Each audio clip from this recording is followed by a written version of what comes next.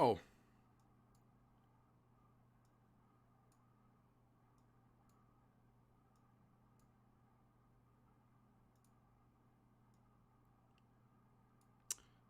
Okay.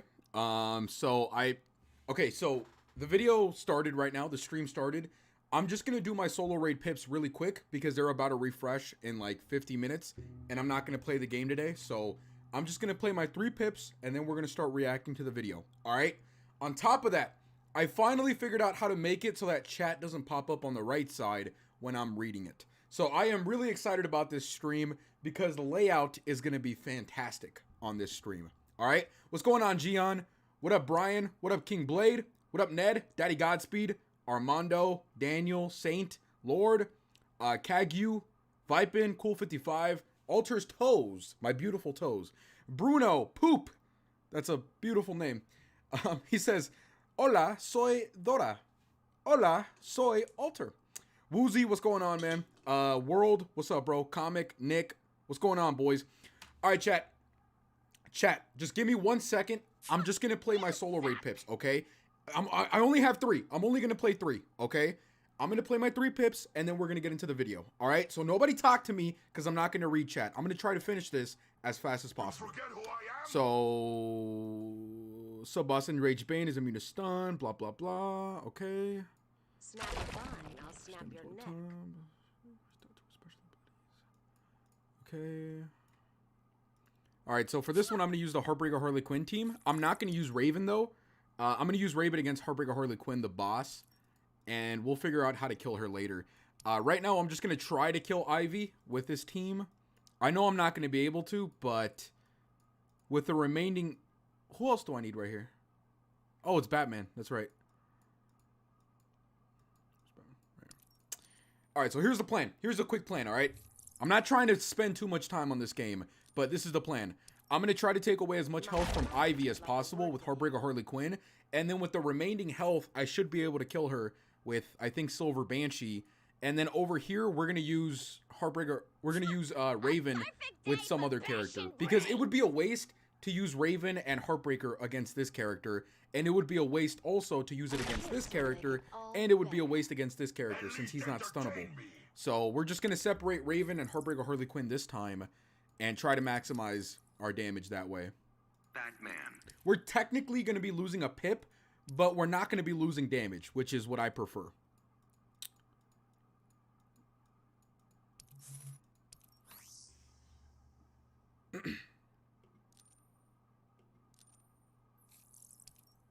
Harley Quinn.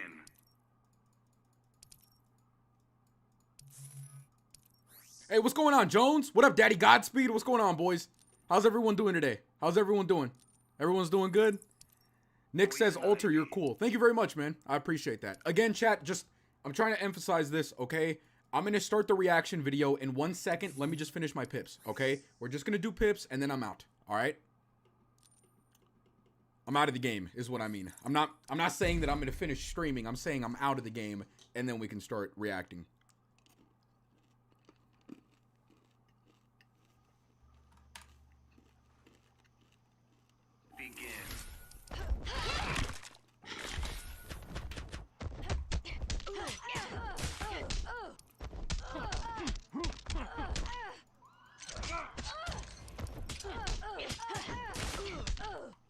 The game right now is incredibly laggy. Oh, there we go. All right, never mind. It's stabilized.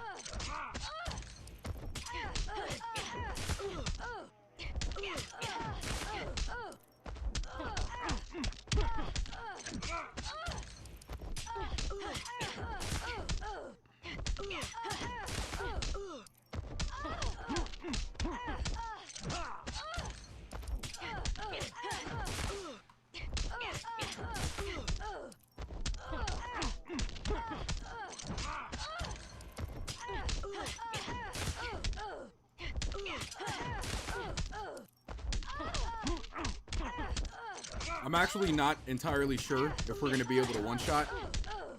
Some of these combos are doing like a lot of damage, and some of them are not doing as much damage. So I don't know what's going to happen.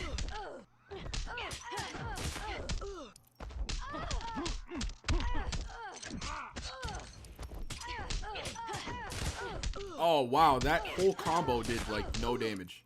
Okay. Alright, we might not be able to. She should be left off at like, I don't know, man, like 10 million-ish if we don't one-shot.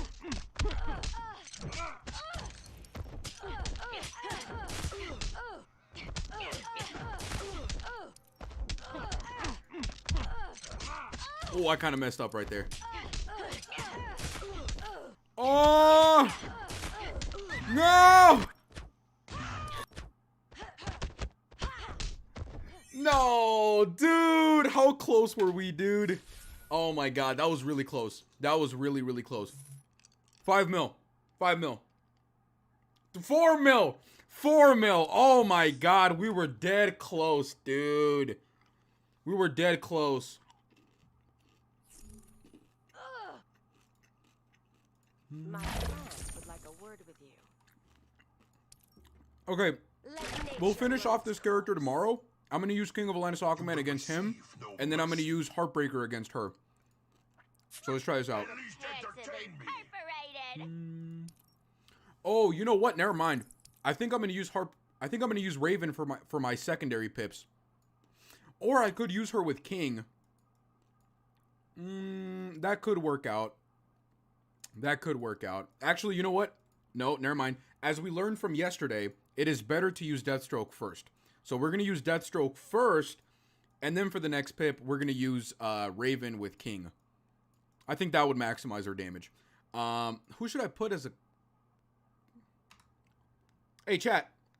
Chat, really quick. Who should I put as a character? As a third character right here. Dude, today, I'm like fucking gone from this game. I wasn't planning on playing, but... Oh, wait. No, people put the multiverse team, huh? Yeah, people put the multiverse team. That's right. Multiverse Flash?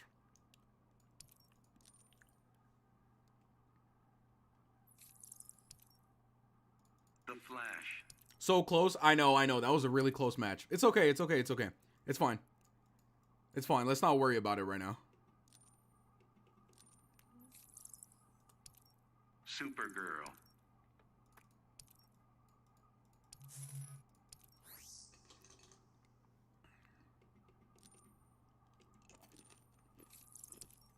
Deathstroke. Full story reaction for what? We're going to be reacting to the entire Injustice 2 storyline. It's a video from Comic Storian. It's a 3-hour-long video. We're going to do it right now. We're going to watch it right now. I just want to finish my pips. I'm going to finish my pips, and then we're going to start reacting.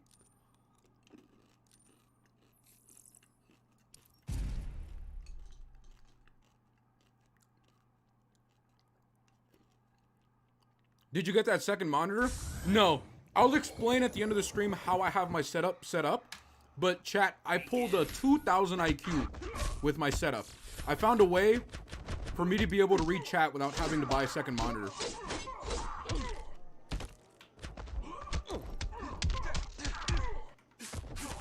You will know my name.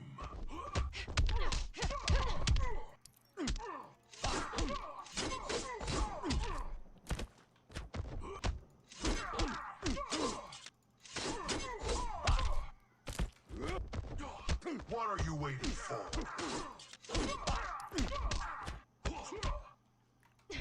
Alright, that was the wrong character.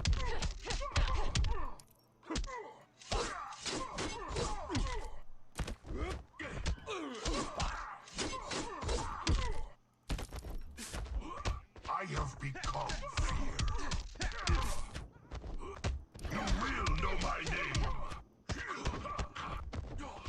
I was gonna tag Deathstroke in there right now, but I just wanted to get my full power bar.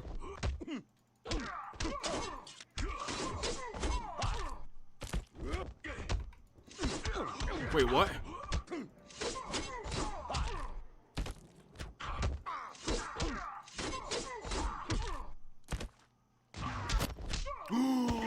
Shit! I thought I had the entropy on him. Oh well. I thought I had the entropy on Deathstroke. That's why I let him take the super move. That was a stupid mistake.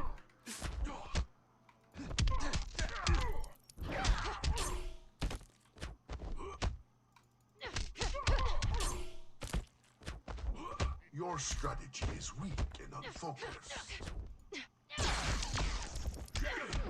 What are you waiting for?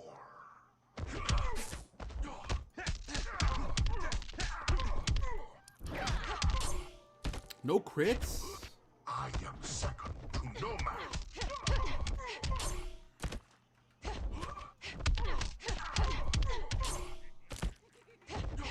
I have become fear. I forgot about that special ability. I didn't think he was going to do anything right there. You will know my name.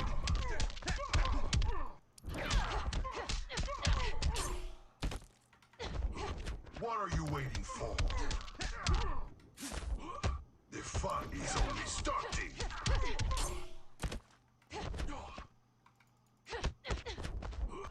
Your existence will now end. The fun is only starting.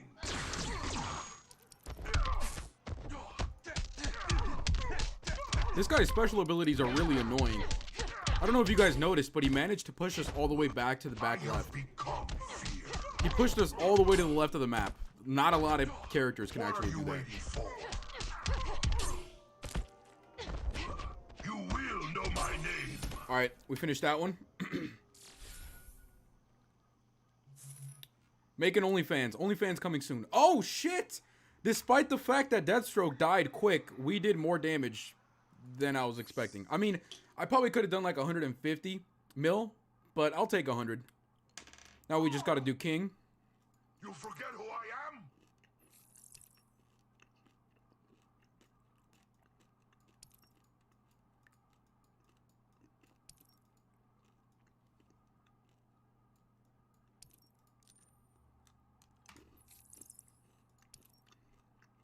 Aquaman. They should add Bane in Injustice 2. Ha, you're a very funny guy.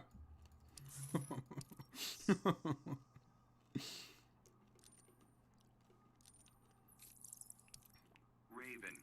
You should use Red Hood for the first time. Nah, that character's trash. I'm not gonna do it. I'm not gonna do it, chat. I'm not gonna do it.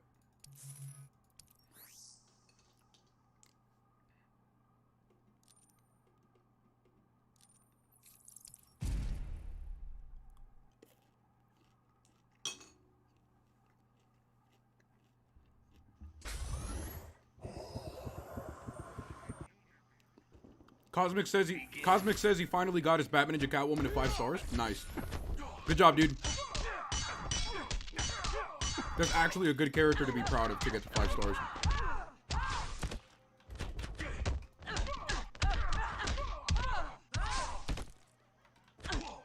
Oh shit. I don't know why she hit him right there. I was trying to back up. You will know my name. That special ability has insane range. The one where he just charges at you, that was completely unexpected last game. I was not expecting him to do that.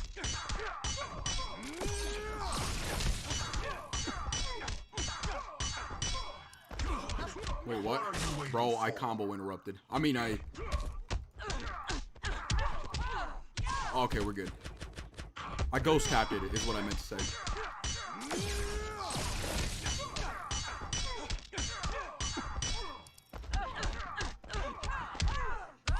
Dude, my special one is not stealing that many power bars. I don't know why. That's actually kind of annoying. Dude, what the hell? I ghost tapped it again. This guy might be a different AI. I know they added different AI for some characters.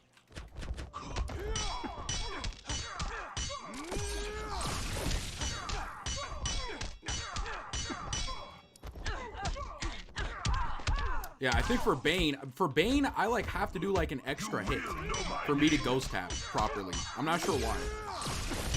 It might, oh, you know what? Maybe it's just Raven's tagging. That's probably what it is.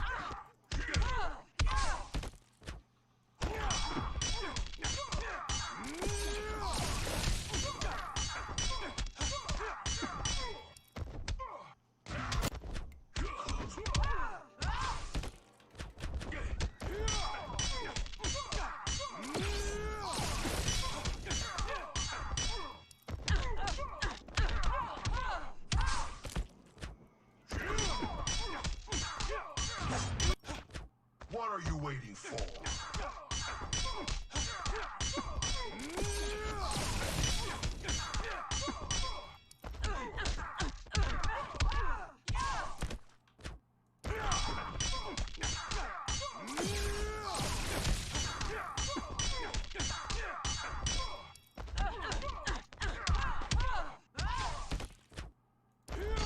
Oh no!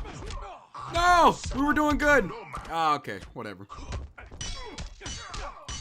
We had a nice little chain going on right there. Everything was going good. I'm not sure why Bane blocked, but alright. Maybe I just tagged in too soon. Oh, I was gonna do a special 3, but there was not enough time. Okay, we're done. Alright. I keep nutting to your fresh cut altar. Thank you very much. I appreciate that. We could have done way more damage against Bane, but the problem is that Bane has so much fucking defense. It even says it in his little bio right here. Opponents have increased defense. So, that kind of sucks. But yeah, we're done with the game for today. All right. No more game. We're going to go to reacting. All right, let's get it. Oh, you know what? I completely forgot for today. All right, to link my stream to my Discord. Give me 1 second. Let me just link it real quick, and then we can start reacting.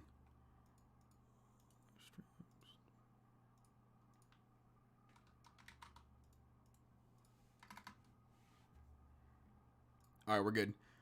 All right, let's put this on performance mode, and then let's go find the video, and it's right here. Okay, chat, this video is going to be from Comic Storian. I just wanted you guys to know that, okay? Don't forget to leave a like on the video, on his video. I don't care about mine, because I'm just going to be using his content. But yeah, this video is going to be the entire Injustice 2 full storyline from Comic Storian. All right, let's get it, chat. Get your popcorn. I got my snacks. I got my brisk. I got my M&Ms, nut M&Ms, because I love nuts. You know what I mean? So let's start the video. Oh, and also, let me know if the audio is good, okay? Let me know if the audio is good.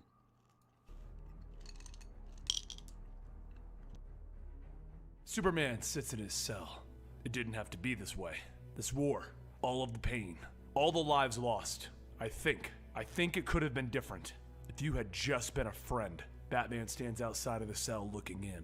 I'm not to blame for the blood on your hands, Clark. Superman stands up, hitting the cell. Oh, you sanctimonious ass! I'm supposed to be the alien and you're the one incapable of human response. He sits back down with blood on his knuckles as he's currently depowered. What we could have achieved together, Bruce, but you turned your back on me. Well, you won. The world is yours. I don't want the world, Clark. I want to repair what you tore apart. A world in Batman's vision? That's a truly terrifying thought, and no one is left to tell you the truth. Superman looks back in his cell as he continues. Alfred is gone. All of your Robins gone. Dick, Tim, Jason, Damian. You failed them all. Batman is hurt enough as he turns and walks out. Goodbye, Clark. That's it. Turn your back on me. In the end, you'll seek the ultimate control like you always do, because you're just a scared child trying to stop 2 bullets. He walks out to Harley Quinn sitting there. Ouch. That line about a scared child trying to stop 2 bullets? Cold. And then she offers him a cupcake. Yo, that was savage. Had 2 cupcakes. You'll never guess what happened to... That was some savage shit right there. All right, let me just check to see if everyone likes the audio. Is the audio good?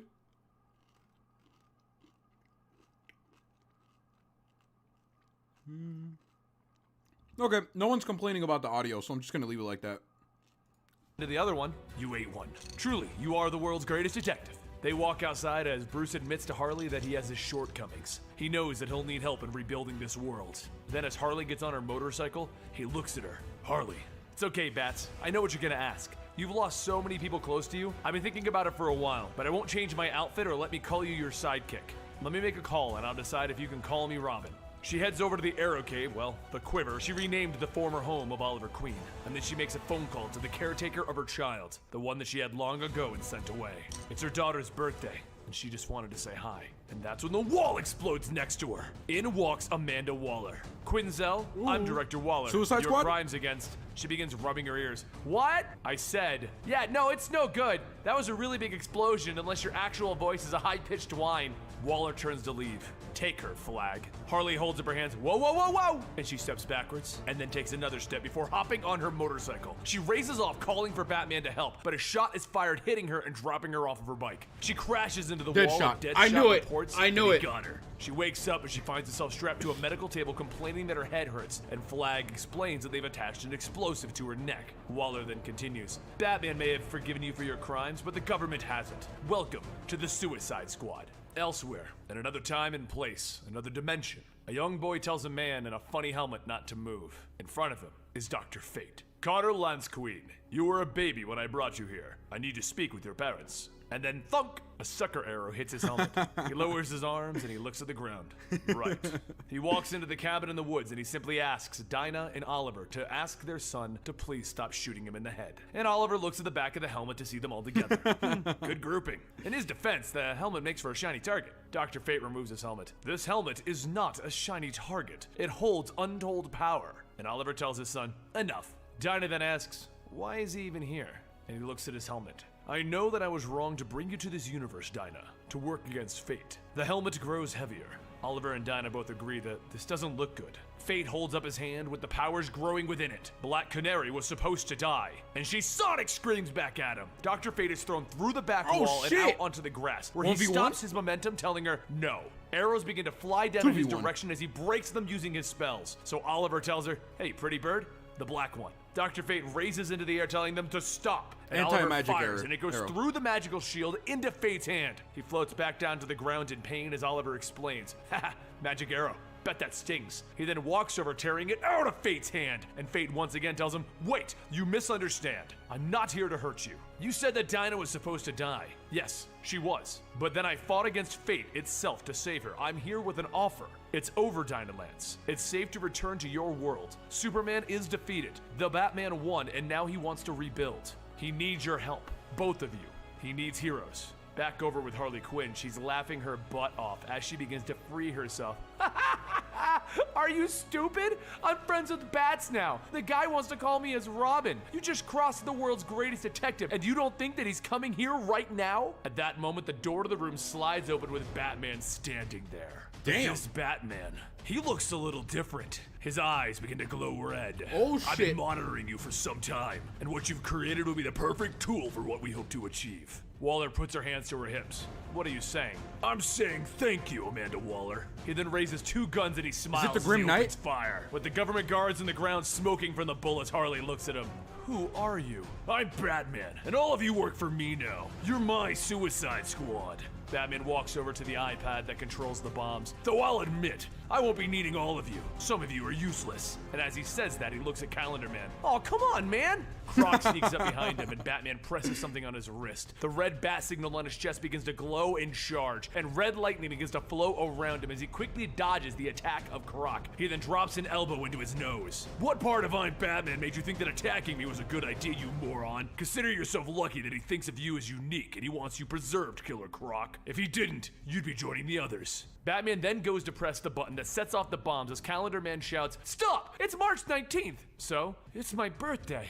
And Batman presses the button. Multiple heads explode with blood and brain matter flying around. And in the end, Calendar Man still is standing there, covered in the mess that just happened around him. I'm alive! I'm useful! No, you're definitely not, Batman says, pressing the button. Stupid government technology. Batman tells his squad to get ready for extraction, and they walk outside, dropping all of the guards in their path. The helicopter lands, and Batman hands the iPad to the soldier, and he tells him to give him a second. I guess we're doing this now. I know you're there. You may as well come out. And in the light of the lightning stands Bruce. Yes! I didn't want us to meet like this. Not yet. I wanted it to be better. more momentous. Take off the cowl. It doesn't belong to you. Batman then charges up with the red lightning again. You're wrong. It absolutely belongs to me. I think I'll remove yours. You're wasting it anyway. Bruce jumps in to kick him, but he's blocked instantly. Then, with seemingly crazy speeds, he punches Bruce in the stomach before blocking another attack and sweeping his legs out from underneath him. Bruce is on his knees as the Batman looks at him. Oh look, you're on your knees already. This is pathetic, Mr. Wayne. And he tears off Bruce's cowl and then he punches him across the face. Repeatedly, he hits Bruce insanely hard, telling him, "You're so disappointing." And then he drops the cowl at Bruce's feet. I'm Batman now. Your reign is over. Bruce woke up the next day in bed with Barbara Gordon looking over him in her Batgirl outfit. And Lucius Fox walks in with a message from the deceased Lex Luthor. He explains that Bruce can't do this alone. He's going to need allies. He'll need heroes, and he'll need people with money. Lex Luthor wants Bruce to make a world that no longer needs Batman, and he wishes that he could help. But he's no longer here. But Bruce sits up, putting on his suit and his cowl. I need to track down the one who did this. And Lucius tells him to stop. Before he throws his broken body back out there, there's someone else who wanted to talk to him. And that's when Dinah Lance walks into the room. It's good to see you. Dinah runs in for a hug. Come here, you emotionally stunted freak. Bruce hugs her back and then Oliver Queen enters. Bruce asks how, but Dinah explains that it's an alternate dimension Ollie. Bruce explains, this is great. I need people to help save the world. Cost is going to be high. And Oliver goes right on the defensive. You arrogant bastard. You think only rich people can save the world? Well, let me tell you. And he stops him. I want you both in the group. You said you needed money. I also need people with ideas and their hearts in the right places. You're a billionaire, Ollie. Huh? No, I was a billionaire. I lost it all and I live in a cabin in the woods now. It's my only asset. None of that happened in this dimension. So you can take over your predecessor's life, you and your wife. True. Ollie once again is confused. Well, Dinah and I aren't actually married. She takes a knee. Let's fix that. Will you marry me again for the first time? Do we have to do this in front of Batman? He turns to Batman. Could you do your disappearing thing? Ollie then turns back to Dinah, and then he looks back again, and Batman's gone. Yeah. How does he even do that? And then he gets down on one knee with her. Dinah Lance, my pretty bird, will you marry me again for the first time? That's when the son walks in disgusted by this, and the alarm begins to blare. Barbara shouts out, it's the prison alarm. Reports begin to fly in that they've lost all the power in the prison, and the first question that goes out is, what about Superman's cell? Meanwhile, at that very cell, Clark looks at his hand and he makes a fist. He then hits the cell door so hard that it cracks the glass and makes a hole. And then he looks at his freedom just on the other side. Yo, that was a good chapter. Yo, that was a good chapter, man. That was cool. I like that one. All right, how's everyone doing in the chat? Everyone's good? I like your cut, G. Thank you very much, man. Red Death? Nah, that's not. I don't think that's Red Death. Rip off Predator Batman. All right, boys, let's keep going. Without the red sun lamps turned on to dampen his power, as he would be getting them back relatively quickly. And he leaps out of the cell that he is in, landing on the walkway that is set up to allow visitors. Meanwhile, outside of the prison, Warden Turpin asks who is attacking them. The guards report, it's Batman, but it's not Bruce Wayne. This is the new evil Batman with red eyes and a crooked smile. He orders Deadshot to take the shot and the prison sniper is removed. He's got a beard. He proceeds to walk in with his own Suicide Squad. Let's make trouble. Luckily, Bruce and Batgirl, along with Black Canary and the Green Arrow from another universe, teleport in. Bruce tells everyone to stop the Suicide Squad while he heads over to Superman's cell. An arrow lodges into Croc's arm and Batgirl jumps on him as Canary screams him down to the ground. Green Arrow walks over telling him, stay down and stop trying to eat people. That's when his bow is shot and it's broken in two, and Deadshot points his pistols at both Green Arrow and Black Canary. This is unexpected. I heard you were dead. Luckily, Harley runs in with a bat, cracking Deadshot over his head, dropping him. And then she looks at Ollie and is stunned. Green Arrow and Black Canary were her friends. They convinced her to do good with her life, and she followed their example before being forced onto the Suicide Squad. Her makeup runs down her face as tears begin to flow, and she hugs the both of them. Green Arrow is from another universe, and he wonders, what the heck is going on? Meanwhile, in Superman's cell, Bruce walks over to him. Get back in your cell, Clark. Move. No, we fought too much and lost too much last time. Do you honestly believe that I wouldn't have plans for this in place? Last chance. Listen to that little voice in your head telling you to stop. Superman stares him down. My conscience is clear, Bruce. and then he hears it, a little voice in his head. Stop. He makes a fist. What is this? And that's when we see Bruce's plan. The atom is in Superman's brain with a tiny kryptonite shard. Adam holds the shard up. I'm your personal warden. I can do anything from give you a seizure to a stroke. It was Batman's idea, Superman. Superman's eyes glow. Even for you, this is necessary, Clark. Superman lunges at Bruce, so the atom stabs into his brain, causing him to fall. And Bruce calls up the warden. Superman is handled. Out in the prison yard, the squad is battling against the bullets being shot their way from the guards, and Harley is still hugging Green Arrow and Black Canary. Dinah explains that this is a different Ollie from the one that Harley knew. So Harley informs him, "You were my lover." And of course, everyone says, "What?" So Harley tells him, "I'm joking, of course." And then she explains that she does live in Green Arrow's cave, though. He asks her if it's the Arrow Cave, and she tells him, "No, you called it the Quiver." He looks at Canary. "Is she, messing with me again?" Canary thinks about how bad the Arrow Cave name was and tells him, No, this one's real. Our evil Batman then walks up telling Harley, "This doesn't look good, Harley. Squad, it's time for extraction." And Canary asks, "Why do you want to free Superman?" And Harley tells her, "We don't want him. We came for Damian." Inside, Talia al Ghul and a woman stand at Damian's cell, and they open it up with Damian asking, "What's going on?" The woman opens fire, killing the guards and the warden. And Damian runs out of the building with them, telling his mother to calm her servant down. She then flips Damian over, slamming him into the ground. "I am no servant." Talia tells him, "This is no way to talk to your sister. Damian, this is Anathanasia al Ghul, daughter of the Bat." Deep in the base of the evil Batman and the squad. What? Daughter of the Bats? Homie, where did that come from? I thought they only had Damian. All right. I guess I don't know everything, right? I don't know everything, man. All right.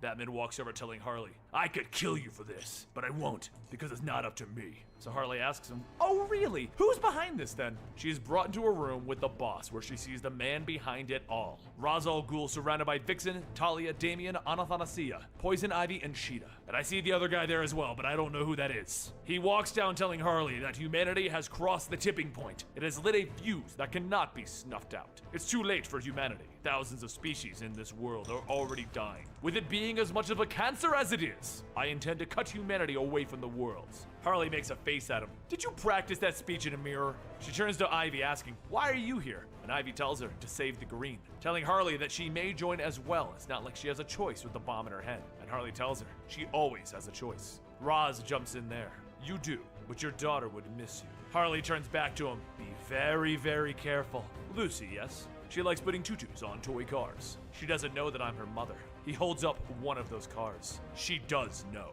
Then Harley sees her daughter right in front of her, and she tells her to cover her ears. As she gives Ra's a mouthful. He tells Harley that if she doesn't want to help, he will kill her. And Harley stops him again. "No, you won't. You clearly have superheroes here who have bought what you're selling, so you wouldn't kill a child in front of them, or they wouldn't follow you anymore." She then asks him to come close so That's that a good Lucy point. doesn't hear what she has to say. And she headbutts Ra's, knocking out his teeth. Anathanasia grabs Harley by the shirt, and everyone begins to fight against her, and Ra's tells them all to stop. He apologizes for how he handled this. He wants to save the planet, and he knows that Harley is full of regrets for what she did in Metropolis. Harley looks down, telling him, "Superman was supposed to save the day." And Ra's tells her, he didn't save Metropolis. He didn't save his wife. He didn't save his child. And he can't save you from what you did. I am the demon reborn, and you can be reborn as well. You can be a phoenix. Help us punish those who stole a future from your daughter. Meanwhile, Bruce is sitting in the Batcave looking at his monitors, and Green Arrow and Black Canary's son arrives asking about his son, Damian. Bruce asks if Dinah sent him down, and he tells her no. She told him to leave Mr. Wayne alone. He then asks if he's looking for his son. He explains that he's looking for the people who took his son, and he looks down at a $5 bill in a glass case. He thinks back to another time, when there was an Alfred and a young boy named Damian. A time when there was a Robin to be trained, and it was time to see if he could become the Robin that he was supposed to be. They were going to give him a night alone to prove himself. So Bruce flew his son to one of the farthest points out in Gotham, far away from everything, and he sets him down, telling him that he can be back in 3.5 hours if he finds the right route. Bruce leaves, and Damian sets his watch to 2 hours, because he'll beat the expected time. He's Damian Wayne. He leaps over the rooftops, and he found a mugging, which he stomped and promptly put an end to.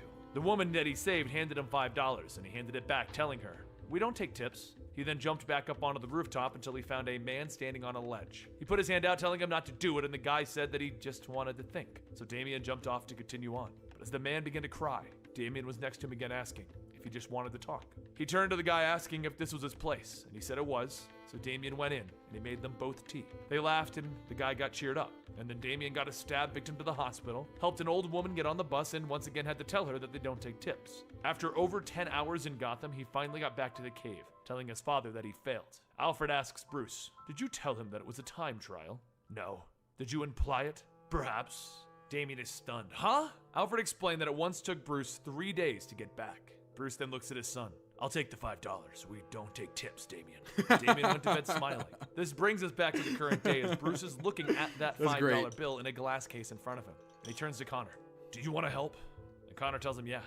So Bruce heads over with an injector. "I'm gonna make it so that your parents will never lose you, but you have to keep it a secret." That was a good one. That was a good chapter. I really liked that one. That was great. Name a DC character for an edit. Batman. I know it sounds generic, but it's true.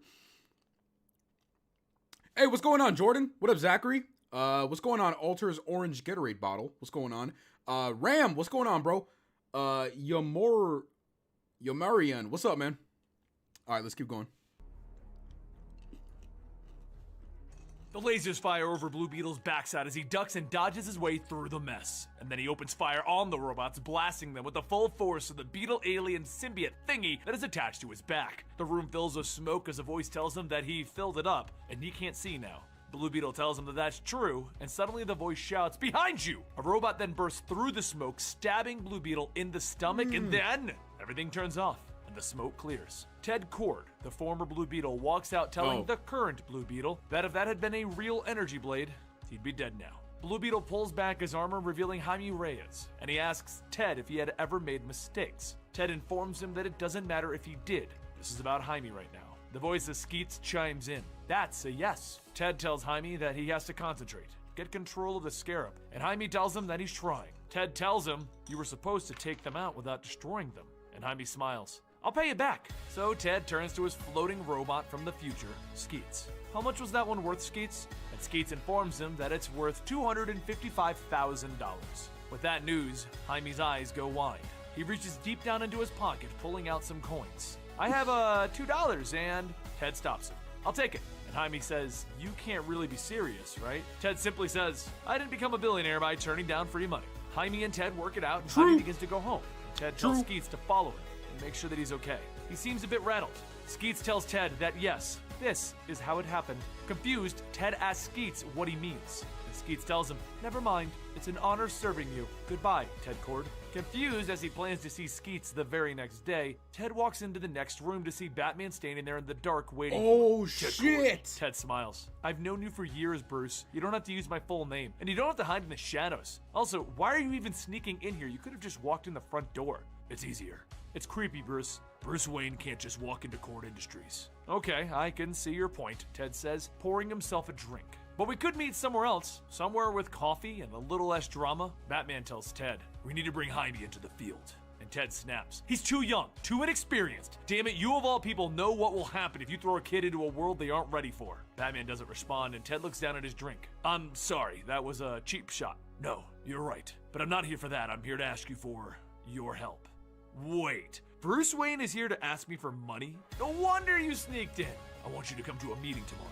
"I'll be there, Bruce." And Batman told him, "Thank you," as he leaped out the window. At that moment, the wall began to warp and twist as Booster Gold himself walked in. "Hey, Teddy." Booster Gold is a time traveler and Ted Kord's best friend. He literally just broke time trying to save his friend's life in another universe, another timeline. And I'll link that story down below. Ted turns back to him and smiles. "I'm having a drink. You want one?" Booster puts his hands to his hips. "I've already had a few, but sure." Ted looks at Booster and he sees pain in his eyes. "Teddy, I just wanted to say I'll be there at the end." If you heard those words from a time traveler, your eyes would get as large as golf balls as well. I would lose my Ted said shit. the next words, hoping beyond hope. At the end of... He prayed in his mind that Booster would jump in with the end of a movie, the end of a battle, the end of a speech, and Booster looked at the ground, and Ted knew what it meant. End of your life. He put his face into his hands as he rubbed the space between his eyes. Now I understand why Skeets was... Booster put his hand on his friend's back. "They're coming. I'm sorry. I would put on your old suit and make them regret it, though." And that's just what Ted did. even if it didn't fit anymore with all of those drinks pushing through the scene. Booster tells him, it really didn't fit well before anyway. And Ted just comments, well, you didn't say anything before about it. Booster smirked. I had a lot of things to ridicule. The outfit was really low priority. Ted gets his game face on. The jokes need to end. You can't help me, can you?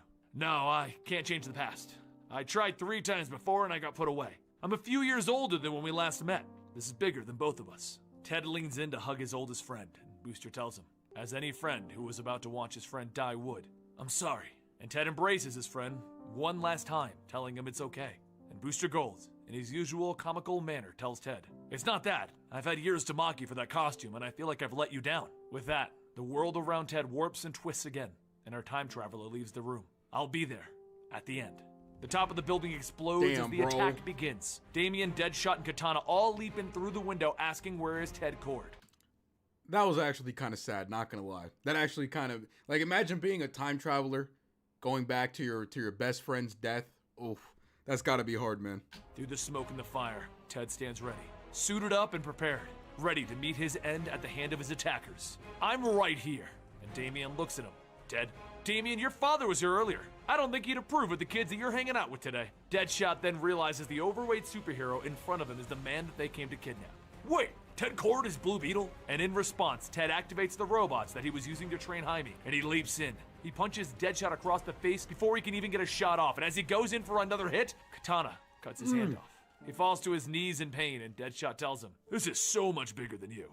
While Batman is off, getting the meeting ready for the president with his plans to fix the world, Ted is dragged into another meeting about world fixing. This one involves not so nice people, and he realizes this as the hood is pulled off of his head, and he sees Ra's al Ghul standing in front of him. Ra's looks at him in the costume. Ted Cord is Blue Beetle. I had no idea, and I'm rarely surprised. Ted asks him, what do you want with me? And Ra's smiles. This isn't about you, Mr. Cord. We kidnapped people from around the entire world. While this is happening, Batman explains to his new council his new attempt to save the world. He brought in people with money, good morals. They were here to help rebuild with their abilities and their money. Lucius Fox, Jackson Hyde to represent the oceans, Jefferson Pierce, aka Black Lightning, Oliver Queen and Dinah Lance, both back from the dead, and both Green Arrow and Black Canary. And a new Steel, as the previous one died in the death of Metropolis, Natasha Irons, along with Ted Cord, who's apparently running late. But as they discuss the future, a news report is broadcast. It's Ted Cord on the screen, reading a note. I didn't know. I'm sorry, he says as everyone watches and Cheetah growls. Read the note! I didn't realize my batteries were being made by... But that's when Ra's enters the frame. Ignorance is the excuse of cowards. I want everything to stop. Mining, deforestation, drilling the oceans, burning coal for power.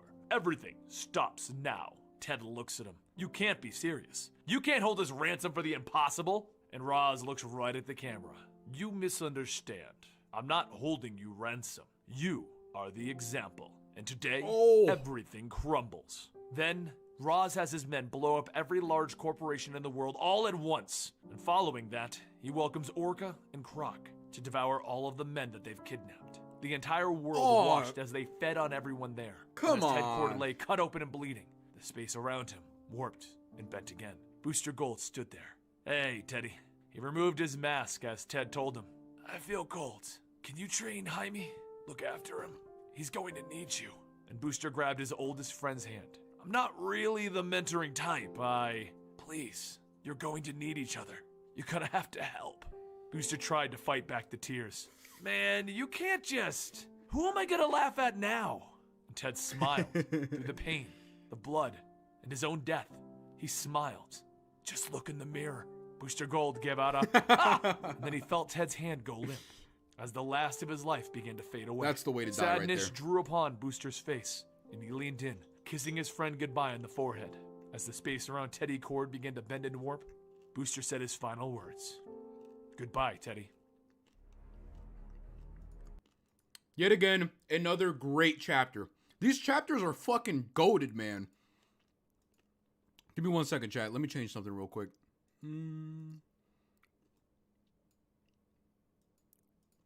Alright, my chat was looking way too big on my screen. There we go. Dude, these chapters are actually really, really good, man. These chapters are really, really good. I'm super into the story right now. Oh, Eric, what's going on, man? Where's the old altar? He got a haircut. Are you ready? And Kara Zor-El tells him no. Her father tells her that no one is ever ready, so don't worry. And Jor-El leaps on his back. Your father was terrified. I had to push him. And as they goof off, she takes a leap, jumping off of the cliffside. She begins to plummet to the ground with the wind passing by her face at increasing rates. And then her father and Jor-El catch her on a giant bug, telling her that learning to fly isn't easy. A short time later, her father brings her home with a broken arm in which they set her down so that they can sedate her. They tell her that once she wakes up, she'll feel better and be with family. She'll be safe. And in a short 6 years after these events, the fall of Krypton began as Brainiac attacked the planet. As they fall back, Jor-El looks at Zor-El. Go home. This is lost. Get Kara away. He smiles at Zor-El. Do you need a push?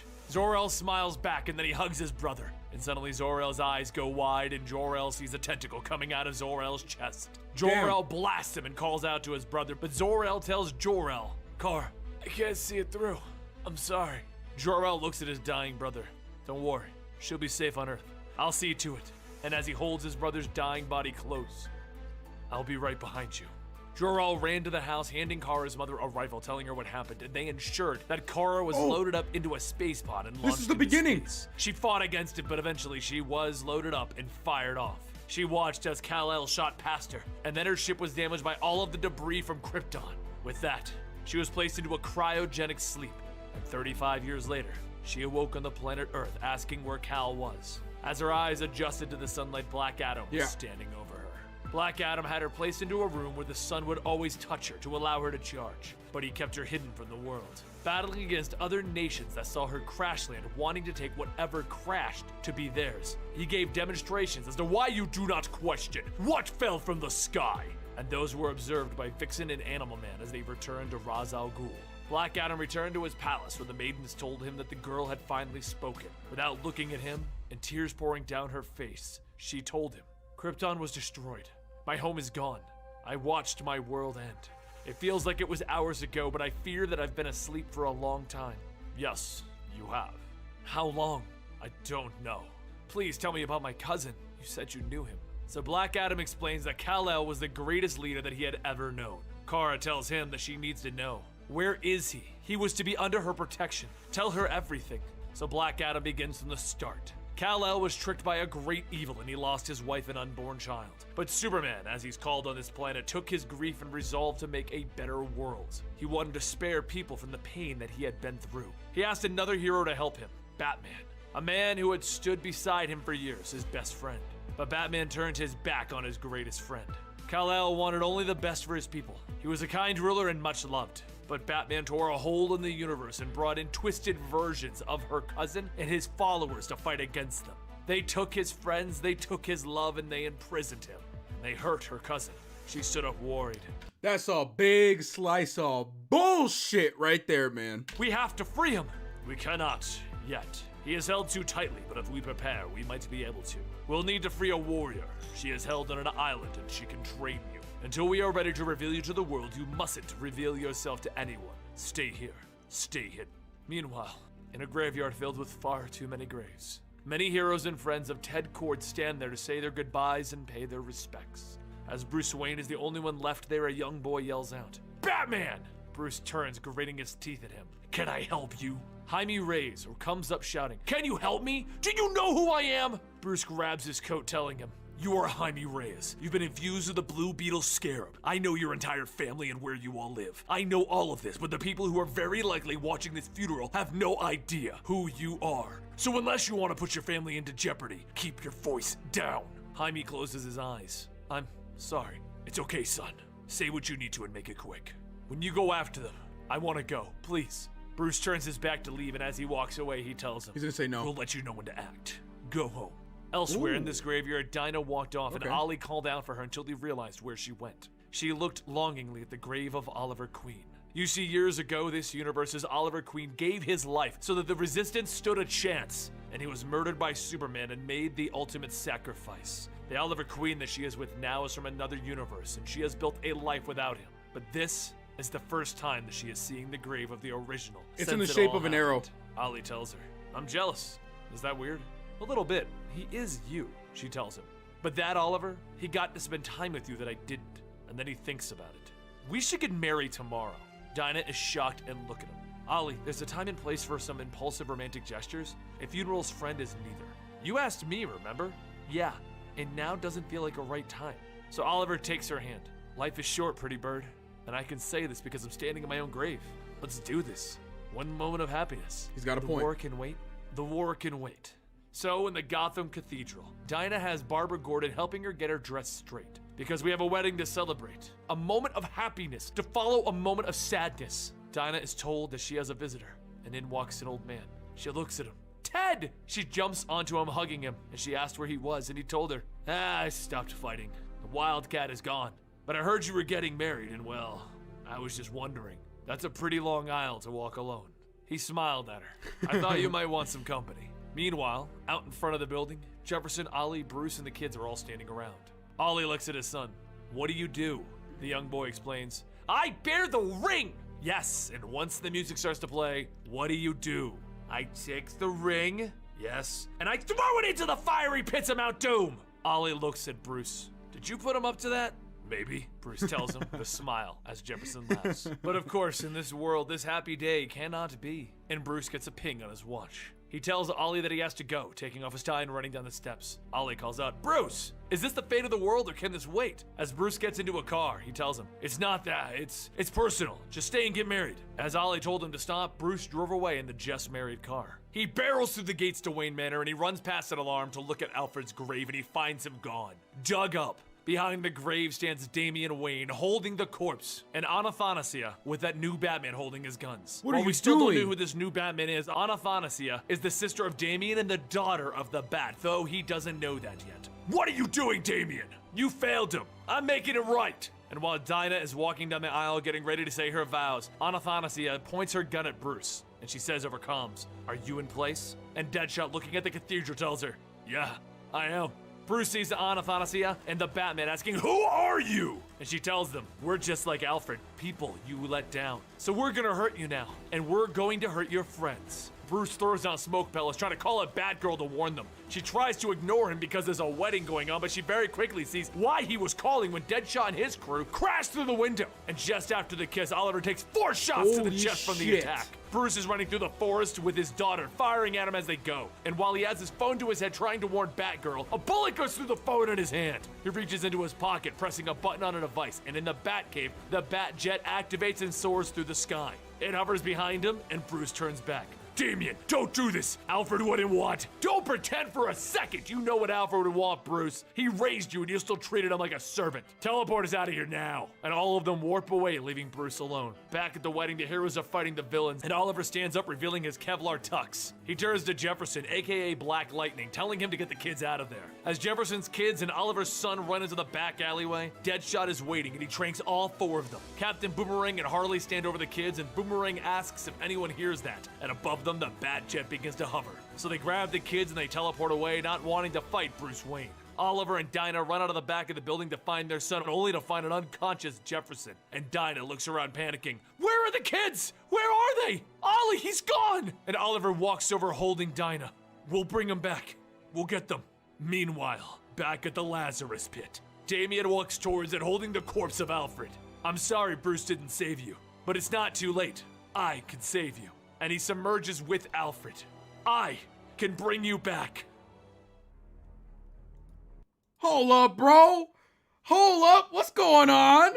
What, dude? A lot of things are going on now, dude. Oh my god.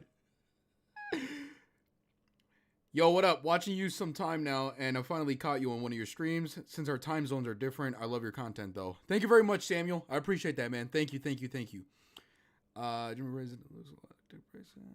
right, let's keep going.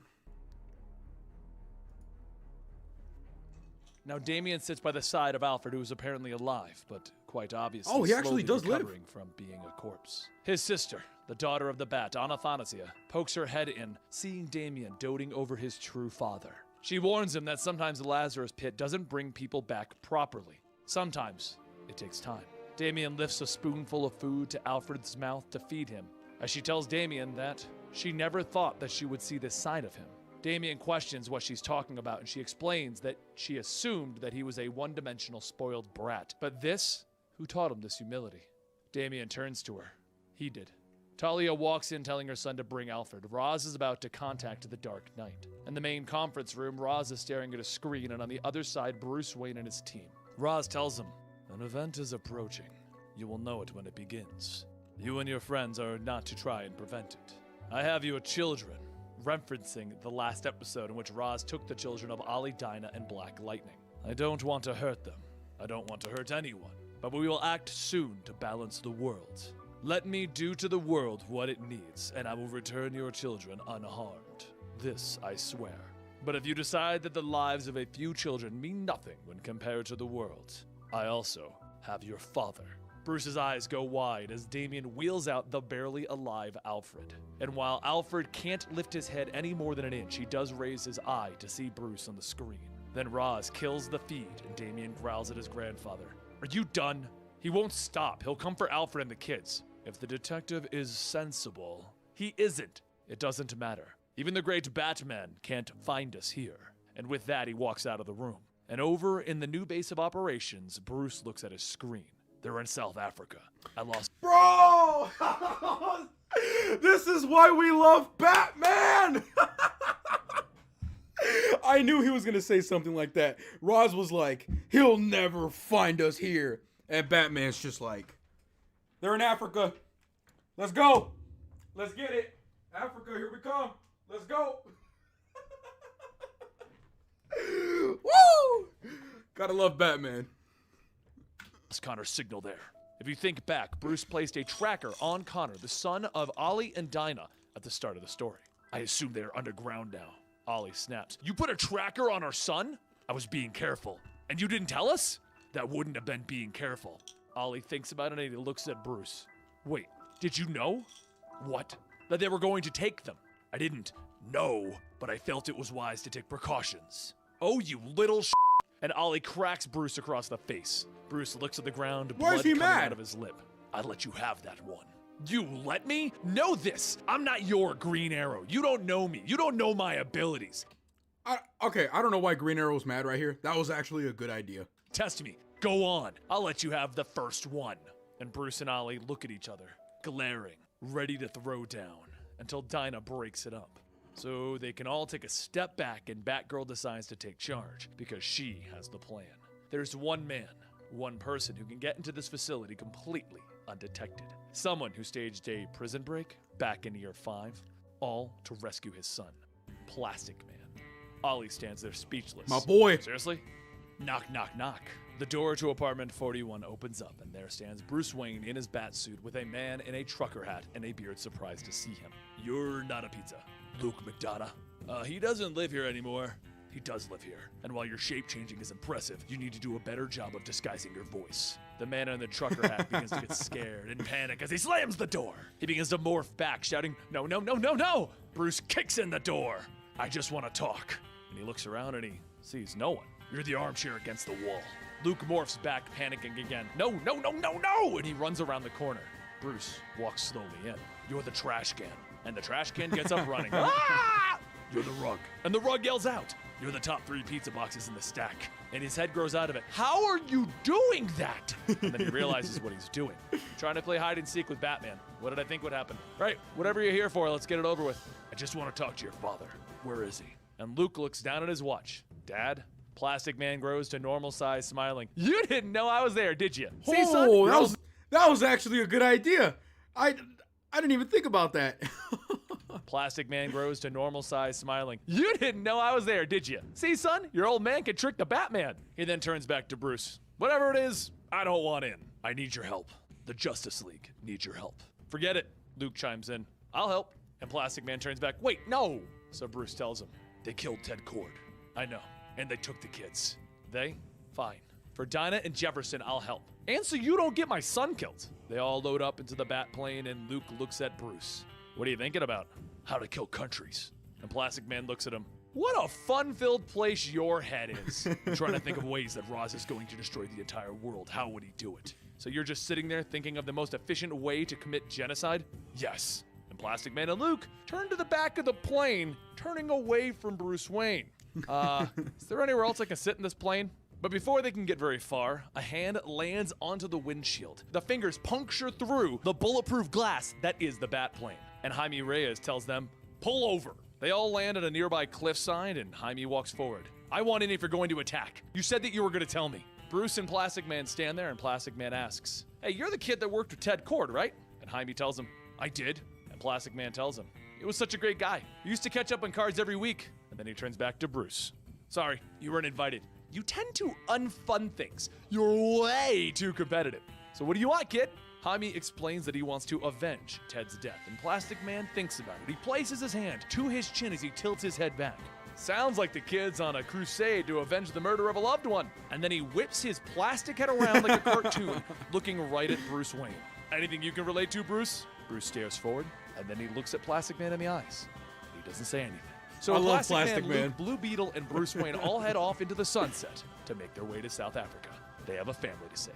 Up far in space over the Amazonian rainforest of Brazil, Batgirl, Dinah, and Ollie are sitting there, getting ready. Batgirl walks over, suiting up. She has Plastic Man wrap around her body, and Luke also wraps around her body. They create a spacesuit, practically, and they tell Batgirl, when you open up your eyes, you will be on the ground. The doors in the back of the spacecraft open up, and as far as the eye can see are stars and the horizon of the Earth. Then they back out of the ship. They begin to plummet to the surface of the planet, with everyone in the ship warning them that they're going too fast. Plastic Man needs to slow down. He's about to break the sound barrier, and he's increasing at his rate of speed every second. And Plastic Man tells them he's just being a little cautious. He needs to make sure that he gets fast enough to get past any kind of thing that they may have detecting them. As they get just above the tree land, Plastic Man turns to Luke and he tells him, hold her steady, I can't have her jerking around when I set this up. And Luke asks him, I thought you were making a parachute. Plastic Man smiles. Parachutes aren't fun. So he turns himself into a hang glider, and they slowly but surely glide into the ground. As they get close, Luke stretches out his legs to the ground, allowing them to have a safe and sturdy landing, and the insertion team has arrived. They know right away that they found the correct location when they see a series of ninjas in front of them. Ninjas don't typically hang out in jungles. Luke morphs into a ninja and he approaches them, and as he gets closer, he openly says, I didn't think about how this conversation would begin. So then he turns into a giant spread and he covers them, trapping up all of the ninjas, and as they scream out, he once again tells them, I don't understand why you're doing that. Ninjas are supposed to be quiet. As one ninja tries to run off, Plastic Man stretches out, catching him, telling him, nah, that's not gonna happen. Luke tells his father that it's nice, and Plastic Man is confused. Knocking ninjas unconscious and sneaking into an underground lair is nice, but Luke explains that that's not it. This is as close as they can get to throwing a ball back and forth. Plastic Man agrees as he tells his son, let's go father-son bond the absolute hell out of this hive of evil. Batgirl makes it to a safe place, and Batman and everyone else teleports in. They all move in and silently drop as many ninjas as they can find. But the situation escalates quickly because the evil, twisted Batman and Ra's al Ghul knew that this team was coming in. They knew they were en route. Of course they did. Put Diablo in the entryway. The Batman calls up to Diablo, telling him if he's ready. And Diablo tells him just say the word. So Batman gives him the word. And the entire entryway explodes, melting every exit and entrance into the base. The twisted Batman tells everyone, we don't know how Batman found us, but now there's no way in or out. We're gonna settle this. Then Bruce Wayne gets ready to end it as he looks for the children and Alfred. That was a great fucking chapter! That was so hyped, dude, when Roz was like, he'll never find us. And Batman is just like, they're in Africa. That was awesome. Yo, that was a good one. That was a good chapter. And then you got Plastic Man being funny as fuck, bro. Oh my god, that was great. 10 out of 10 chapter right there. Batman found them because they don't have a VPN.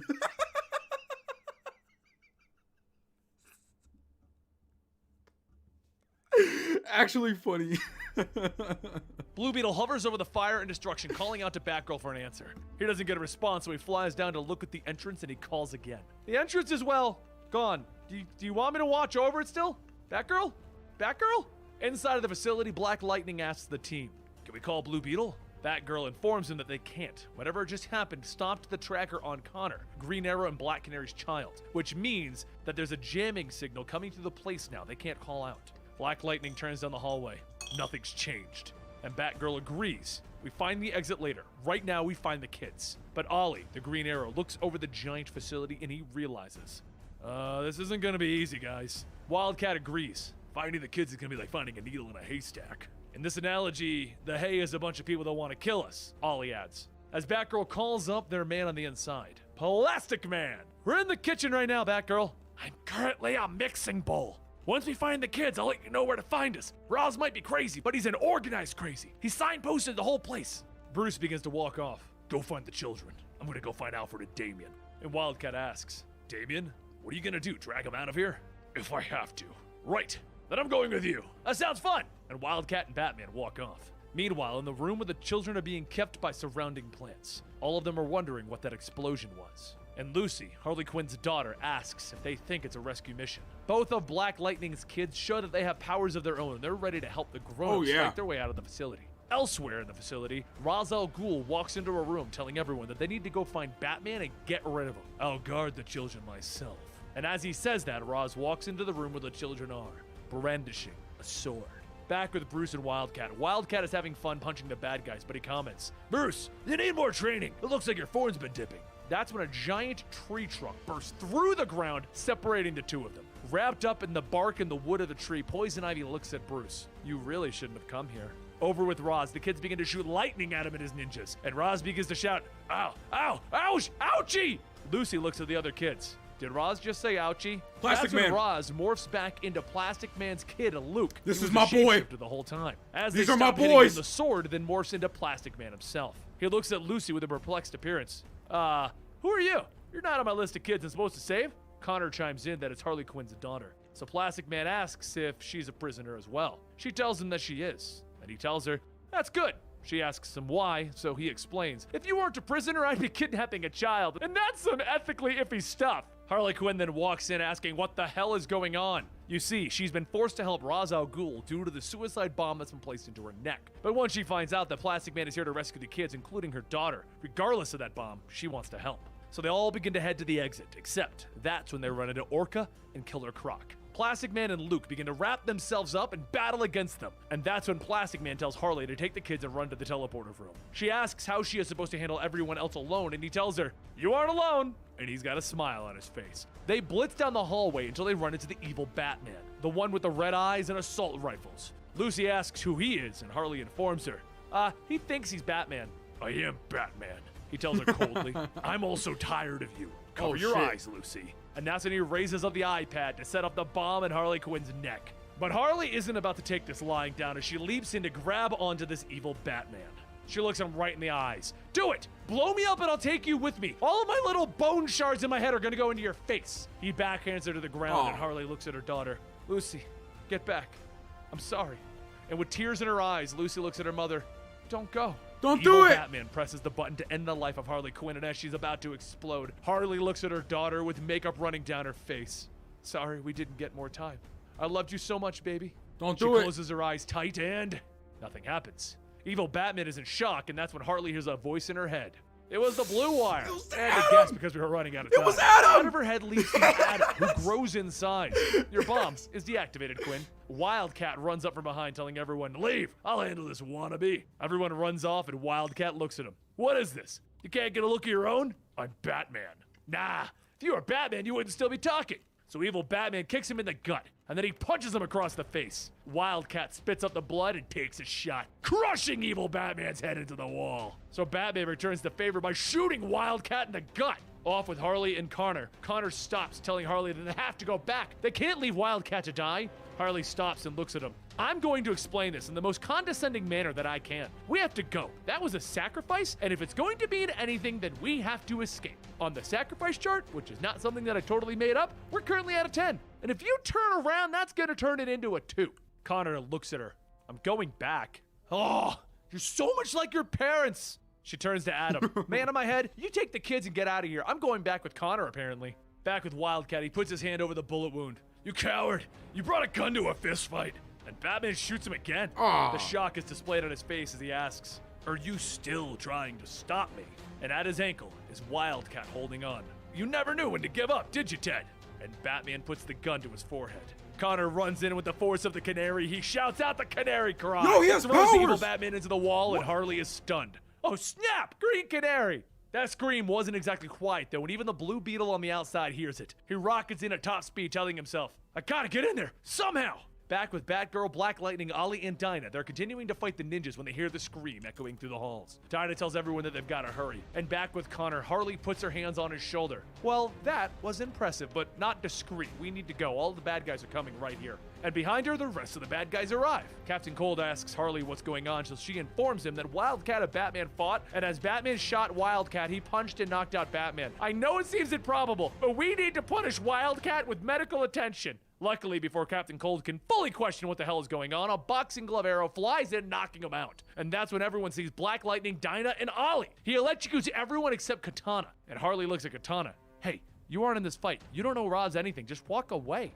And Katana does. Connor runs over to his parents, and Black Lightning asks where his kids are. So Harley explains that Adam took them to the teleporter room. They all run to Wildcat's side, and Harley explains that nothing vital was hit, but he is losing a lot of blood. They need to get him out of here. Batgirl tells everyone to bring him to the teleporter. They're gonna go help Bruce. Harley smiles. I'll come with you. I'm kind of like Bruce's new Robin. Meanwhile, Bruce is all wrapped up in vines thanks to Poison Ivy, and she leans in to give him a kiss, ending his life. But he activates a gadget that disperses weed killer everywhere, and then he throws on a gas mask. As Poison Ivy is reeling in pain, Bruce stands over her. I'm not playing today, Ivy. Tell me where Alfred is now. Over with Damian, the daughter of the Bat and Animal Man, sits Alfred, still not talking from the Lazarus pit, and realizing that no one is responding to their comms, Damian informs everyone Bruce is on his way. He's doing that thing that he does. Back with Harley, she runs over to the weakened Ivy, who informs her that Bruce did this. And Harley gives her water, telling her that once this is over, come find her. Not in a getting revenge kind of way, but do it in a friend kind of way. She then kisses her goodbye, and they run off to meet up with Bruce. Out of the bushes, Bruce arrives, and he puts his hand on Alfred's shoulder. I would watch that video. That's all I'm saying. Kisses her goodbye, and they run off to meet up with Bruce. Out of the bushes, Bruce arrives, and he puts his hand on Alfred's shoulder. Alfred, are you okay? Damian steps up from behind him, though. Don't touch him. Damian, what have you done? It's what you should have done. This is wrong. You let him die. I brought him back. You think I'm in the wrong? You know what I think? I think losing people makes this easier for you. Without the pain, you might not be able to justify all the violence that you bring. For Batman to fight his crusade, you need the people you care about to die. So Bruce breaks his own son's nose. Yeah, that's it, Dad. I'm taking Alfred. Come with me. Where? Home? Yes. After you serve your time. So you're offering to lock me up again? You're so bad at this, and you're not taking Alfred. Damian leaps in with a roundhouse, and Bruce blocks it. Damian headbutts him. And one man in the center of this argument opens up his eyes, finally coming to his senses. Oh, Alfred. As they continue to fight, Bruce reaches out, catching Damian's arm, breaking it. Stand down. You're gonna have to make me. So Bruce raises his fist to punch his son out when another arm reaches out, stopping him. Bruce looks back to see an angry Alfred looking at him. Alfred, calm down. You can stop fighting. He stands up, and a very confused and hurt Bruce just stands there. Alfred leans in with a smile on his face, hugging Bruce. It's all right, son. Another W chapter. Another W chapter in my books. All right? That was fucking great.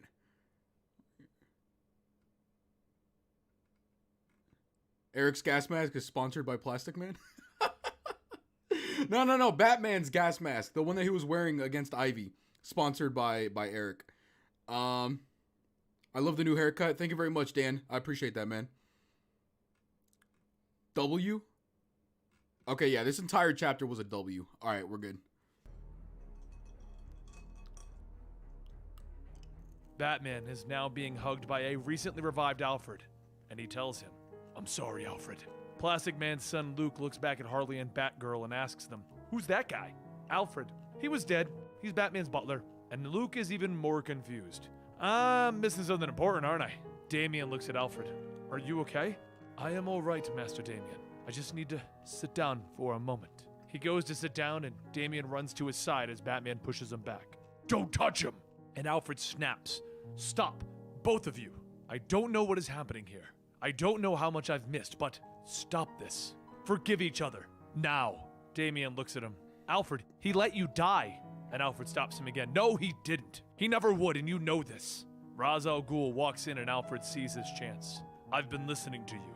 I've heard the plans. You want to do the right thing, but your planning is wrong on every level. You and Bruce, you both want to save the world. You're the two most intelligent people on the planet. Two of the most driven and two of the most stubborn and uncompromising. You both believe in absolutes, but the world isn't black and white. It's not too late. Take a moment. One moment can avoid so much. Sit, talk, come up with a solution, one that saves humanity and saves the planet. Luke, once again, without knowing anything that's going on, brings that fact up. You know, Batman's zombie butler is making sense. And then, tomb!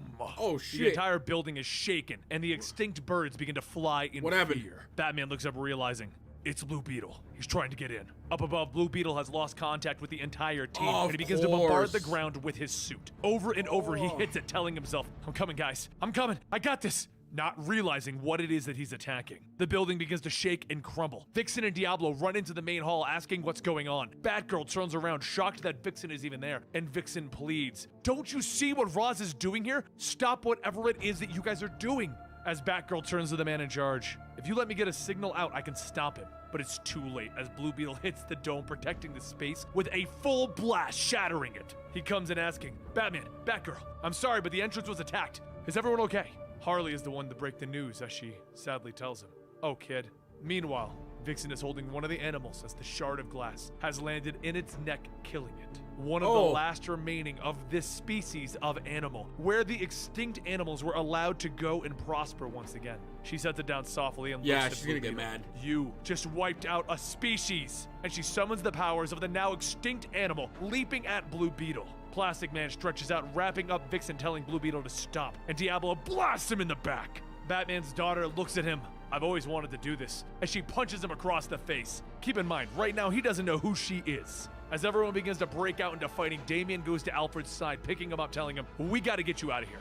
With explosions, power blasts, and bullets flying all over, Talia and Raj shout out, you don't do this in here! But no one can hear them as they continue to battle with each other. One shot then hits Diablo in the chest, and it's over. He can't contain the heat any longer. Luke and Plastic Man wrap around everyone in the room, and Blue Beetle says that he's sorry as Diablo completely explodes, taking out all of the extinct animals and plants, completely destroying Roz's sanctuary. Damn. Plastic Man and Luke pull back, obviously injured from the blast, and Vixen walks out horrified.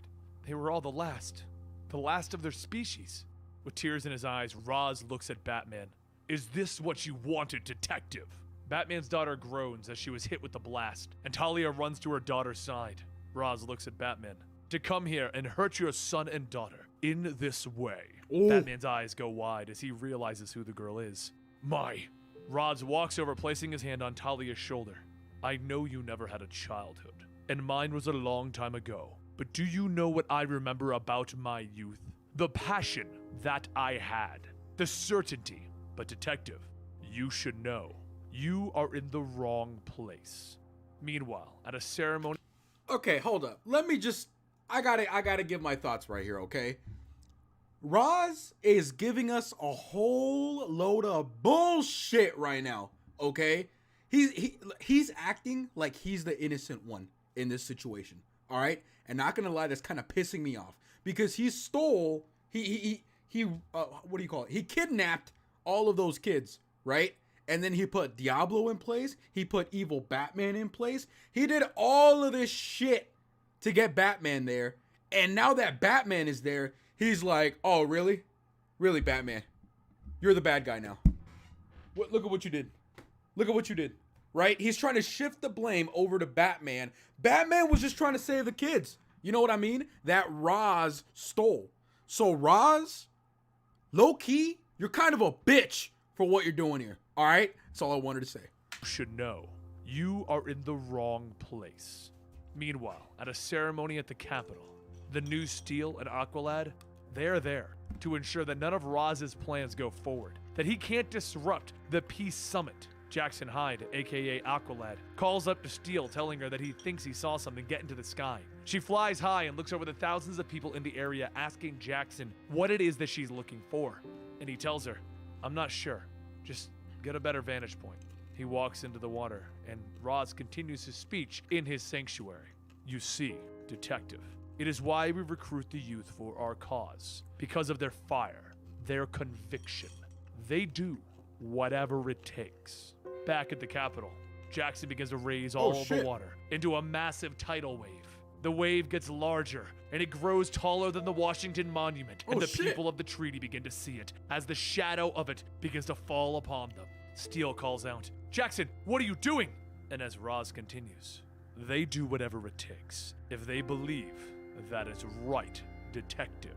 The tidal wave comes crashing down onto the Capitol, hitting everyone there and washing them away. They drown, they're thrown into things, and they die. Lots of them die.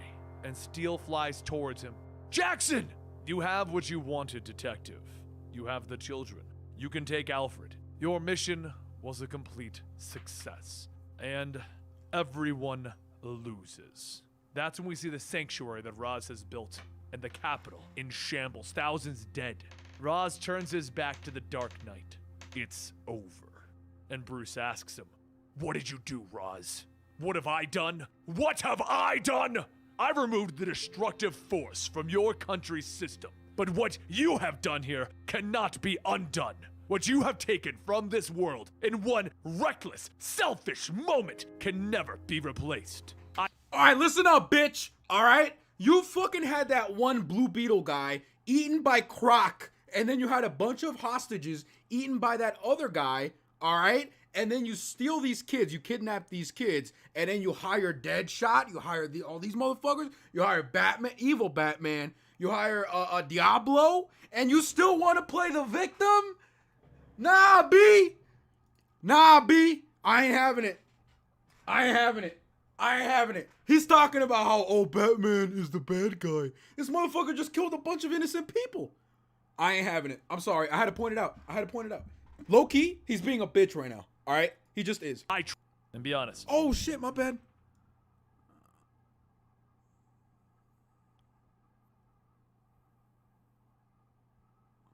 Where were we at? Oh, right here. And Bruce asks him, "What did you do, Roz? What have I done? What have I done? I've removed the destructive force from your country's system. But what you have done here cannot be undone.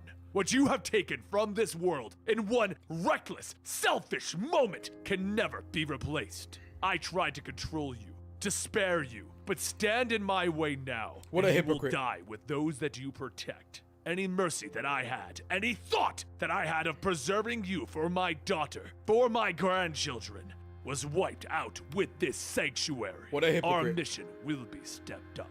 The humans will be wiping themselves out, and we're going to stop them from taking the planet with them." With that, the doors slammed shut. Roz and Talia took their team and they went to Site B, located in the middle of the Gorilla Empire.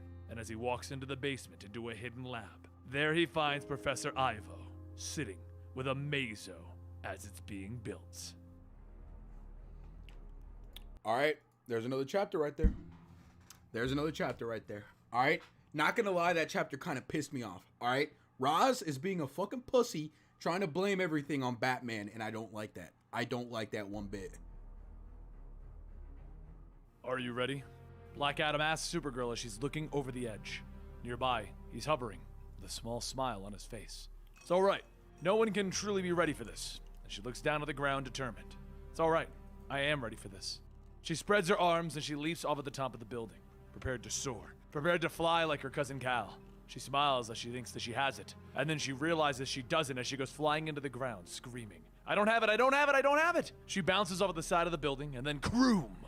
She hits the ground. Black Adam floats down to ask her if she's all right, and she tells him that she is. And with a look of disappointment, he tells her that he thought she was ready for this. She's more surprised that she landed making a crater. That's when one of Black Adam's servants walked in to inform him an emissary had arrived. One named Damian Wayne. Black Adam isn't concerned as he turns to Kara, telling her to stay hidden. No one must know of her existence yet. She must be prepared for the larger mission. Free Wonder Woman and then Superman.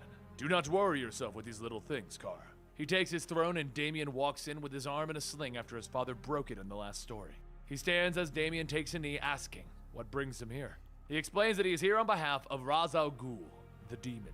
Black Adam is confused as Damian explains that they know that Black Adam would do anything to protect his nation, and there is a war being fought. Black Adam isn't very pleased. "Are you threatening me? There will be no war brought to my borders." He looks him in the eyes and he tells him, "The coming disaster doesn't recognize borders, Adam. The planet itself is changing with every life in danger. The planet is warming, and life will be scorched from it unless we act. Black Adam isn't even fazed by this. If there is a war, why are you not fighting? Because I am but one man, and I am injured. Black Adam asks him how, and when Damian doesn't answer, he figures it was your father, the Batman. But as he says this, Kara peeks her head out, gasping. What? You see, Black Adam has been explaining the horrors of Batman to Kara, and how he is against her cousin's methods. Adam tells Damian to stand as he is not a subject of Black Adam's. He'll arrange a place for Damian to stay the night, and they will speak more at dinner. But he very sternly warns him, I will not leave this city or my people. Kara comes out. He saw me, didn't he? Yes. Does he have abilities like us? He has no power, Kara, but he has skills and he is formidable. Then you must listen to him. If the planet is in danger, I know all too well how it can end. And Adam doesn't even look at her. No. I mean no disrespect. You have been nothing but kind to me, but you do not know of what you speak. He looks at her. I know what I speak. I am old, and you are very new to this world. I watched my world die. Do not accept it not happening to yours. Not if you have any power to stop it. And then she changes the subject quickly to avoid angering Black Adam. Is his father really Batman? Yes, but there is no love between them. His father imprisoned him as well. Now return to your room and stay there until he is gone. Please, it is for your own good. He must not learn of who or what you are. But as you would expect, while she is in her tower, Damian appears having overheard the whole thing. She is surprised at him sneaking up, and he smiles, apologizing for scaring her. He explains that his father is Batman, and Batman has hurt him in more ways than one. And then he asks, who are you? And with a cracoom, Black Adam arrives angry that this would happen under his own nose. Damian turns smiling at him. Now that was loud. You're supposed to be in your room, Damian. I went for a walk. I welcomed you into my nation, Damian, but my hospitality only stretches so far. Who is she, Adam? He grabs Damian by his armor. She is no one, and if you insist on asking, you will be no one as well. But as he throws Damian out the window while holding him, Kara leaps out to stop this, and as she does, her eyes glow red. Damian knows what this is. My God, Adam, she's Kryptonian. What have you done? Later that night, with the moon high in the sky, Damian stands in Kara's window asking if she's okay. She looks surprised. I thought Black Adam could find you. Ah, he did. It was cute. Had a lock on it and everything. Have you seen anything beyond Kondak? Of course she says no, so Damian tells her to put on an extra mask he has and catch him. He then falls backwards out the window. As it begins to plummet to the ground, he begins to worry, stating, anytime now. She grabs him and then lands with her back on the ground, cushioning Damian's fall as he bounces away.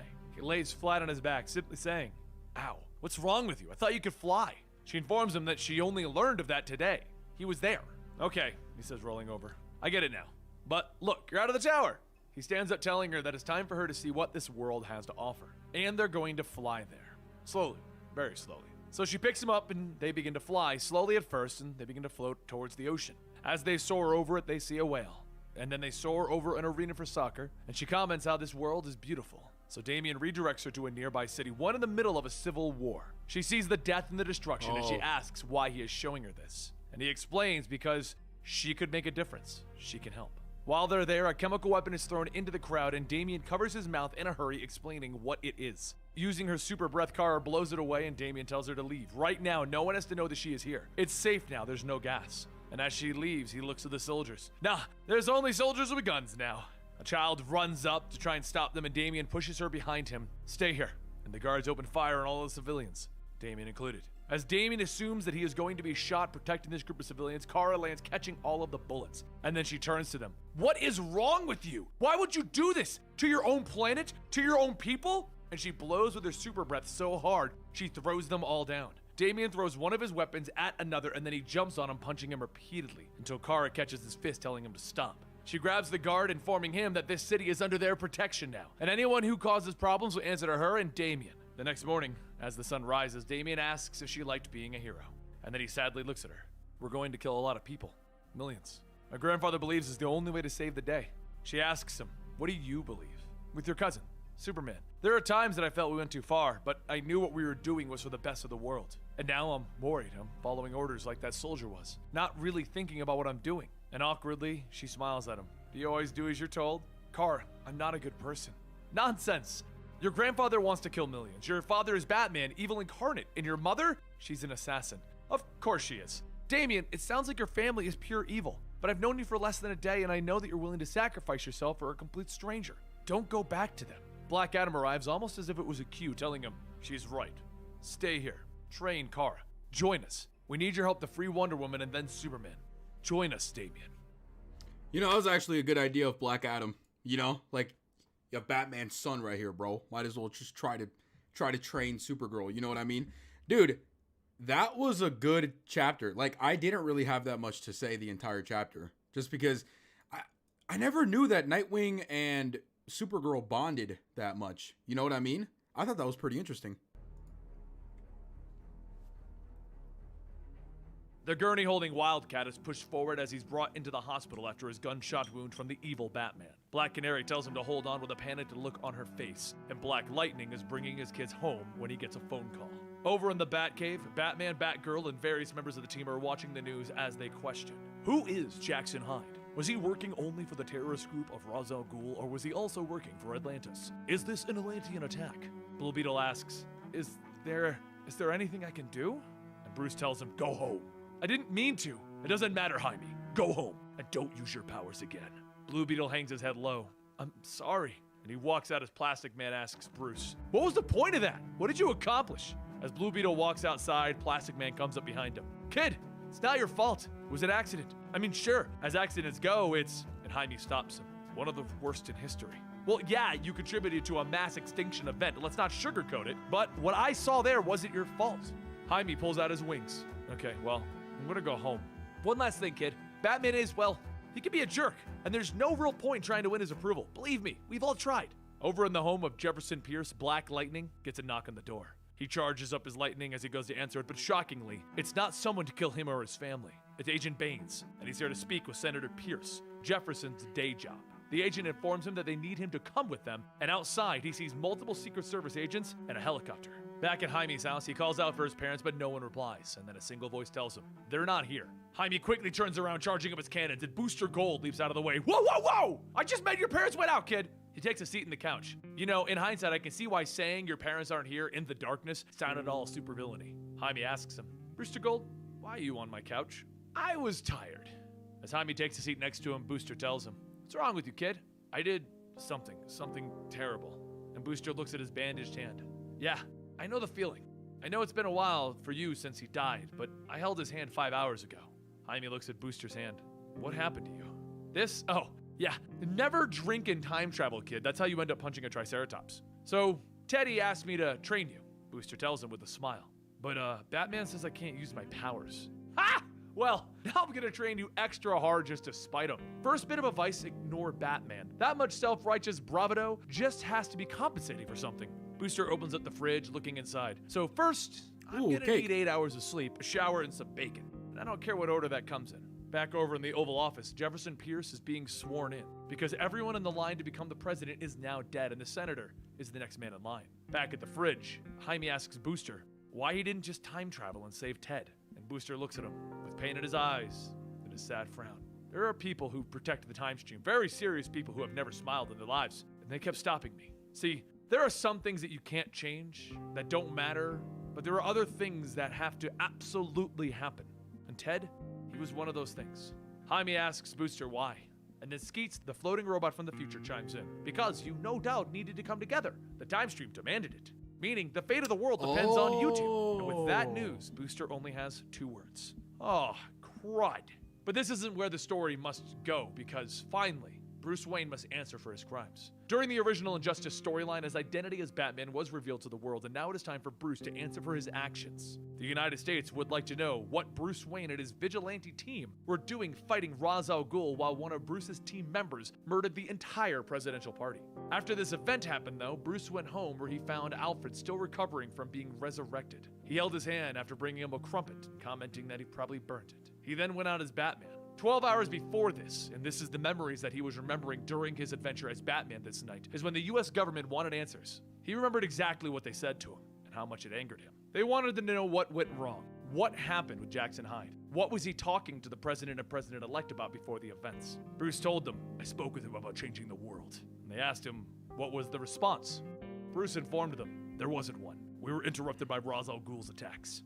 Did the president-elect seem to entertain your ideas of changing the world? Your views don't seem to align very well. I hoped we could find some common ground. I mentioned this, Mr. Wayne, because Jefferson Pierce was in that room as well, was he not? And he is now the highest-ranking member of Congress. He was also not in attendance at the inauguration. He is also the president now.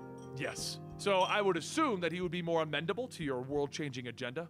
Bruce sees where this is going. The idea that he had everyone killed to allow Jefferson to take the presidency, and he doesn't like it, so he glares at the woman interrogating him. Mr. Wayne, that glare may work on the criminally insane inmates of Arkham that you can never seem to keep locked away, but it is far from appreciated in this chamber. While he's remembering these events, the US government implying that he had anything to do with Ross's attack, Bruce is stopping an armored car heist, and he continues to remember those questions. Why did you act on Ross alone without notifying the US government? I wanted to act against him quickly and quietly. And did you apprehend him or stop his terrorist operation? No. Mr. Wayne, did you threaten the president-elect in your private meeting? No. But you brought Jackson Hyde into that meeting. Yes. You have a history of threatening presidents, don't you, Mr. Wayne? 6 years ago, you entered the Oval Office to inform the current president that his body would be found floating around Saturn.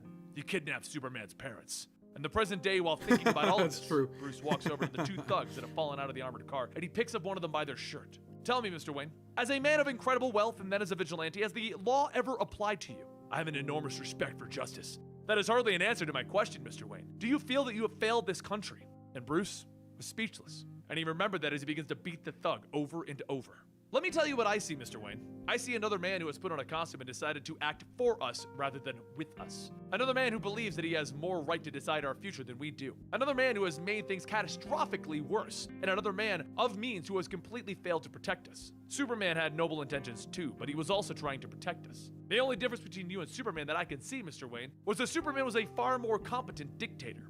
And thinking of that, thinking that the United States sees Batman as no better than Superman, Bruce beats the thug so badly that he's bloodied in a mess on the ground until the whip comes out of nowhere, catching his wrist. Catwoman stands behind him, telling him to stop. The criminal scum has paid enough.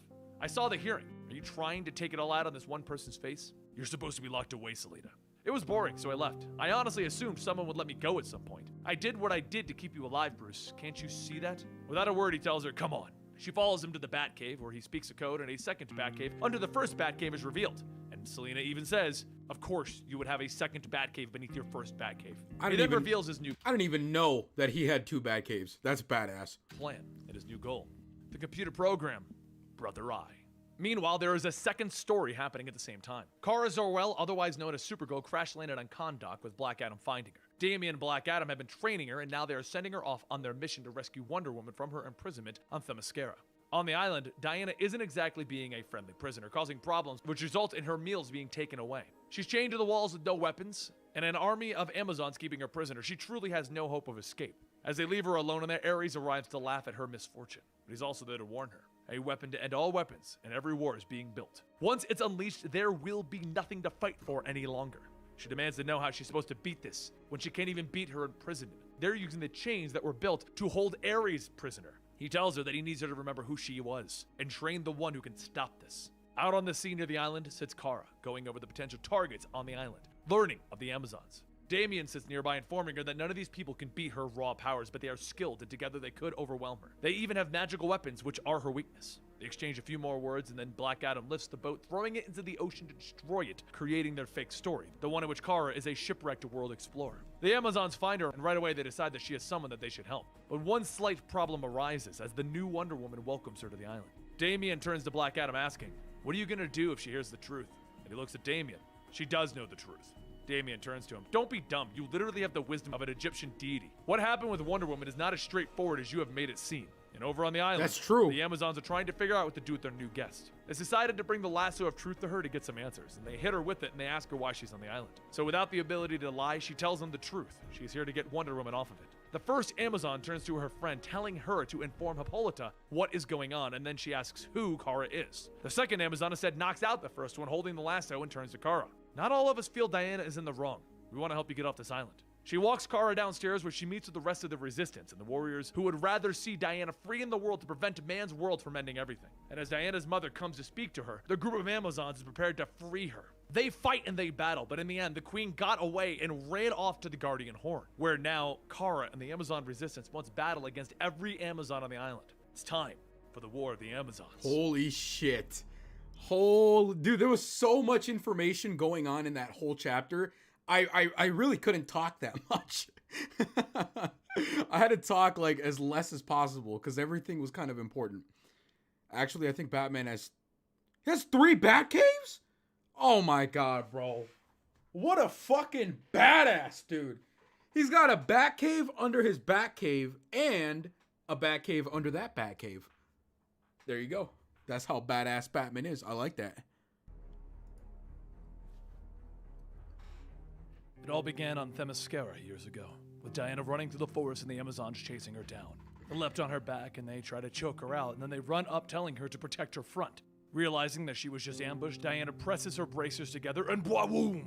All of the Amazons are blown into the trees. Another of the warriors runs up telling Diana to stop what she is doing, just stop. She has injured her sisters and her dear friend Calliope. Another runs up demanding to know what Diana was thinking. She tried to defend herself, tell them that they ambushed her. But they insist. Amazons are to remain level-headed, and by using her godly powers, she made a callous and unfair call. She used those godly powers on beings that cannot handle them. Diana continued to try and defend herself, telling them that she was ambushed and told to fight as if this was war. If this was war, she would be an asset, not chastised for her actions. They tell her that while her powers and abilities would be an asset, her morals would not. She could have killed her friend. With tears welling up in her eyes, Diana tells her that Amazons have a duty to protect the world and fight for what's good. Then they point at her barely conscious friend. Tell that to Calliope. So Diana hangs her head in shame as she walks away. Thinking about what happened, she walked to the beaches of the island, and it's there that the story feels familiar to the ones who have heard this before. She finds a man on the shoreline, and he begs for help, dripping in water. The rest of the Amazons arrive, telling her to back away from the man, and this leads to us discovering the man that we will know as Steve Trevor. Yep. He's led to a chamber with the rest of the women. The lasso of truth is thrown on him to force him to only answer the questions that they ask truthfully. Who are you and why have you come here is asked first. He explains that he is Steve Trevor and that his plane crash landed as he was delivering information on the war. He's been adrift for days until he found this island. Diana perks up. War? What war? Steve explains that there is a war of millions across the world fighting for what they believe is right and wrong, killing anyone in their way to prove their point. So they ask, what side do you fight on, Steve Trevor? And he explains, the right side. He's an American soldier for the Allies. They notice his smaller build and they mention that he does not seem to be a soldier, and he explains that he is actually a pilot flying planes. Diana decides that she will go with them to help fight this war, and this leads to the argument that once again you are probably familiar with. The Amazons telling her that she shouldn't go, this is not her battle. But Diana is insisting that the Amazons stop wars, and they fight for what's right, and they should be the heroes that they were in the ancient times. So Diana sets off on her battle to stop World War II, and she becomes a symbol of peace, hope, and freedom to the Allied forces, saving them and helping them win the war. Bombs are marked with the Wonder Woman logo as they are dropped on the enemies, and Steve and her begin to develop their own relationship. As the months go on, Steve gets word that there is a German spy locked up in the bunker, and they begin to run towards it as a bomb is dropped in front of them in the middle of London. Diana yells out that they have to help the survivors, but Steve insists that they need to get to the bunker. Diana doesn't listen, running through the smoke only to come back holding death in her hands. With tears in her eyes, she calls out that the child is dead. He is dead from this war. What kind of a monster would drop a bomb in the middle of a city filled with women and children? Steve looks at her. I told you this is different. They're willing to sacrifice anything to win this. And she tells him, this war needs to end now. So they get to the bunker where the German spy is sitting, and after Steve pretties his face up with his fist, he demands to know what information he was bringing back with the Germans. No matter how much blood is spilled, the soldier insists on only calling out Hitler's name, and Steve continues to pummel him until the blood is flown into the air and Diana has to stop him. They walk to the other side of the room and Steve is furious, punching the wall. He can't get any information out of them. He's doing nothing but wasting time. He presses his head against the wall of the bunker as he quietly wishes that there was a way to force out the information. Diana places her head on his back as she holds him, and she tells him, the lasso of Hestia. We can get it from the Amazon island. So they return to the island where Diana wishes to speak with her mother to plead her case to get them to help both her and Steve. She argues that the Amazon should be helping the men in this war, stopping the Nazis and bringing peace to the world. This is the mission of the Amazons. This is the mission that they were tasked with. Hippolyta doesn't think that the lasso should be trusted in the hands of men, as she feels that there is no goodness in their hearts. And oh, my dear listener, if only she'd know the truth. The real reason that Steve Trevor came to this island. You see, you thought you knew this story. You thought you could tell me where this was going to go. But I'm here to tell you, in the world of injustice, nothing is as it seems. Steve is not some Allied soldier who mistakenly crash-landed on the island. You see, while Diana was trying to convince them, Steve decided that they needed the lasso no matter what, and he snuck into the armory where he found it, and he reached down for it. Behind him, an Amazon called out, "Man of war!" and he turned and opened fire, shooting the person in the stomach. That's when we see that it is a friend of Diana's, and she falls to the ground dying, telling him, I followed. Diana said you needed help, and I believed in her. Steve just says, no, I'm sorry. I'm sorry. And as she lay dying, she tells Steve, I just wanted to help. He grabs the lasso and he makes a break for it, and as he runs out of the cave, all of the Amazons are waiting for him, having heard the gunshot. They call out thief and Diana tries to stop them, but that's when another Amazon comes out stating that he killed Calliope, Diana's friend. He puts the lasso down and he goes to his knees with his hands behind his head to show that he is defenseless. And Diana turns to him, pushing him to the ground. Is this true? Hippolyta asks Diana, were you distracting us so that he could steal it? And Steve chimes in, I couldn't take the chance that you would say no. Diana grabs the lasso and wraps it around Steve a second time. You Holy planned this from the beginning. shit! You didn't tell me the truth. Hippolyta tells her that it's pointless. He was able to avoid the truth before. And Steve tells her, no, you didn't ask me the right questions. He struggles to get away from the truth, but it's pointless. A sweat begins to bead on his forehead. Diana asks him, where else did you skirt the truth? Are you an American soldier or is there more?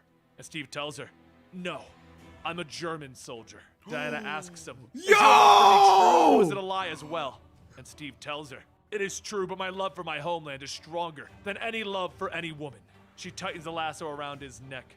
You used me. You became the perfect cover, an allied celebrity. No one questioned it. I knew you would try to get the lasso for me if I seemed desperate. Diana stops him. That is enough. I love you, Steve Trevor, but you killed one of our own and you fight for a side that has committed unspeakable acts of violence against innocent people unable to defend themselves. These things I cannot forgive. It is the sacred duty of the Amazons to defend the world, and I will defend it from you. With that, she breaks his neck, ending his life. And from this change in her origin, we see the cold-hearted, callous Diana, the one that shows no mercy, the one that agrees to Superman's militaristic ways. Yo, that was wild, bro! In that universe, Steve was a fucking German, and he's one of the main reasons why Wonder Woman turns out to be a bad guy. What the hell, dude? I was not expecting that. I was actually getting a little bit bored because I was like, all right, I already watched the Wonder Woman. I already watched the Wonder Woman movie. What's the point of this? And then boom! She fucking strangles the shit out of Steve and snaps his neck. Oh my God, yes, daddy. Give me more. The Amazons who believe in Diana are battling against the Amazons who are trying to keep her prisoner for her actions in the battle against Batman. As the blood of the Amazons hit the ground, Kara is handed a sword and told to fight while they become surrounded by the Amazons that are here to stop their mission. Nubia is wearing the Wonder Woman armor and looks at Antipy, telling her to stop what she is doing. Antipy asks her, have you ever known me to surrender? Nubia then swings her sword, and with that, Kara steps forward, catching it mid-swing. She then proceeds to punch Nubia so hard in the stomach that she flies into the nearby wall. Seeing her power, the Amazons form around her, and the order is given to send everyone in to free Diana. Kara runs in, and Diana is in shock that this is even happening, but warns everyone that the chains are made by Zeus himself. There is no breaking these. Kara looks at them, wrapping them around her body before snapping them like twigs. And as Diana looks at Kara, realizing who this woman is, Nubia charges in, slamming her into a wall. She begins to pummel Kara over and over, breaking the very wall holding her up, until Diana catches her fist. Sister, that armor does not belong to you. Nubia looks her up and down. Diana, you've been in those chains for a while. You are weak. And Diana tells her, perhaps, but we are strong together. And that's when Nubia sees the people who came to save Diana standing behind her. The fight begins as Diana begins to beat down on this new Wonder Woman without very many challenges, and anytime that there is a misstep, her allies jump in to help her. Everyone runs outside, and Antipy calls for a retreat as Diana dons the Wonder Woman armor again. She punches through the wall now that she is free of the chains that bound her, and the Resistance runs for the beach, realizing that they are on an island with no escape. Kara points at the ship on the coastline, and everyone piles on, calling out to drop the sails and prepare to leave, realizing that they have very little time to do any of those things. So Kara flies in front of the ship, grabbing the ship itself and pulling it along, allowing Wonder Woman and the Resistance of Amazons to flee the island and be done with this. Now I'm going to explain real fast. All of the core plots in Injustice get put on hold at this point, while a smaller subplot is brought back up for a filler issue. But I had to tell it to you guys because it's a rather sweet story. As the boot hits the ground, Barry Allen thinks to himself, one more step. Ever since the events of Injustice, he's been allowed to be free with an ankle bracelet for his help in turning the tides of battle. But the ankle bracelet prevents him from running, and it checks if he ever goes that fast. Shit. As he walks with a backpack on, he thinks to himself, I am Barry Allen, the fastest man alive, and this is agony. He's currently standing on 90 miles of straight road in Australia. It used to be a nirvana for a speedster, but now for Barry, it's agony. It should be bliss for him. Run and think. Now it's just think. as he begins to trek down the road. You see, this road leads to Melbourne, Australia, and it is there that Barry Allen began to question Superman and Wonder Woman. There is a group of protesters and a superhero named Galaxor standing up against the two heroes. Together, they put the kid down. Barry stood there listening in hyperspeed as the boy's spine cracked. And when the boy was younger, he idolized Barry. The Flash was his favorite superhero, and the Flash just watched him die.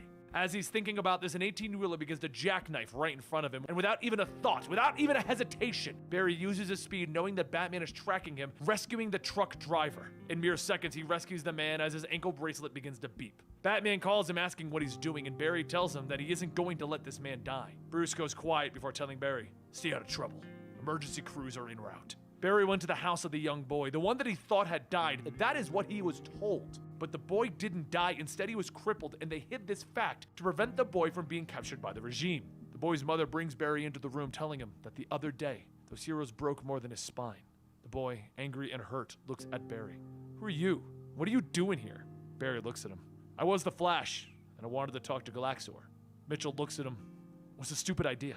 "No, it wasn't, Mitchell. You were a hero that day, and I wanted to tell you that I'm sorry. Sorry that I wasn't as brave as you. I ran, and I'm sorry that it took me so long to come back. I want to help you recover.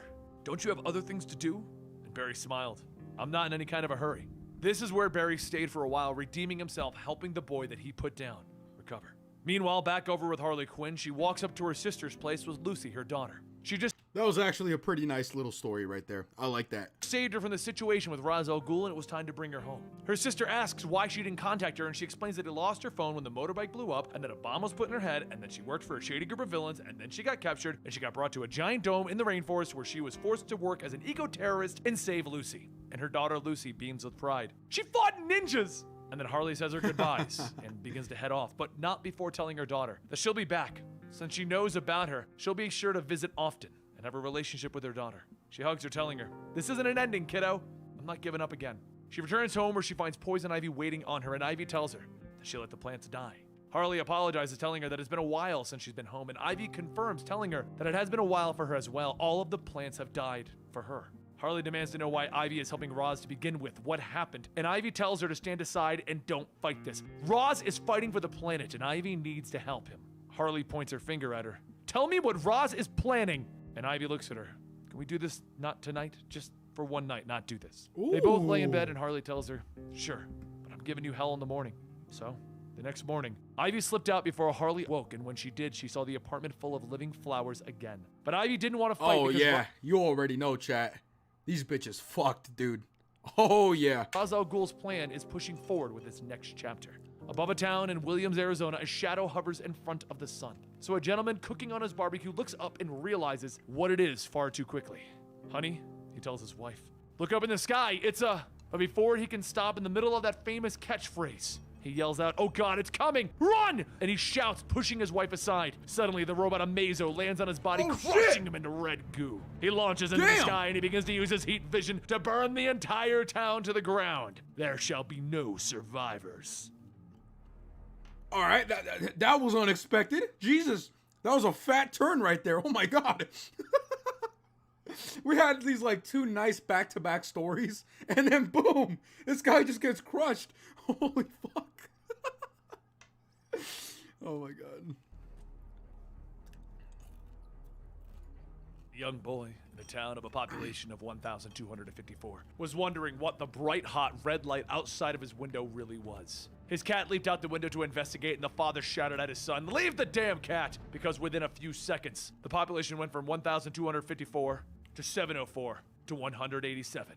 The wall crumbled as Amazo broke through and looked at the three remaining people alive in the town, and the cat tried to save the day by hissing, but it didn't help. Not as Amazo looked at the family and burned them to their bones. Somehow, the cat remained sniffing the remains of its loving owners. Elsewhere in the Wayne Manor, a computer turned on, and Brother Eye, a system that was put in place by Bruce Wayne to watch for metahuman events. As he sits up in bed, he sees the report, and Selina Kyle rolls over in bed. She's a bit curious about the fact that Bruce has a large AI system watching over them. But Brother Eye explains that he was programmed to watch for a large... Wait, hold up. Sees the report, and Selina Kyle rolls over in bed.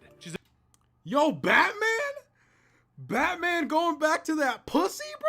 All right. All right, Batman, you do you, baby. All right. A bit curious about the fact that Bruce has a large AI system watching over them, but Brother Eye explains that he was programmed to watch for large mass deaths, and the town of Williams is entirely deceased. Selena tells Bruce that she'll keep an eye on Alfred while he heads off to investigate, and he calls in Attaboy, Batgirl Batman. and Plastic Man, telling Plastic Man to leave his son at home. He doesn't want to see this. Batgirl is in shock. It's nothing but destruction and death around them, and while they look for survivors, they only find one thing: a puppy. Bruce quickly realizes that this is in fact Roz, because all around them, everything except the animals and the environment is dead.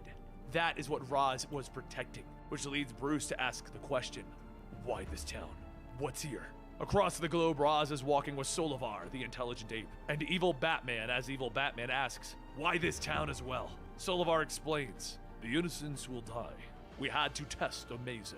Plastic Man takes the dog with them as they begin to leave the town, and he sees a cat from earlier, the one who tried to protect its family. He asks it to come along, but it hisses at him, and Bruce tells them to load up. So they leave the cat there, and as they take off into the sky, our little cat stands watching. That is until a faint red glow approaches him again. But no, this time it is not a mazo. This time it is not heat vision here to kill him. This time, it's a ring. It's And Atrocitus! this time, the cat is not afraid. Deathstar of Earth, you have much rage in you. Welcome to the Red Lantern Corps. Everyone arrives with equipment. Batman is holding the puppy. Harley begins to freak out. Batman has a puppy. He holds out the puppy, presenting it to her. I thought you might like this. Me? Wow, you read that wrong. The last thing I need is another codependent relationship. You have a bat dog now. Green Arrow and Black Canary walk over, demanding answers as to why Bruce put a microchip in their son, Connor. He used that microchip to track down the location of Ra's al Ghul, as Ra's al Ghul had kidnapped their son. He's still bitching about that, bro. It's been an hour and a half. All right, it's in the past, Green Arrow. Get over it. But before the fight can get much further, Bruce explains that 3,000 people just died in a town. Whatever it was a trial run for Raz's plans. He then explains that things are much worse. Even though Raz is starting problems, they have the regime to be concerned about once again. Wonder Woman has escaped Themyscira. We need people and we need power.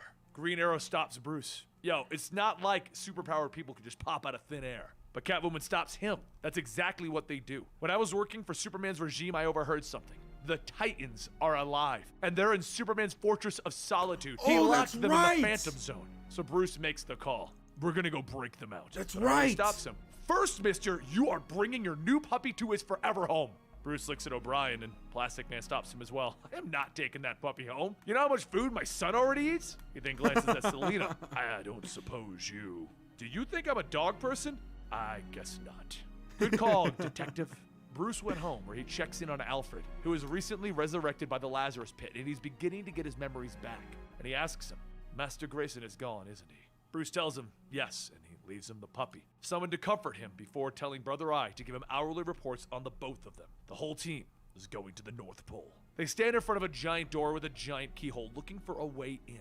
Of course, the simplest answer is to send Plastic Man and his son into the keyhole. Being indestructible and made out of plastic, they can bend, making picking locks kinda simple. But as the team standing there gets ready to enter, a blast of heat vision comes out of the door. Oh, the shit. red eyes begin to walk, and the light begins to hit it, and they realize that this isn't Superman, but a bunch of robotic supermen that are gonna kill them. The Eradicators. Bruce calls for the team to move as the heat vision blast, firing at everyone that they deem intruders. The new Steel slams their hammer across the jaw of one, launching it into an iceberg nearby, while Green Arrow fires an explosive into one of their heads. Pretty Bird, crash and cry, and Black Canary opens up on the Eradicator. Plastic Man runs out calling to his son, Luke, our more squishable friends need protecting. Wrap them up and get them out of here. While Plastic Man himself leaps up onto an Eradicator, putting himself into its brain to try and turn it off. Luke spreads out protecting Harley Quinn and Catwoman, and then he wraps up the entire team to try and get them out of there. But it's not working as the Eradicators grab and begin to pull Luke apart. He screams out that they're gonna tear him in half. Luckily, Plastic Man bursts out of that one, causing the problems, and everything stops when they hear someone yell out those very words. Stop!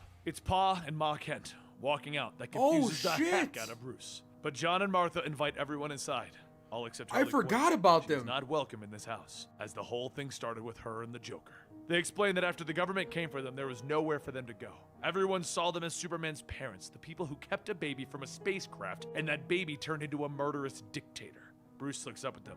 I'm sorry. What Clark turned into wasn't the man that you raised. Don't try to appease our guilt, son.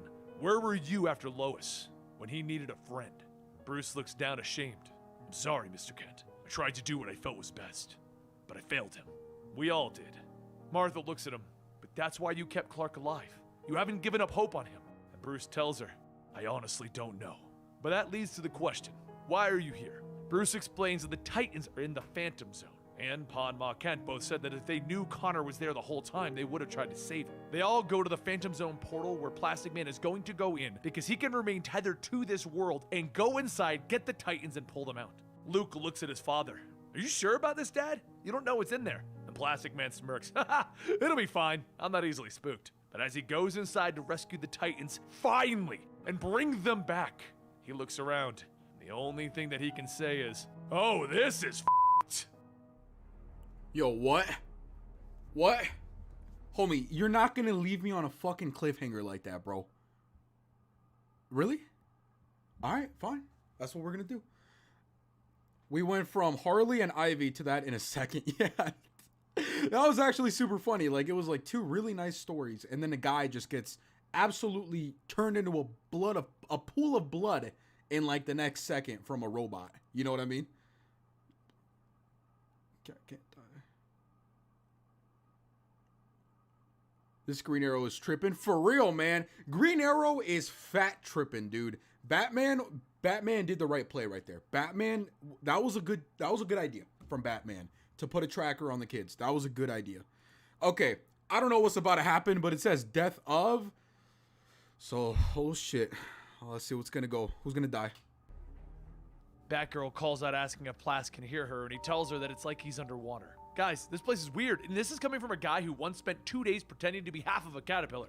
He keeps walking around confused, lost, and slightly afraid, and he reports back that he feels like something is following him. He looks up to see the chunks of rock floating there, and he sees the prisoners on the rocks. Eventually, he finds them, though. The Titans. Ooh. In front of him are Tim Drake, Starfire, Cassie, and Superboy. Tim knows him right away, and he asks, Plastic Man?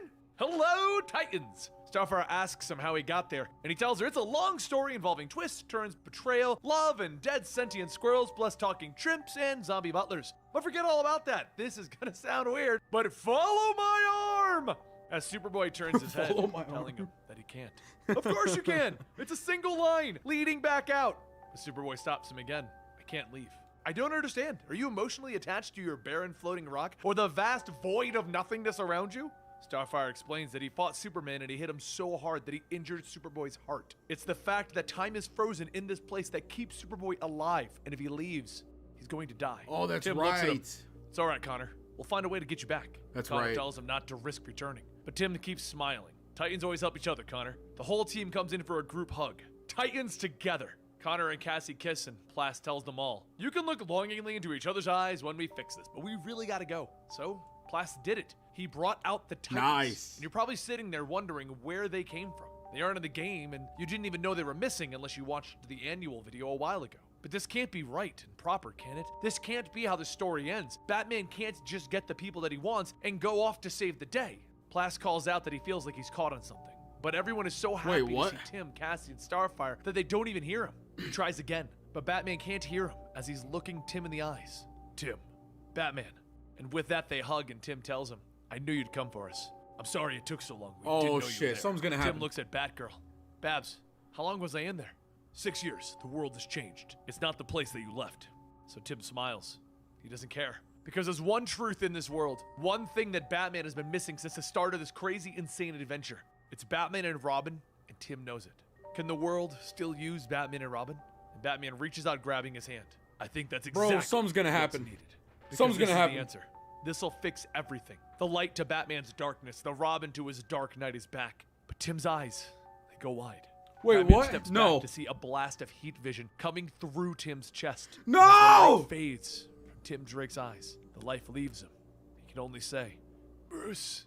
And that's when we see how this goes wrong. We see what was holding Blast back, and General Zod rises out Holy of the Phantom shit! Zone. It's- Batman runs to it's Tim's side Zod! of Starfire and Cassie, throws Zod into a wall, and he returns with another heat vision blast. He then throws Cassie and Starfire away like used paper. Blast wraps around Zod, trying to hold him back, and still cracks him across his stupid face with a hammer. But it can't even stop him as he tears away at Blast and his son, and then he tries to bury Jonathan Kent as Harley saves him. The robot eradicators all arrive, but they are all simply destroyed by the strength of General Zod. Here we go. It is Green Arrow. Here we who go. Fires a literal green arrow into Zod's shoulder, piercing his skin and informing him. This kryptonite arrow came from home, and I have plenty more. Realizing he isn't fully powered up, Zod takes off, leaving the fortress just as Ali informs everyone else. It's a good thing he took that bluff, because I only got the one.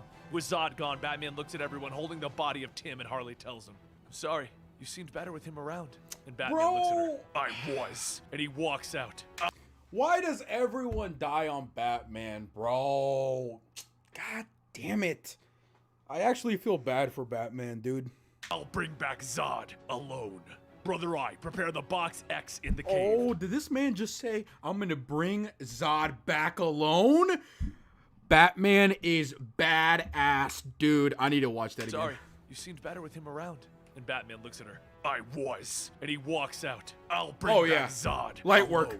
Brother Eye, prepare the box X in the cave." Light he work. teleports back to Light the work. Batcave and puts in the code. Endgame. Meanwhile, Zod is powering up his heat vision when he hears something in Kryptonian behind him. He turns around to see the giant bat suit. Hellbat. Ready to fight. "General, for your crimes, I sentenced you to an eternity in the Phantom Zone." Zod hits him hard, throwing the whole suit into the snow, and as he gets close, Bruce releases his secret weapon. The one thing that he made, but swore that he would never use against Superman. Kryptonite-laced fear gas. "I swore that I would never use this against Superman, Zod, but you killed one of my boys. You should be afraid of me." Bruce picks up Zod by his hair, and Zod sees the horror of Batman as he informs him, "Because I'm going to you up." He hits the ground as another fear vision takes form, that of Superman. Superman. "General Zod, you failed Krypton. You let it die." Zod looks up at him. "No. You were wrong. You were always wrong. You are not special." And the fear vision of Superman breaks Zod down. What's actually happening is Batman is beating into him. "I have no idea what you're seeing, Zod, and I don't care. You've been judged, and you're going back to the Phantom Zone forever." Meanwhile, Ross sees what's going on, and they decide that maybe they should intervene. So he sends out a little weapon. Back with Zod, though, the slight problem arises as the gas wears off and he smirks at Batman. That's what I thought was gonna Your trick happen. is worn off. I see you now. But before he can do anything, there's a boom! And something very large lands in front of him. In front of Zod is a Oh, Mazo. shit! You want here to aid me. Very well, I can deal with another metal monster. Except Amazo grabs Zod's punch out of the air, spins him around, puts him into a chokehold, and then rips his head off! Yo! Amazo then leaves, taking Zod's head with him. Bruce leaves in a hurry after telling Batgirl. It's the fucking out of Terminator, the air, dude. spins him around, puts him into a chokehold, and then rips his head off! Amazo then leaves, taking Zod's head with him.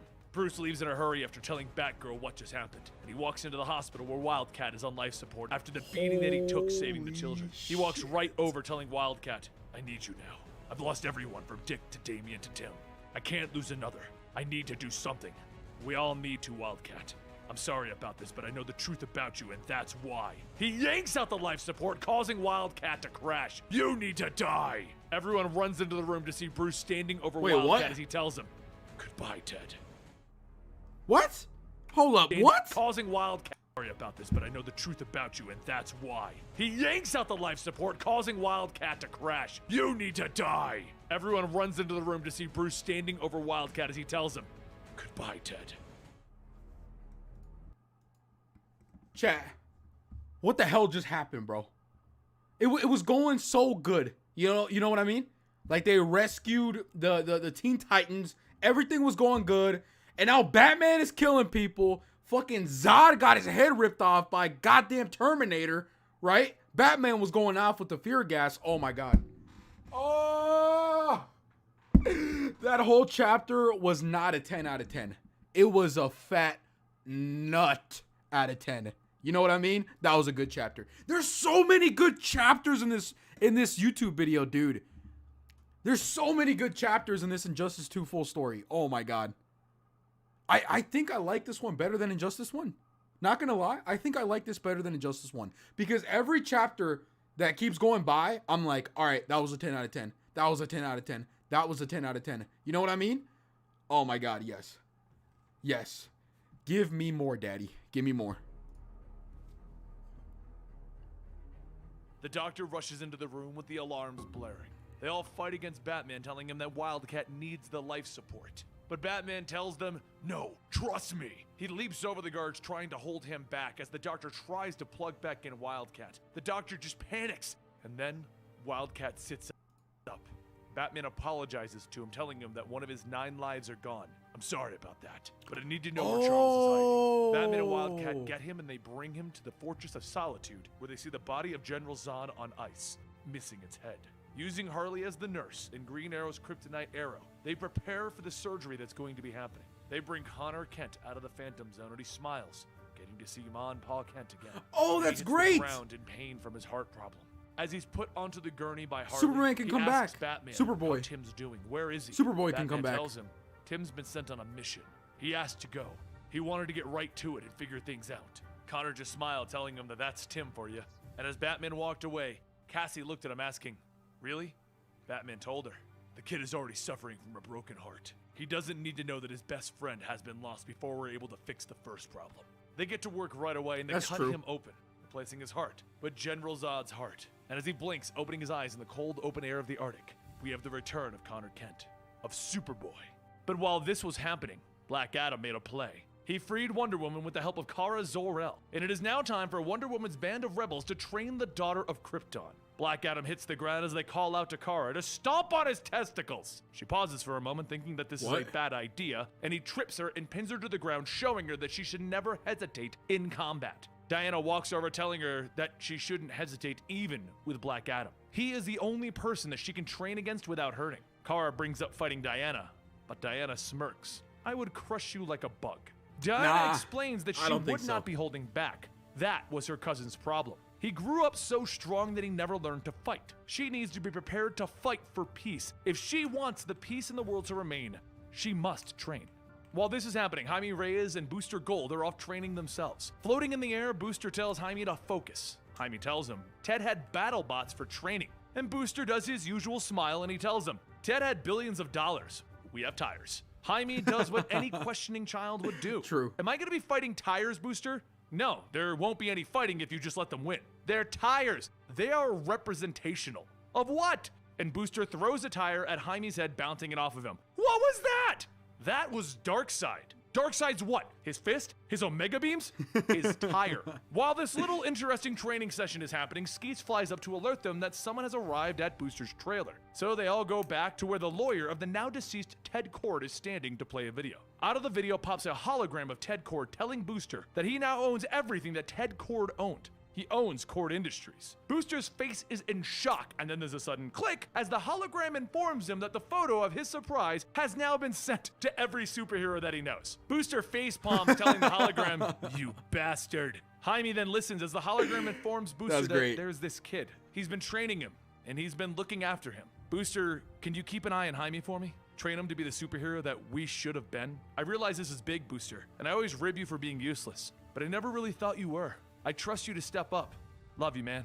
Back with Black Adam, Kara, Diana, and Damian, they get word that a city in Arizona has been completely decimated with no survivors from Ra's al Ghul's attack. Seeing this, Damian decides that it's time to return to his grandfather's army. He needs to know what happened. Why were so many people killed? He leaves, but not before telling Kara some final words of advice, as she has turned to him as a friend. She wanted him to stay, but he told her he couldn't. Because one day, you'll spread your wings. You'll leave your tower. When you're ready, nothing will stand in your way.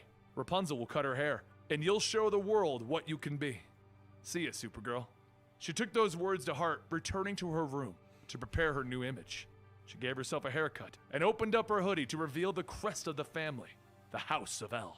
Damian makes his way back to Gorilla City, where he runs into Animal Man and Vixen, and he tells them that he needs to know what happened to the town of Williams. But the Suicide Squad is currently at a meal where Orca walks over to see Croc and inform him that she is in fact pregnant. Deadshot spits his beer out over the news, and Orca simply walks away without any more information. Croc stands up, telling the table that he should go, and Deadshot tries to stop him. I have so many questions. How? Why? Fresh water or salt water? Wait, what?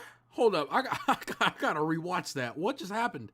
The Suicide Squad is currently at a meal where Orca walks over to see Croc and inform him that she is in fact pregnant. Croc smashed Orca?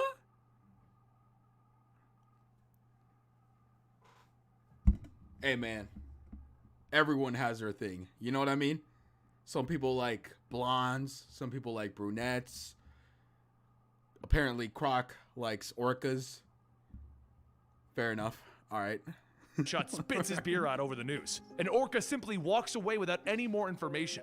Croc stands up telling the table that he should go, and Deadshot tries to stop him. I have so many questions. How? Why? Fresh water or salt water?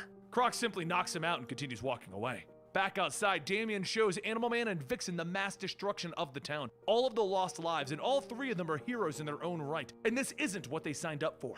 To kill everyone? There's no way to justify this. The three of them walk into the throne room where they find Solovar, Roz, and Grodd. He presents the evidence and he asks what happened, but Grodd asks if he lacks the stomach for what is needed, human. This leads Grodd to demanding to know why Solovar would even allow these humans to sit beside him on his throne. This is not the gorilla way. We should conquer and kill all humans. Animal Man tries to defuse the situation, telling Grodd, calm down, man, and Grodd backhands him, shouting, I am no man.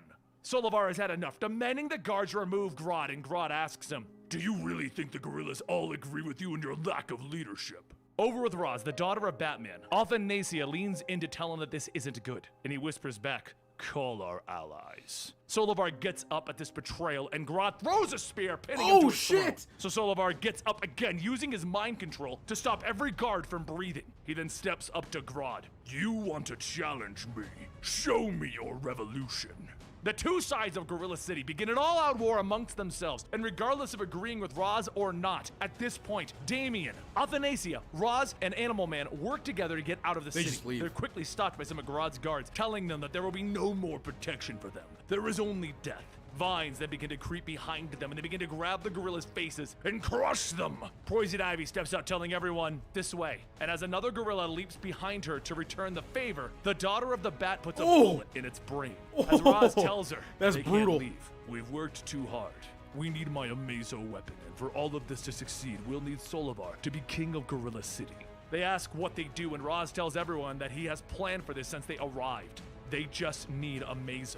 Outside of the cell that Ivo and Amazo are in, stand the Suicide Squad and our evil gun-wielding Batman. The battle for the weapon begins as the guards all run at the squad, and as one of them almost kills Orca, Croc bites his head off. Orca looks at him with love in her eyes. Did you just eat a sentient gorilla for me? I would eat 1,000 sentient gorillas for you. And the giant half Orca and the giant half...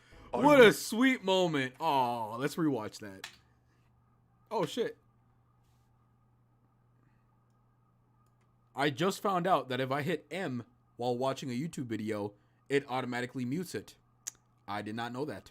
Rise. Did you just eat a sentient gorilla for me? I would eat 1,000 sentient gorillas for you. And the giant half Orca and the giant half Croc. Kiss. Deadshot turns and sees it and simply says, that is so messed up. Roz makes his way inside and he turns on Amazo with one simple task. The heat vision burns the gorillas, and as Grodd tries to mind control the robot, he realizes that he's a metal man. You have no mind, metal man. And Amazo flies in, ripping the helmet off of Grodd's head, and then he slaps on a device to depower his mind control. I have a mind. Grodd hits the ground complaining that it's too quiet, and Solovar comes to kill him. But Roz stops him, telling him, you will only turn Grodd into a martyr. Grodd demands to know if Solovar knew that this device existed, and Solovar says nothing. He then calls him the human's monkey. Dance, monkey. Grodd and his helpers are sent into the forest in exile, and then Amazo They're gonna is sent on humiliate his him. first true mission, with everyone on Roz's side once again. Okay, that was a pretty good chapter. I like that one. Evil Batman Calls back to revealed? Wonder Woman. Yes! I've been waiting for this for 2 hours. I've been waiting for this. And Diana I don't know who it is. Black Adam to inform them that the ultimate weapon is loose. This is kind of bad. Kara tells Diana that she wants to help, and Diana tells her that her and Black Adam will handle it, asking Damian where they go as she leaves the headquarters on the Amazon island. Up at Delhi, a child calls to his father there's something in the air, and up above them is a robot known as Amazo, arriving at the location. His eyes begin to glow as Damian explains that Delhi is the perfect location for his father's rebalancing of Earth's population. It is 19 million people to be culled, and that's when Amazo blasts the street with his heat vision. He begins to focus on one spot, and from miles around you can see as the explosion grows in size and mass. Damian continues to explain to Wonder Woman the situation though. Amazo is a robot with the destructive power of the entire Justice League. No one knows how it was created, but it has been. This city being destroyed is just the beginning, and if they don't stop Amazo here, he will not be stopped, and billions will die.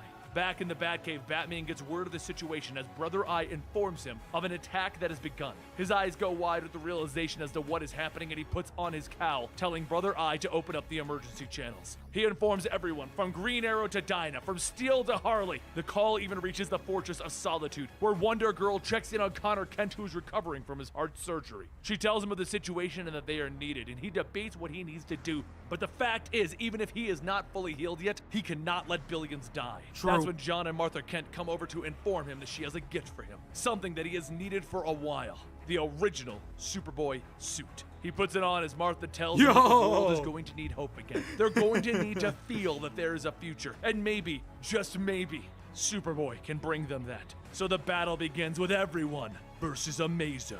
As Amazo continues to burn the city to the ground, the heroes are all teleported in. Green Arrow looks down at the skeletons that are burned so thoroughly that nothing remains but ash and bone. And up above them, Steel, Wonder Girl, and Superboy come flying in. And Batman, from his suit of armor, tells them to take on the target while everyone else evacs the city. Arrow turns to Batman. I can help with the robot. And Batman tells him, no, stay on evac. It's Harley who has to talk sense into them, telling them to stop arguing. We have to save people. Amazo opens up by backhanding Superboy across the face, as Starfire opens up with a blast of her energy. Cassie follows up with a punch across Amazo's face, as Steel slams her hammer onto the back of his head. They all jump on him, holding back his arms and his head, while Batman continues to scan for weaknesses. And the computer reports there is nothing. Amazo is perfect. With that, Amazo throws the heroes off of him, and then he throws Batman's suit into the ground. He rises again, prepared to burn everyone, and Green this guy Arrow is calls OP. out, I got this. He pulls back the bowstring and he fires a nuclear arrow at Amazo's head. Harley asks him, what was that? And he tells her, nuclear arrow. And she asks, that was on your back? But it's Dinah who snaps, that was in our house with our child? Ollie tries to defend himself, telling her, it was on a high shelf. But the safety of the children with a nuclear arrow doesn't matter as Amazo gets back up, blasting the space that Arrow and Dinah are on. Superboy comes rocketing and slamming into Amazo, sending him flying. And that's when we see Speedster Lightning as the Flash got Green Arrow and Dinah just I was about to say, where's Flash? Oh, yes. out of the way in time so that they weren't going to be murdered. That's right, the Flash is now ignoring the rules of no powers, and he got here like I was lightning. about to He say, then proceeds where's to get the Flash? people out of the I was crumbling about to. buildings. But back with Amazo, he tears the helmet off of Batman as he rips the arms off of the suit. But before he can murder the Dark Knight, a shield bounces off of his head, and there stands Wonder Woman in her battle armor. Superboy floats nearby as Batman gets up, and Wonder Woman tells them, we have work to do, as the new Trinity stands before Amazo. But while this is happening, back at Ra's al Ghul's castle, there are people who do not agree with Raz's culling tactics. He reports to everyone that they have succeeded in killing over 100,000 people already. And even with Batman's forces, there is no stopping this. Vixen hears that word, progress. But Damian stops her and tells her to come with him. During all of these adventures, there has been one individual that has taken up the name of the Bat. He decided that he was better for the job and that the Batman title should not be with Bruce Wayne any longer. Though he decided that Bruce's methods were child's play, he had his own plans for it. Plans that involved guns and killing anyone. This evil Batman just overheard Damian walking out, and with a red glow in his eyes, he looks to the door. In the hallway, Damian, Animal Man, and Vixen walk through as Vixen tells Damian that she will not stand by while genocide takes place. She stops to question herself. She was a hero who thought that Ra's was doing the right thing. She thought this was the answer. But Damian agrees. He thought this was the right answer as well. He turns to the group. We won't win blindly if we attack Solovar and Ra's, though. Animal Man agrees, telling the group that they need to be smarter, and that's when evil Batman pulls his guns out, pointing them at the group. There's nothing smart about this. Back on the battlefield, Black Adam brings the lightning down, shouting, Shazam! And Amazo isn't even phased as he takes a shot at Black Adam's mouth. Ray Palmer, Adam, comes running up to Batman's side asking, where do you want me? And so he reports in, Amazo has the powers of the entire Justice League, with no apparent weakness. Adam takes the hint, running in. So you want me to take a closer look? I got you. He shrinks down, jumping into Amazo's nasal cavity. As Amazo lifts Superboy into the sky, Adam reports back that whatever this brain is, it's beautiful. Batman asks what he's talking about, and Adam reports that there's no way on Earth anyone could have made this. He takes a closer look and sees a symbol, one with 3 dots, all connected. Is it Brainiac? Whoever made this repurposed alien technology, Yo! Batman. And that's when he realizes he isn't in the brain alone. There are nanites in here with him. He begins to run, trying to get away, and realizes he has one escape, to go smaller than he has ever gone before. But as he tries to, a nanite grabs him by the leg, cutting off his leg. Realizing that he can do nothing but listen to his friend die, He's gotta Batman transform. calls out, "Ray!" And back at Roz's castle, Vixen gets ready to fight the evil Batman as Animal Man morphs as well, preparing. But Damian stops everyone. "Don't be an idiot. You can't possibly support this. My grandfather is right about the world, but what he is doing is wrong and you know it. Innocent people are dying. Is that what you want?" "No, I only want the guilty to suffer." "Of course, because you're not a butthead. And you're not Batman. You're not afraid to do what needs to be done, and you are so much more than Batman is. Take off the damn mask. Help us. Jason, help us!" Yo! It was Jason! It was Jason, dude! No way! I did not expect that. I did not expect that. Oh my god. Back on the battlefield, Plastic Man is trying to wrap up Amazo while his son watches, and the rest of the team goes to check on Bruce Wayne. Harley informs the team that he is Batman, so he probably has bat breath or something that can carry an emergency electromagnetic pulse or something. They just have to get him out of here. Dinah tells Harley that Bruce wouldn't want to leave, and she quickly counters with, "Sure, once he's awake again, I'm sure we'll never hear the end of it. Look, you have a kid. Just take him and get out of here." Back in Gorilla City with Professor Ivo, the creator of the Amazo robot, there's a loud cracking noise on the floor, and out crawls a weird human Is it Clay? bug-like Clayface? hybrid. Animal Man tries to hush Professor Ivo, but behind him we see who is leading the charge as Vixen, Jason, and Damian all crawl out, with Jason commenting that a half-human, half-caterpillar hybrid crawling out of the floor probably wasn't going to get a calm response. They tell Professor Ivo that he is coming with them, and he snaps, telling them that he can't leave. "Roz is crazy. He sent pieces of my children to me. If you have me leave, you're putting them in danger." And Jason coldly tells him, "They aren't in danger because they're dead, Ivo. They fought us while being transported and they were killed. I'm sorry." Professor Ivo begins to break down, and Jason shouts at him, "Take control of your damn monster, now!" Ivo looks around, realizing the request, and he tells them, "I can't. If I could, Roz would already be dead. Amazo will only follow Roz's orders till he returns, and only listen to Roz himself. There must be something, Professor. There were bugs early on. I could slow him down, but with all of the heroes fallen, who's going to stand up against him?" And Damian realizes that it's time. "No, Professor. Not all of the heroes have fallen." He puts in a call to Kara Zor-El, Supergirl. He tells her the situation. He knows the heroes about have her, fallen, that's and he right. knows that they are worried about exposing her to the world, but they need her or everyone may die. She takes off her hoodie, revealing the symbol of hope, walking out of her room where the Amazons are waiting. They ask where she intends to go, and she tells them to help. But instead of stopping her, the response is simply, "It's about time." Back over in Delhi, Amazo is tearing through Plastic Man, and Wonder Woman is trying to just crack the outer layer of this robot. He turns, grabbing her by the wrist, pushing her down to the ground. "You haven't won yet, monster. There's always hope." Hope? And that's when he sees the secret weapon of Earth floating there. There she is. Hey! We pan back to see Booster Gold and Blue Beetle. Oh, what? Yeah, that's right. I'm talking to you. Wonder Woman looks over, knowing that this is bad. Oh no. Come and face the blue and the gold, big baddie. And in response, Amazo blasts Booster Gold, launching him through 4 buildings. As Blue Beetle morphs his arms into blades, he dodges the attack before lunging in, trying to pierce the hide of that robot. But as he gets closer, Amazo is suddenly lifted off of the ground at breakneck speeds. Supergirl is swooping and grabbing him as she reports There back she to is. Damian, who is talking in her ear. "Damian, I have Amazo. Push as fast as you can. Get him away from the civilians, Kara." But Kara doesn't respond because she is moving so quickly that she just exited orbit and slams Amazo into the moon. Damian reports to Kara that she has to keep him on the moon, and as he grabs her by the throat, he puts her in a headlock, prepared to snap the Kryptonian's neck. Ivo continues trying to type away, trying to exploit a weakness or two, something to give Kara a fighting chance. And that's when Anastasia walks into the basement, asking what everyone is doing there. She brings her guns out and tells everyone to back away or she's gonna shoot anyone who moves. And Ivo presses a button that turns on the weaknesses, and that's when the daughter of Batman shoots him in the head. At that moment on the moon, Blue Beetle blasts Amazo, freeing Kara, and then he asks if she's okay. But while she's looking at him confused, and he debates if she can even hear him in the black void of space, Amazo turns with one heck of a punch. Kara catches his fist and then stares at him in the eyes as she burns away at his flesh. It's at that moment that Damian is telling her that while he's still strong, Ivo gave him a weakness to heat, followed up by an ice blast as Damian says ice as well. And then Damian tells her pressure, so she winds up and grabs the frozen head of Amazo, ripping it off. With that, Amazo is finally defeated. Blue Beetle looks up with a smile on his face. Oh man, the world is a freaking Supergirl. Dude! W! Oh my god. That was a fat W chapter right there, man. That was a fat W chapter, dude. Oh my god. I'm telling you guys, these chapters just keep getting better and better the more time goes on. You know what I mean? Oh shit, we had a big delay on chat. Oh, that was a fat delay. Hold up.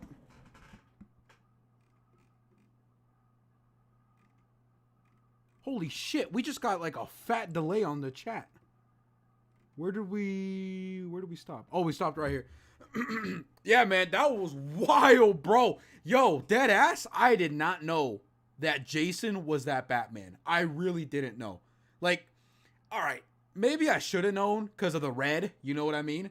But I always just thought he was Red Hood, you know? Like, I didn't know at one point in time he pretended to be Batman. Flashpoint Batman? Yeah, that's pretty much what he looked like. The evil Batman is Red Hood. Yes, yes, we have discovered that. Okay, chat, we got it. We got it.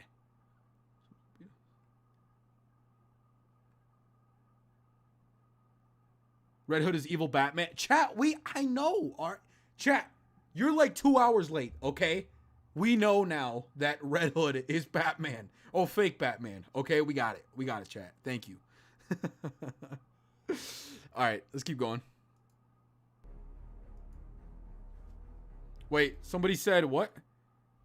Could you react to Deceased next? DC, but with zombies? We'll do it on a different stream. Oh, it's only an hour? It's only an hour? Deceased full story.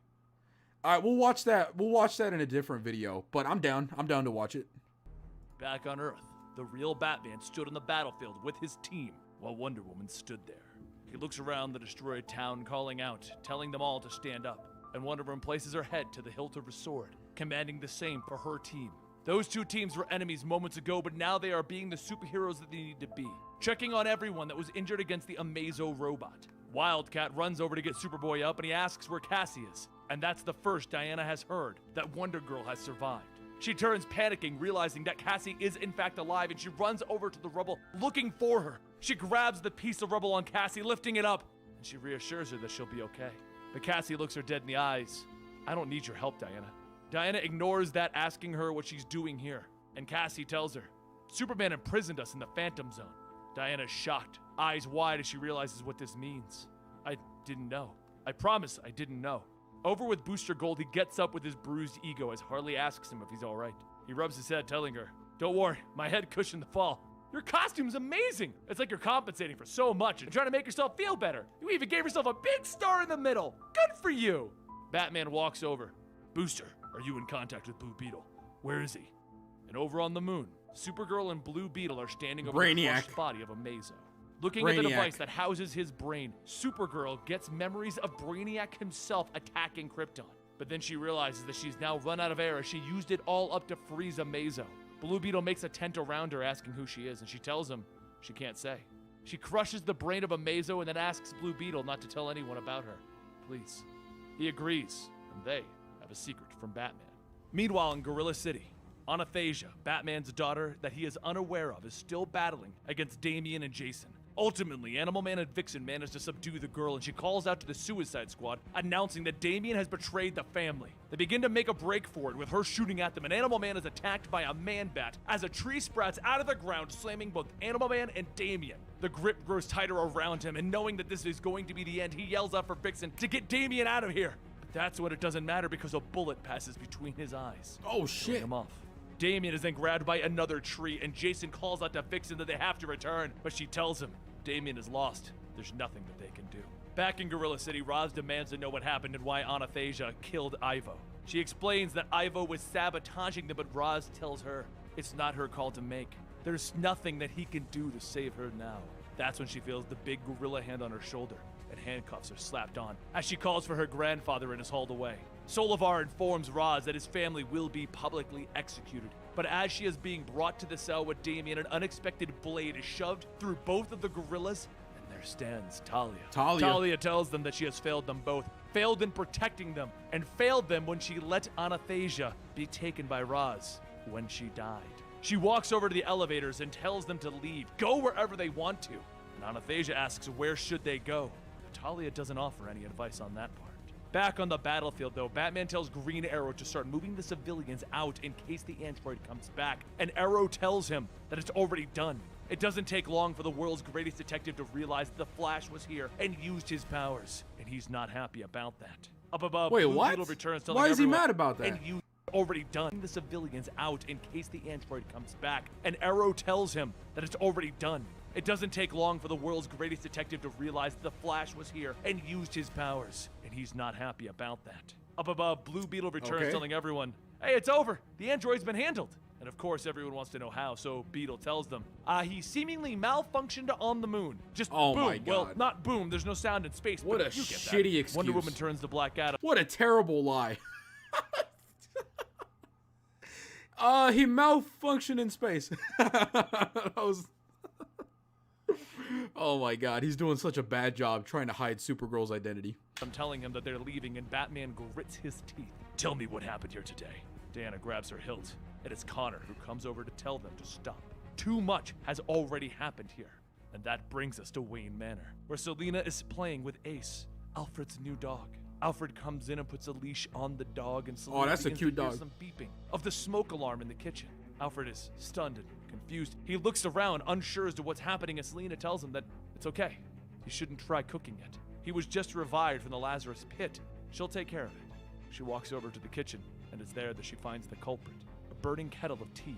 She calls out to Alfred, but the response isn't from him. Instead, it's a no and then a gunshot in Selina's stomach. Oh! Hearing this, Alfred walks over with the barking dog, and he walks into the kitchen, and it's there that he sees Anastasia with two pistols pointed at his head. While this is going on back at Wayne Enterprises, there's a meeting happening.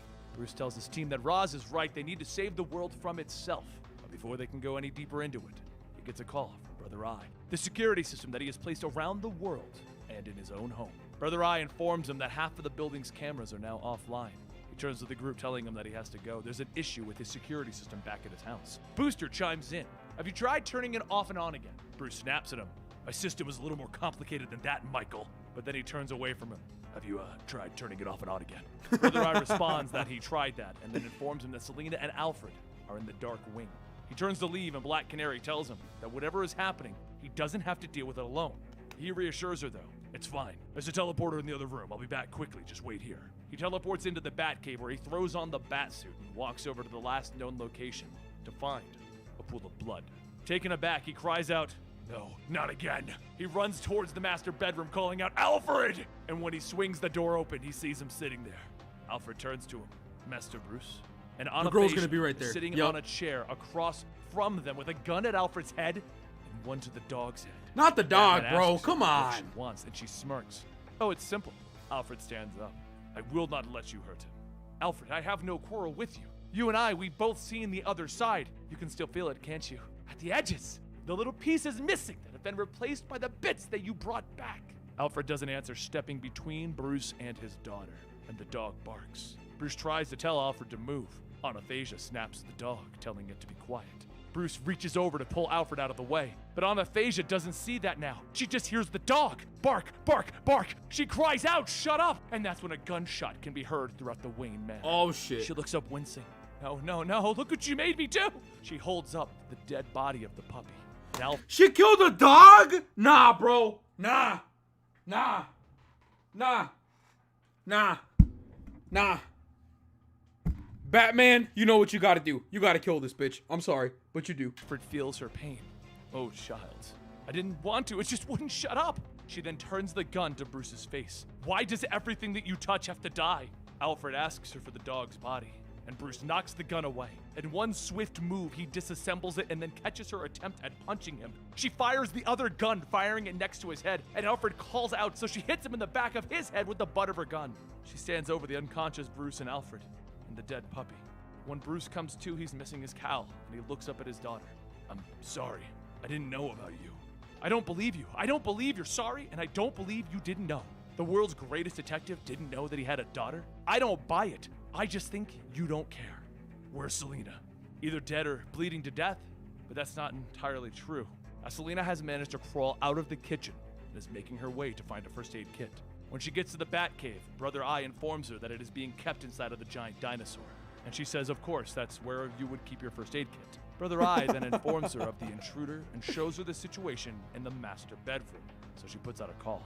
But back in the bedroom, I was born and you weren't there. I died and you weren't there.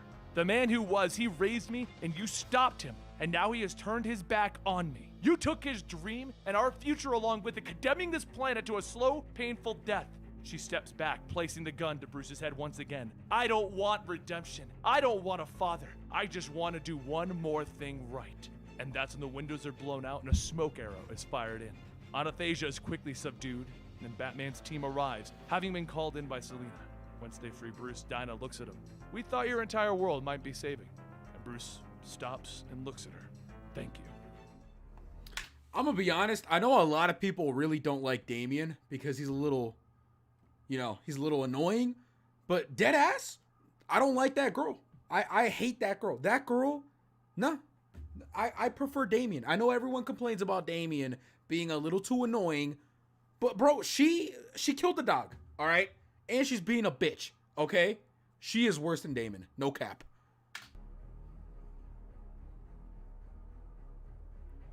But back in year 2 of the fight, Batman should have turned into John Wick, true. Oh my god. He also didn't know he had a son. True, man. Dude, why doesn't she just give Batman, like, a minute to explain what happened? You know? Like, come on, man. Like, Batman's been doing all these good things for, like, decades. She should at least let him have, like, 1 minute to explain what happened. You know what I mean? But nah, because she's a bitch, right? Something that changed everything.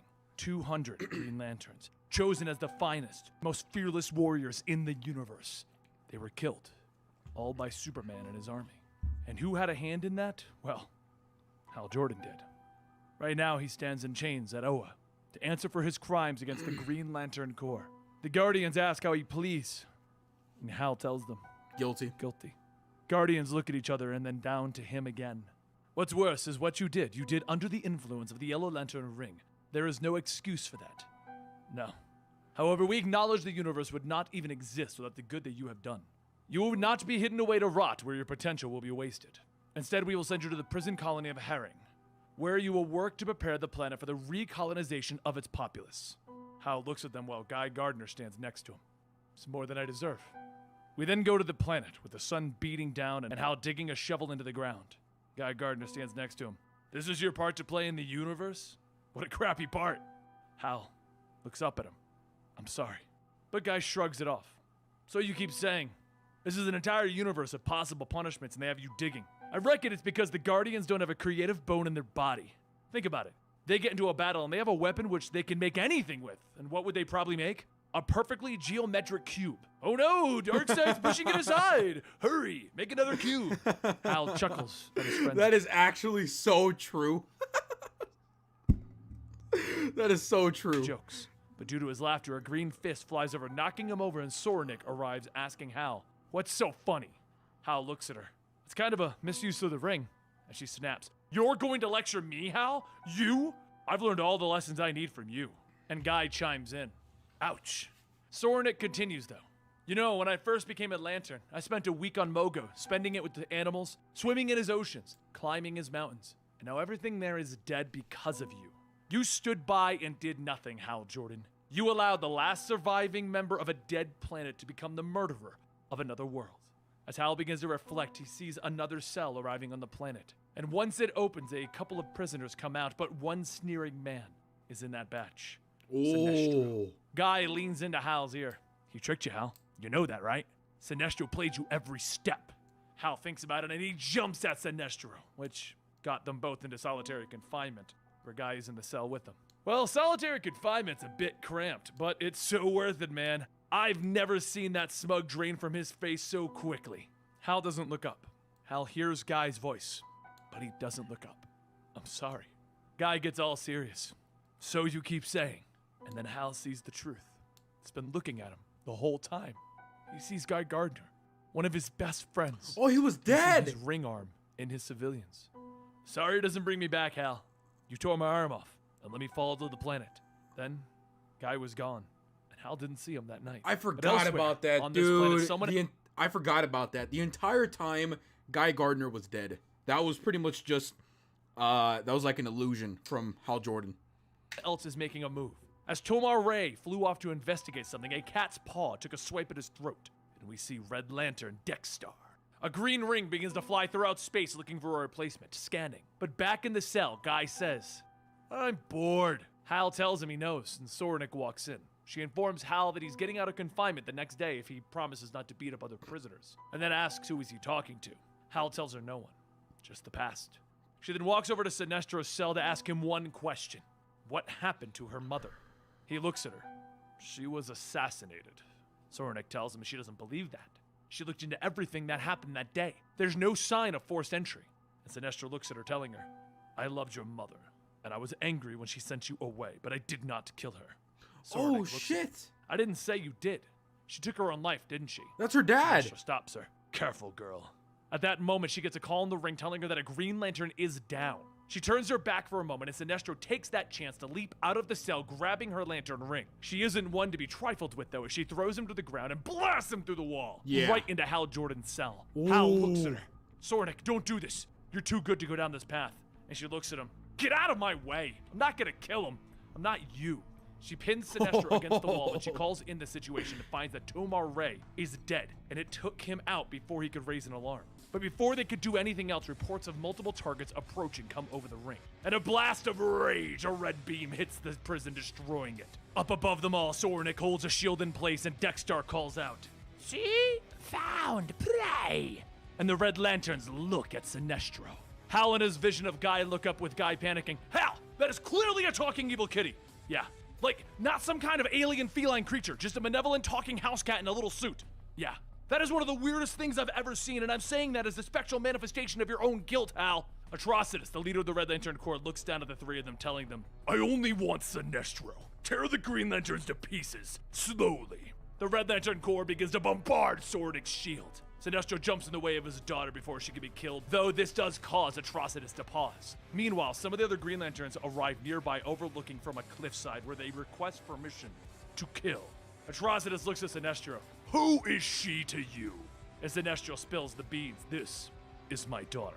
As the Red Lanterns try to figure that out, the Green Lantern on the cliff opens fire with a sniper shot at one of the Red Lanterns going through his head. An all-out fight breaks out with red constructs versus green constructs. But that isn't the important bit right now. The Red Lantern who died, his ring begins to roll across the dirt away from Hal and Sinestro. Oh, God. Sinestro noticed it, and so did Dead Guy. Hey, Hal, that is not a good thing! Sinestro jumps on the ring, trying to put it on his finger, but Hal leaps on his back, holding him up. That's when Sorenik fires a blast right between them, separating them, except the ring ended up on a hand. The glow of a Red Lantern forms around Hal, and we hear the words, Hal Jordan of Earth, you have great rage in your heart. You belong to the Red Lantern Corps.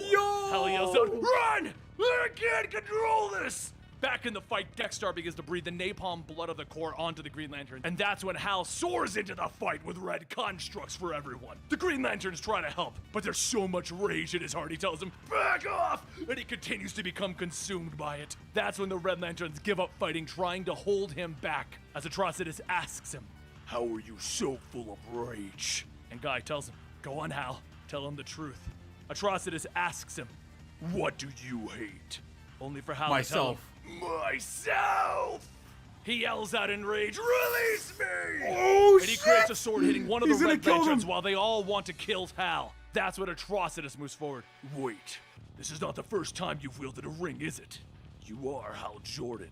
Your betrayal of the Guardians, the dead Green Lanterns in your shit, wake. he knows. News of your treachery and violence have spread across the galaxy. Guy looks at him. Oh yeah, congrats, Jordan. You're a big name in the intergalactic psychopath circles. Do we have to tear you to pieces, or will you join us, Jordan? Guy whispers in his ear. Just tell them what they want to hear. Don't be you. Blaze chimes in, telling him, fine, he's one of us. Let's catch those Green Lanterns and punish Sinestro. But Atrocitus looks at her. No, they're already there. It's time to think bigger. It's time to think of the fall of Oa. He takes all of the Red Lanterns, Hal included, to what seems to be a planet to recruit one more member for an assault on Oa. Everyone watches as the planet begins to change red and it becomes fueled by rage. Hal looks at the newest Red Lantern, Star, the Conqueror. God, It's Patrick from the Suicide Squad movie. looks at the newest Red Lantern. Oh, yeah. Starro, the Conqueror. Guy looks worried. Hal, that is Starro the Conqueror as a Red Lantern. Right, well, that's pretty much the single worst thing imaginable. Yo, that was wild, bro. That was wild. Yet again, another fantastic chapter. Oh my God, bro. Oh, I'm practically nutting all over this video, dude. It's so good. Bringing us to today, to the home of Jaime Reyes, where his parents knock at his door and he quickly loses his costume. His father, with coffee in hand, looks at him. You have friends at the door, and one of them's kind of orange. Jaime walks to the front door to find the Titans there. Starfire, Superboy, and Cassie, all in civilian clothes. Though Starfire is still kind of orange. She still kind of stands out. He slams the door behind himself and he steps outside. First of all, it's incredibly awesome the freaking Titans are on my doorstep. Second of all, the freaking Titans cannot show up on my doorstep. Starfire counters, telling Jaime that they are in their civilians. And Jaime points out the obvious, that doesn't hide the fact that you're an alien. He yells back to his parents that he's going out with friends, and they ask Jaime to please introduce them. Connor waves, telling them hello, his name is Connor, but Starfire once again doesn't quite get it, and she steps up to shake their hands. I'm Corey, Princess of Tamarin. Jaime rolls his eyes as they walk away, and they make their way to Cord Industries, current home of Booster Gold. Booster welcomes everyone and informs them that he has cold pizza in his fridge, to which Cassie asks, aren't you a billionaire now? And he turns back, yeah, you heard me right, I own the fridge. Everyone has a seat where Jaime then asks what's up, and Connor informs him that they want to expand the Titans. Jaime sits there pondering. I don't really know the community. I mean, I don't know who I could suggest. Steel seems kind of cool. Booster overhears this and walks over laughing. And Cassie looks at him with hope in her eyes. We'd like you to try it for the Titans. Jaime is speechless. A short while later, they all fly off, leaving him there to think about it. Booster and Skeets both laugh at Jaime for not understanding why they would seek him out. But before anyone can do anything, Skeets calls out, raise the defenses! And the top floor of Cord Industries explodes with the chug of the space motorcycle. Oh, Lobo himself rides up. He grabs Jaime in the Blue Beetle suit by the throat, and he lifts him off the ground and throws him over his shoulder. Booster gets up, dusts himself off, and he opens fire on Lobo, which honestly doesn't amuse the main man as he backhands Booster into the back of the room. He lights up a cigar, and he straps Blue Beetle to the front of his bike. Holy Skeets shit. tags the bike with a tracker, and Lobo rides off just as the rest of the building comes down on Booster. That's actually The kind of Titans didn't get badass. far enough, and they turn around and head back to see whoever survived. They pull Booster out of the rubble, and he tells them, Lobo took the kid. Once out in space, though, Jaime wakes up, and Lobo tells him, it's fine. The man who wanted you alive. Jaime realizes that he's strapped to a space bike, and he begins to power up. So Lobo sucker punches him again. Back on Earth, Booster then asks Skeets how the tracker is holding up. He informs him that it's working, but its range is not infinite. They need to hurry. So Booster puts his hands together. Okay, first, we need a ship. Cassie asks him, Don't you own $1 billion company? And Booster smiles. Oh yeah! Skeets, do I have a space program? But Connor has a better idea as the whole group moves off to the Hall of Justice where the Javelin is parked. With a little help from Skeets, the ship powers up and the alarms begin to blare as they take off into space. But with an alarm, there has to be somebody monitoring it, and Bruce Wayne is woken up nearby. He asks Brother Eye to show him the onboard camera, and he sees the face of Booster plastered to the seat as they exit orbit. Booster? Batman, are you here? Turn the ship around right now, Booster. Batman, we're chasing an alien who's causing problems. And then they hang up on Batman. And behind him is Selina, giggling to herself. You think this is funny? Absolutely. Stealing Batman's ride is funny. Now tell me, are you mad that they... Did Batman really just put the mask on for that? Oh man, I gotta love Batman, dude. You think this is funny? Absolutely. Stealing Batman's ride is funny. Now tell me, are you mad that they took it, or are you mad that they didn't invite you? None of it matters anyway. I'm badly injured, and I need you waiting on me hand and foot, preferably in nothing but your cape and cowl. Back in space, Lobo arrives holding the unconscious Jaime, presenting him to the client. Jaime wakes up, and the first thing he says is, that is a big chair. That's when we see the person that hired Lobo is Metron. And he wanted the bearer of the scarab because without his help, there will be no Earth. He explains that the great conqueror Starro has been bound by rage, and his spores will spread his hate across the universe, tearing the cosmos apart. It falls to the bearer of the scarab to stop him. Metron turns to Lobo. Lobo, I need you to keep Blue Beetle safe. Main man don't work without his pay. There will be pay if you succeed, plus a universe in which to spend it in. Jaime looks at Metron. I might be the wrong guy here. You are the bearer of the scarab. You are the only guy. The only guy that can stand up against Starro, the conqueror consumed by rage. His spores filled with hate. Every creature his stars touch will be infected. Starro's anger will become theirs, and they will tear themselves apart. But meanwhile, Hal Jordan is still consumed by his red ring, and he flies up with the Red Lantern Corps to attack Oa. His little Jiminy Cricket, Guy Gardner, the manifestation of his guilt as he killed Guy all the way back at the start of this, is talking to him. Hal, you're on your way to attack Oa, and Starro won't stop there. He's gonna move on to Earth. Carol, Hal, you have to save your ex. I know you're pissed off, man.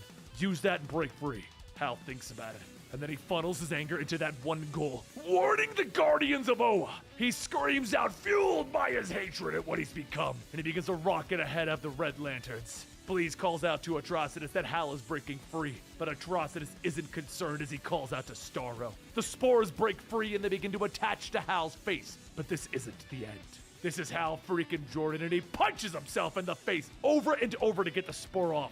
Then he eventually uses the red ring to blast himself, burning the spore off, and the manifestation of Guy chuckles. I know I'm not real, but I really liked watching you hit yourself. Back over with Sinestro and Soranik, his daughter. She asks why would Atrocitus want Sinestro. He explains that he clashed with him as a Green Lantern and then as a Yellow Lantern. He has experienced casualties. And now that he knows that Soranik is his daughter, he will target you to hurt me. She smirks, and he doesn't know you. Sinestro, with the serious face of a father who gives a damn, tells her, I would tear this universe apart to keep you safe. On the outside of Oa, Hal comes rocketing in blazing red, and Sade, one of the Guardians of the Universe, tells him to halt. Behind her, a large portion of the Corps is standing there, and she traps him in a willpower bubble. He screams out, you have to listen to me! And then he creates a Red Lantern sword to slice open the bubble, and he sucker punches Sade. The manifestation of Guy tells Hal that he needs a new plan. Punching them with rage is not going to convince the man. So Hal realizes he has one option, one way to get a clear head, one way to warn the galaxy, and he cuts his own finger off, severing his connection to the red. Guy looks at him. Yo. It's always amputation with you. And then he calls out, the Red Lanterns have taken! But it's too late, as the Red Lanterns have arrived and Sade realizes what's going on. They have taken Starro the Conqueror. The war between the Red and the Green Lanterns begins. Back on the ship, we have a few more people to get to. And as they get closer to Metron, Lobo crashes into their ship. Connor tells them to open up the bay doors. He'll resolve this. And he floats out into space, except this time, Lobo is prepared and he opens fire on Connor with a kryptonite bullet. This time, though, Cassie's there to block the shot with her bracers. Metron steps up. These people are not our enemies, Lobo. Inside of the ship, Booster asks, who's the Metron guy? Metron is a new god. He holds unparalleled knowledge and understanding of the ending of the universe. He is one of the most intelligent beings in the galaxy. Starfire stops Skeets. Really? Can you hear me out there? Logically, no, but the new gods do not listen to logic. So Starfire calls out, Great Metron, I understand that you are one of the greatest minds in the universe. Yes. Can you turn off the alarm? He waves his hand and it finally shuts off. Oh, thank God. Jaime looks at the Titans. You guys came for me. Connor floats over. What's going on? I'm apparently supposed to save the universe. So Metron explains the situation with Starro, the one with the red lanterns, and that the Scarab is the last being that will be able to defeat it. Cassie asks him if he'll be fighting in this war, but Metron informs them that he cannot interfere, but he can teleport them all directly there. Back on Oa, the Lanterns are in a full-on battle, with one of them calling out to Sade to call the other Guardians on the surface, get reinforcements, only to see Sade is controlled by a spore. Hal sees Sornik and he yells out, "Give me a ring!" But she refuses. And while this is raging on, the ship and Metron all teleport right outside of the battlefield. Without hesitation, Lobo, Connor, Cassie, and Starfire all rocket onto the battle. But Booster looks for Jaime and he finds him in the cargo bay hiding. I can't do this, Booster. Yeah, you can. Batman thinks, oh good, that guy. You know what? Batman claims to not have a superpower, but he has the power to fill his fellow heroes with crippling insecurities. Seriously, every Robin gets a pair of tights and an inferiority complex. Kid, look at me. We're going to win, because Ted Cord didn't die for no reason. Jaime looks up. If Ted Cord had lived, we wouldn't be here to save everything. And then Booster looks at Skeets and tells him, play back the important bits from the message that he left me. The hologram of Ted Cord appears before Jaime, and the last message he left to Booster Gold plays out. There's this kid, Jaime. He's special. You can see it. He's actually going to be the kind of hero that we always pretended we'd be one day.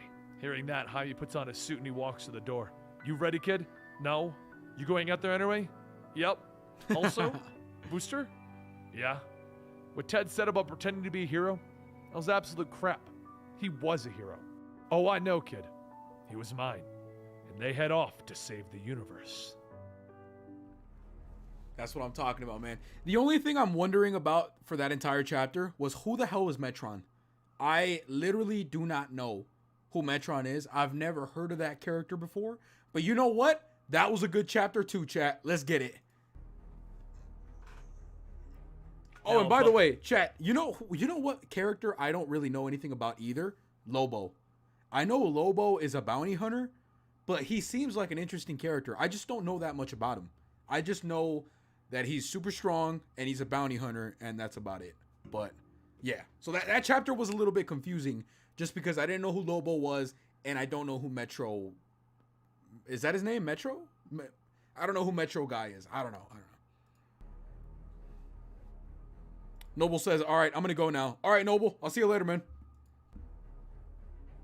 Now above the planet of Oa, Sade, one of the Guardians, stands with a Starro starfish on her face, looking down on the Green Lanterns. Badge tries to reason with her, but Sade isn't in control as a blast of Green Lantern's might burns away at the little squirrel Green Lantern. Atrocitus looks at the rings, looking for new hosts, telling himself, yes. And Blaze floats over with a worried look on her face as he is basking in the glory that is his victory.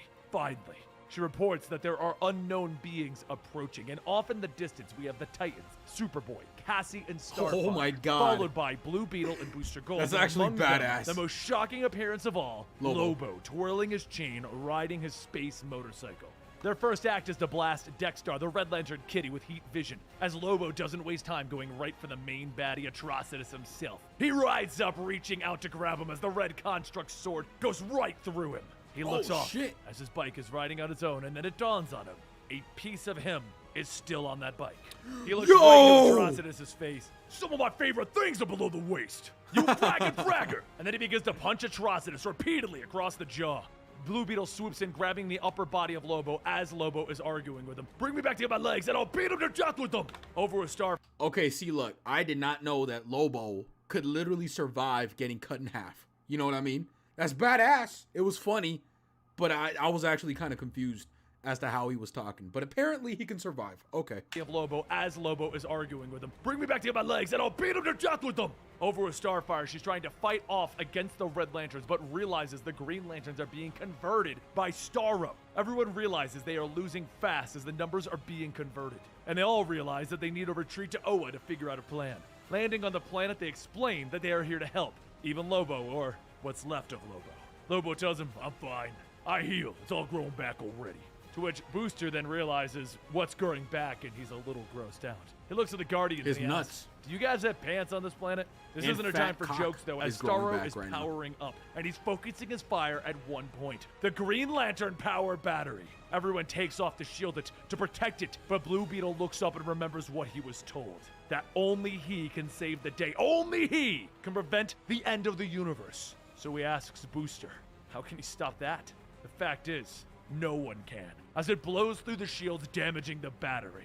Everyone begins to panic as the power battery has now been breached, and they all begin to try to focus their powers to contain it, to seal it, to do anything as it's leaking the power of willpower. Everyone gets ready for another shot from Starro, but Starro oddly begins to leave. Everyone's confused, but they realize he's considering the world conquered. As Hal Jordan steps up, he tells them, give me a ring. We aren't conquered yet. Of course, the Guardians tell him no because of his actions during year 2 of Injustice, when he sided with Superman, fought the Green Lanterns, became a Yellow Lantern, and killed hundreds of Green Lanterns. He snaps at them. Guardians, I'm not looking for another chance or redemption. I know I'm beyond that, but if I'm going to die, let me try to be useful. Let me get between death and those who deserve to live. So against their better judgment, Salak gives Hal a ring again. He suits up, telling everyone, Oh, "All right, yeah. let's get out there." But Oh, another Green yeah. Lantern tells him, you fight with us. Don't think for a second we're looking for a leader. Up in the science cell, Sinestro calls out, though, asking for a ring as well. Everyone says no, but Hal tells them that they could be killed while Salvation is sitting in a cell. Let's give him a ring. That's when Sinestro is powered back up as a Green Lantern.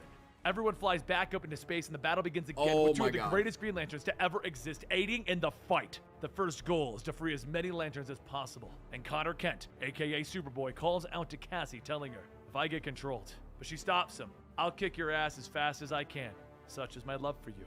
Back with Booster and Blue Beetle, Jaime is sitting there trying to figure out what Starro is doing. Jaime tells Booster that if Starro is fueled by hate, he hates Earth most of all, and therefore, he's going there.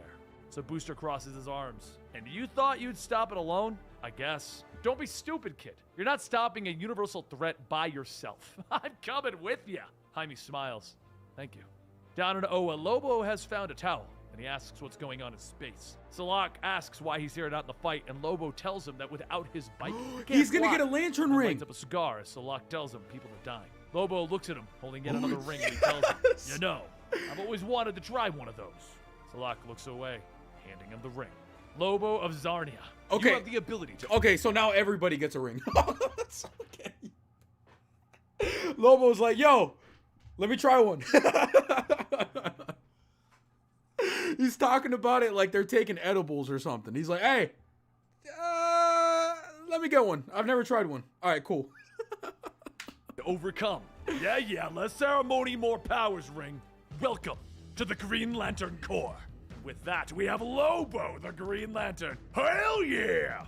Out in front of Oa, Atrocitus looks at a dying Green Lantern as he crushes his throat, simply stating, yes, my plans are working. I'm getting my revenge. The Guardians of the Galaxy are over there trying to protect the destruction of the Green Lantern power battery, as Dexter is spewing napalm on them. Out of nowhere, Lobo kicks the cat. Yeah. Atrocitus looks at Dude, spewing his suit napalm looks on them. Out of nowhere, badass. Oh my god, that looks dope. I like that. What does it say right there in his knuckles? Oh, sucker? It says sucker? where Lobo kicks the cat. Atrocitus looks at him. You kicked my cat. I'm powered by rage, and you kicked my cat. Lobo grins at him. You get powered by getting angry. Ha! Well, prepare to have more power than you know what to do with, you ugly red bistach. He begins to power up a long object behind his back, because the main man is an expert in pissing people off. The object begins to take form, and folks, let's just say it's something that I and DC Comics can't show or name. But Atrocitus looks at Lobo's very first construct. That. You dare attack Atrocitus with something so obscene. What and is then it? the construct goes right through the red shield with the full force of the main man. Damn straight I dare. Beware my power. Green Lanterns. The guild. Wait, what? He made a dick? Yo, chat. Oh, wait a minute. Was I missing something there? That he made a giant dick? Is that what that was? Oh my god, that's great. I gotta rewatch that. Hold up. This man just penetrated Atrocitus with a giant cock, dude. I know. Back because the main man is an expert in pissing people off. The object begins to take form, and folks, let's just say it's something that I and DC Comics can't show or name. But Atrocitus looks at Lobo's very first construct. That. You dare attack Atrocitus or something so obscene. And then the construct goes right through the red shield with the full force of the main man. Bro, Lobo just penetrated one of the strongest Red Lanterns with a fucking schlong construct from his ring. Goes right through the red shield with the full force of the main man. Damn straight I dare. Beware my power. Green Lanterns. The guilty manifestation of Guy Gardner that is still following Hal Jordan because he killed Guy and sees him as a guilty representation begins to laugh. Hal asks him, "They gave Lobo a ring?" Yeah. Yo, chat, imagine like a random spaceship or a random superhero that can fly in space, just flying around, you know, like the Guardians of the Galaxy, right? And then all of a sudden, you see a giant glowing cock. Just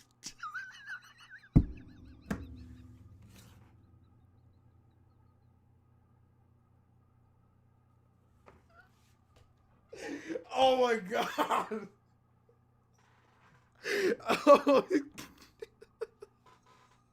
You see a giant schlong with LEDs fighting some other dude with LEDs. Oh my god, that'd be great. Yep, you just hit Atrocitus with a giant. Yep, sure, it was obscene and depraved, but it was effective. He keeps fighting. He's gonna need another Green Lantern to fly alongside him to create big censored signs. Hal and Sinestro get back to fighting, pulling the starfish off of the Green Lantern faces to free them. Hal is about to get blasted by Sade when Sinestro saves him, just confusing him, and the battle rages on. Back over with Booster and Jaime, though, they're blasting full speed to stop Starro. Booster asks him, "Jaime, this chase is admirable and all, but what's the plan when we catch up?"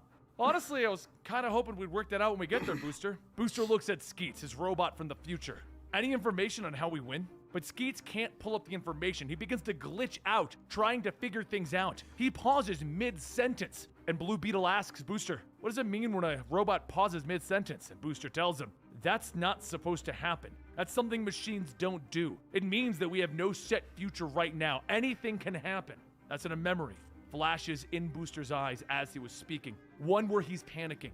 One where he's holding Jaime's hand. One where someone doesn't make it. Jaime goes, "Booster, you just stopped mid-sentence, you know, like machines aren't supposed to do." Booster looks at everyone and tells them all, "It's all fine. Let's go shape the future." Oh, is he gonna die? Oh my god, chat. Oh my god, that was the best chapter. Lobo is goated. Lobo is my favorite DC character now. Beware my power. Green Lantern schlong. Oh my god. Hey, what up, Ryan? Welcome to the stream, man. He says he gave him the PP, the giant glowing PP, the LED, the PP of hope that glows. Okay, let's move on. While most of the heroes off-world recoup from their latest battles, down on Earth there's another struggle about to unfold. In the prison facility on Stryker's Island, Athanasia Al Ghul sits in her cell as a guard tells her that she has a visitor today. Alfred walks up holding a tray of food, stating, "Hello, Miss Al Ghul." But before Alfred can even finish his sentence, his hand gives out and he drops the food all over the ground. He looks at his hand and she tells him that he didn't come back from the Lazarus pit, right, did he? Alfred tells her no, he hasn't been himself. He isn't capable to now. She asks, why is he here? And Alfred smiles, stating that he was here to offer her a nice meal. But he always wanted to just talk and get to know her better. Things like where she grew up and how old is she. She asks, why would he want to talk to her? And Alfred says that he's sorry.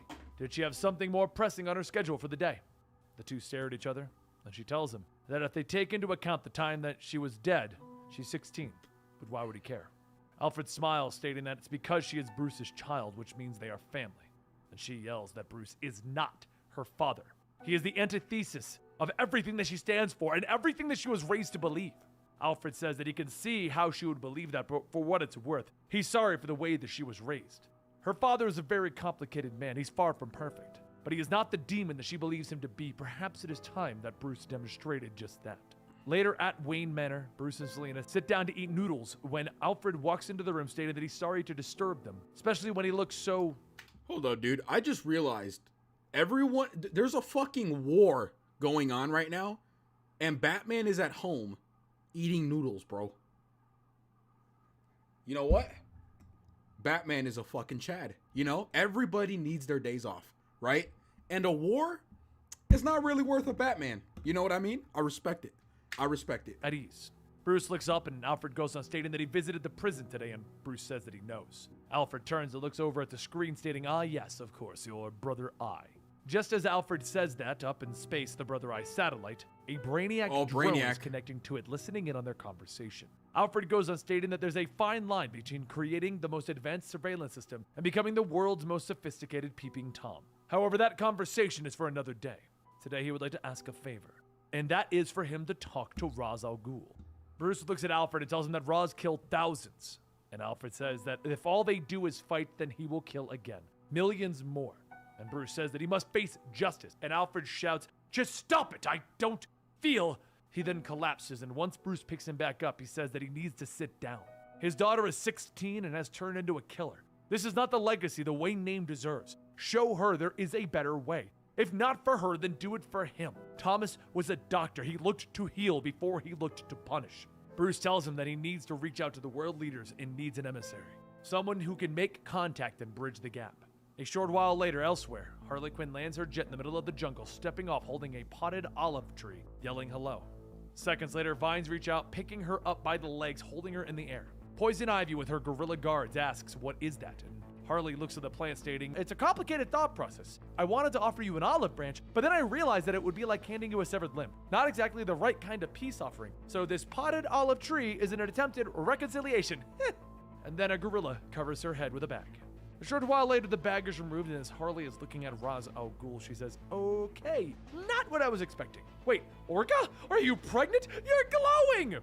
Orca blushes, stating that she didn't mean to glow, and Ra's looks at her and then back at Harley, asking, "Why are you here?" She tells him that she's here with a potted plant. All right, hold on. She's not even glowing, bro. You're glowing!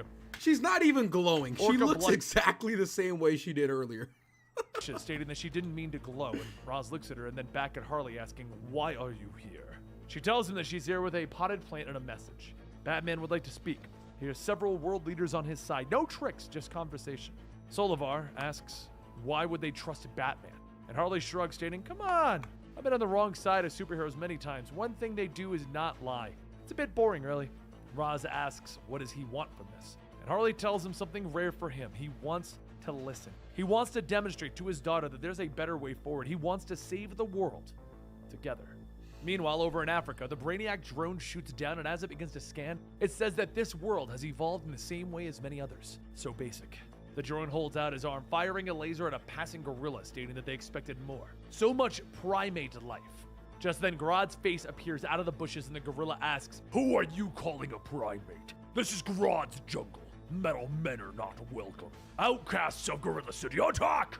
Over in Atlantis, the world's leaders begin to arrive, and as Arthur welcomes everyone, Jefferson tells Mara that he would like to thank Atlantis for hosting this. This is the only neutral ground that has worked for all of the nations and other parties. Mara asks why would they have been invited otherwise? Would they have planned this without including the representatives of 70% of the planet? A voice calls out, of course they would have. And everyone looks over at Ivy, who goes on stating that the leaders of this world have never cared for the planet. They would like to see it burned for their own greed. On the other side, Green Arrow says, "Right, positive start. So let's just take a seat." As everyone gathers around the table, Jefferson says that the United States would like to make a request before they begin. They have learned that Jackson Hyde has returned to the sea. He must stand trial for the attack on our government. We ask that you turn him over Atlantis. Mara, without any hesitation, tells him no. The surface world poisons our water. Millions of kilometers of ocean are becoming uninhabitable as your destruction continues. And Aquaman says that Jackson's actions were extreme and wrong, but Ra's radicalized Aqualad, and Atlantis will deal with him. Your request is denied. Jefferson asks, so there'll be no punishment then? For any crime? And Batman says, Jackson must be extradited to stand trial, as well as Ra's for the genocide that he committed. Ra's then begins to chime in. What, you have asked me here to be arrested? What a waste of time. As Roz begins to leave, Aquaman reaches out asking him to please put down his ego and stand down. They do not want war with Atlantis. The sea will swallow them. Solovar leans into Aquaman asking, "Who are you to speak for the Sea Pretender? The last king to sit at the Atlantean throne was no bastard human." Jefferson then begins to charge up his powers, and Harley asks him, "Water and electricity? Really?" Everyone begins arming themselves ready to fight, with That's Harley actually a asking, bad idea. "Red?" And Ivy tells her yes. With a snap of her finger, the sea leaves reach out, grabbing everyone, placing them in their seats. And Harley says, "Okay, everyone needs to calm the hell down. How are you all so bad at diplomacy? Give it 1 month. You all have giant brains. Even the gorillas is huge to accommodate. Just give yourselves 1 month of ceasefire. You won't be able to save the world in an hour-long meeting when everyone is all pissed off. Think of it like a global marriage counseling. Everyone here does have genuine grievances. So how about you put everything on the table? Have you asked Aqualad what he thinks? If he's willing to face judgment for his crimes, maybe we all can. Batman, Roz, Aqualad, all of them should face judgment." Roz looks at Harley stating, "You should as well." And Harley tells him, "I ain't denying that. But first, how about we talk for a month and stop squabbling?" Soon the leaves begin to pull back, and Harley kneels down in front of Solovar stating, "See? It's just like marriage counseling. I just made the Earth the children." Solovar says that he has no idea what she's talking about, and Harley asks, "Don't you have marriage counseling?" Solovar tells her that he's a gorilla, and Harley shrugs stating, "Decent argument." Back in the jungle, Grodd and his gorilla fight the Brainiac drones. But just before Grodd can finish the attack, the drone grabs him by the neck and flies off into the sky. The drone tells him, "Not so primitive. You can be useful, but something is holding you back." A wire shoots out of the drone's hand and into Grodd's forehead. And then Brainiac's voice asks, "Can you hear me with that special little mind of yours?" Grodd tells him yes, he can hear, and Brainiac tells him, "Good. My name is Brainiac, and we will be helping each other from now on." Later that night inside... Yo! That's how Brainiac and Grodd start working together, dude. Yo! That was great. That's in the game, right? Where Grodd and Brainiac are working together, but it doesn't tell us how they meet up. Apparently, that's how they meet up. Okay, cool. Inside the Gorilla City sewage system, the Suicide Squad makes their way into the tunnels looking for something. Man-Bat says, "Wow, these sewers smell worse than the human sewers." And Boomerang tells him that if he honestly believes that he's not spending enough time in human sewers. Katana asks Deadshot how far in, and Deadshot asks her, "How should I know?" And Katana asks, "Have you not been here before?" And Deadshot tells her, "Why would I have ever visited the sewers?" Man-Bat stops everyone, stating, "There, up ahead." And Boomerang then Wait a minute. This guy's name is actually Man-Bat. visited the sewers. Man-Bat stops everyone, stating, "There, up ahead." Oh my god. Boomerang then asks, "How do you know? Don't you have terrible eyesight?" Man-Bat tells him that he has echolocation. It's a frequency inaudible to human ears. And Boomerang then asks, "So you're like constantly silently screaming?" And Man-Bat tells him yes. And Katana tells him that she can relate. Deadshot then shouts, "Hey you!"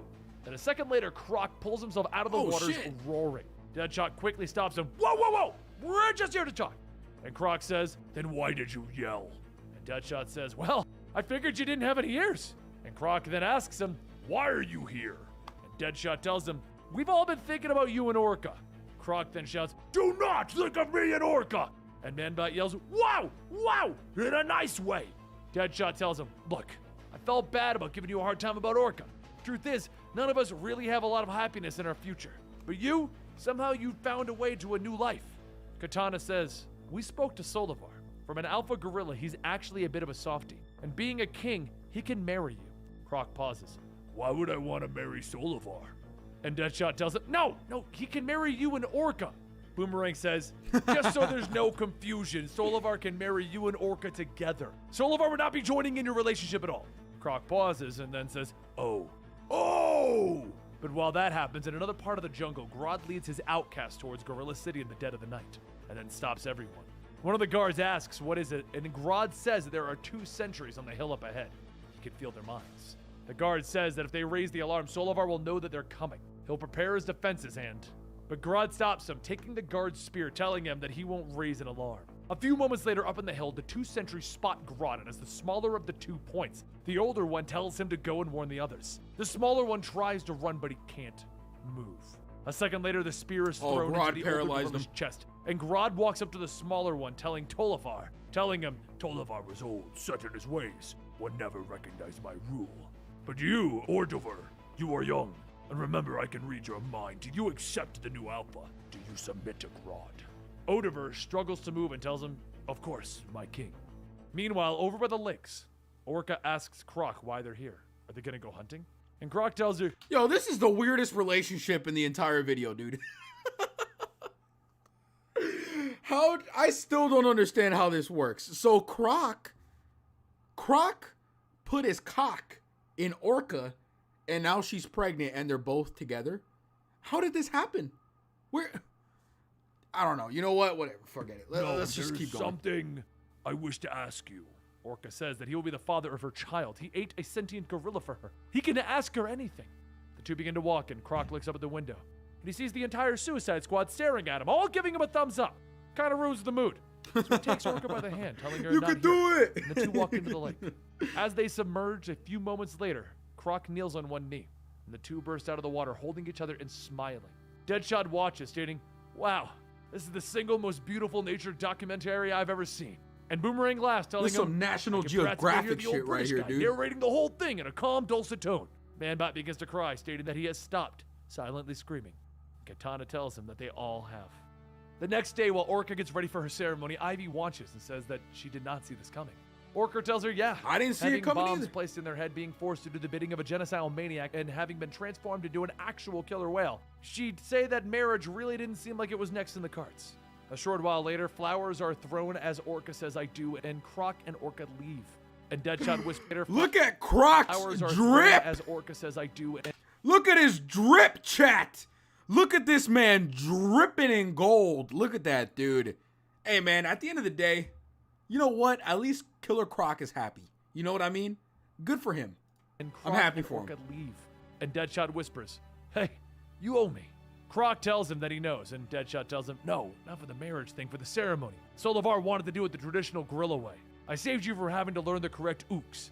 Croc laughs, telling him, you're not such a bad guy. And Deadshot tells him, actually, I'm the worst. One half-decent act doesn't change that. Now off you go, lovebirds. As the two begin to leave the compound, Orca and Croc see Roz standing there, and he looks at them. And he holds up the tablet, but the brain bomb switches. Croc growls, asking what is this, and Roz tells him that it's not what it looks like. I didn't mean to concern you with this. Orca shouts, you didn't mean to concern us with the device that will blow up our heads? And Roz tells them no. I don't know what the future holds, but the sliver of hope that I have is that we can find a better way of working alongside the detective to help better the world. I thought he was But gonna kill him. humanity's greed has always ruined hope in the past. My grandchildren are gone. My daughter has fled. I swore I'd make a better world for them, and I have failed. It would be hypocritical and soulless of me to ignore the new life that you are bringing into this world. That is why, when the war comes, I will give you the choice if you want to fight. You have a child, a new species. Your existence will not be threatened by me. Oh, is he gonna Roz disable taps the pictures of Orca and Croc. Deactivate. In a second Yeah, later, yeah, the yeah. words deactivated appear on the screen. And Orca asks him, just like that? You enslaved me, enslaved the man that I love? I've lived in constant fear of the threat that you pose to me and the child within me? You think that I'm gonna be grateful for your benevolence? We're apex predators. You think that our happy ending is walking away from the prey that turned us into this? As Orca and Croc step forward, Roz holds out his arm, stating, no, stay back, no! Croc roars, and a second later, Yo! Roz's arm holding the tablet falls to the ground. Roz begins to scream, but Orca places her finger on his lips, telling him, shh. And as Croc wipes the blood from his mouth, he says, you've been resurrected so many times. Your flesh tastes rotten, but I will put up with a bit of decay to eat your miserable. And a voice calls out, there is no need for that. Grodd and his outcast surface from the water, and as Grodd picks up the tablet, he says, I will finish up here. Orca turns, getting ready to fight, but Grodd tells her, He's gonna kill him. leave, now. And Croc says, what will happen to him? And Grodd tells him, it doesn't matter, you're not a part of this anymore. There's nothing left here for your family. Try and fight me and you will be dead within seconds. A few moments pass of awkward silence, and Grodd says, you haven't left. And Croc asks him, what about the rest of the squad? Grodd tells him, they will die. And Croc tells Orca, I'm sorry, but I ain't gonna let that happen. Croc begins to open up his mouth, and Orca shouts for him to wait. And then Orca says, the Suicide Squad could be useful to you, Grodd. You have a means of controlling them now. Don't waste that resource. Grodd says, That's a good how point. pragmatic. You're right, of course. Your friends will be mine, and they will live. There is no better outcome. Croc growls, stating, suppose not. Orca holds up Roz by the face, telling him, this is it. He's bleeding. His sick dream is dying all around him. And our child will grow up in a world without him. Orca gives Roz to Grodd and then takes Croc by the hand, stating, Oh, this shit. is their happy ending. In the middle of the day, there's a rumble that shakes the White House, Dude. knocking out its staff. Dude, okay, so now we know how Grodd takes control of the Suicide Squad. That's also something that we didn't know about in the game. That's something they didn't explain. But dude, that was a good chapter too, man. That was a good chapter. I gotta go. Good night. All right, bro. I'll see you later, man.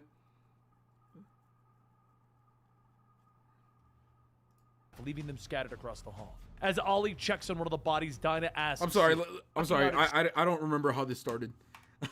I stopped paying attention for like 5 seconds. I'm gonna go back. Is their happy ending.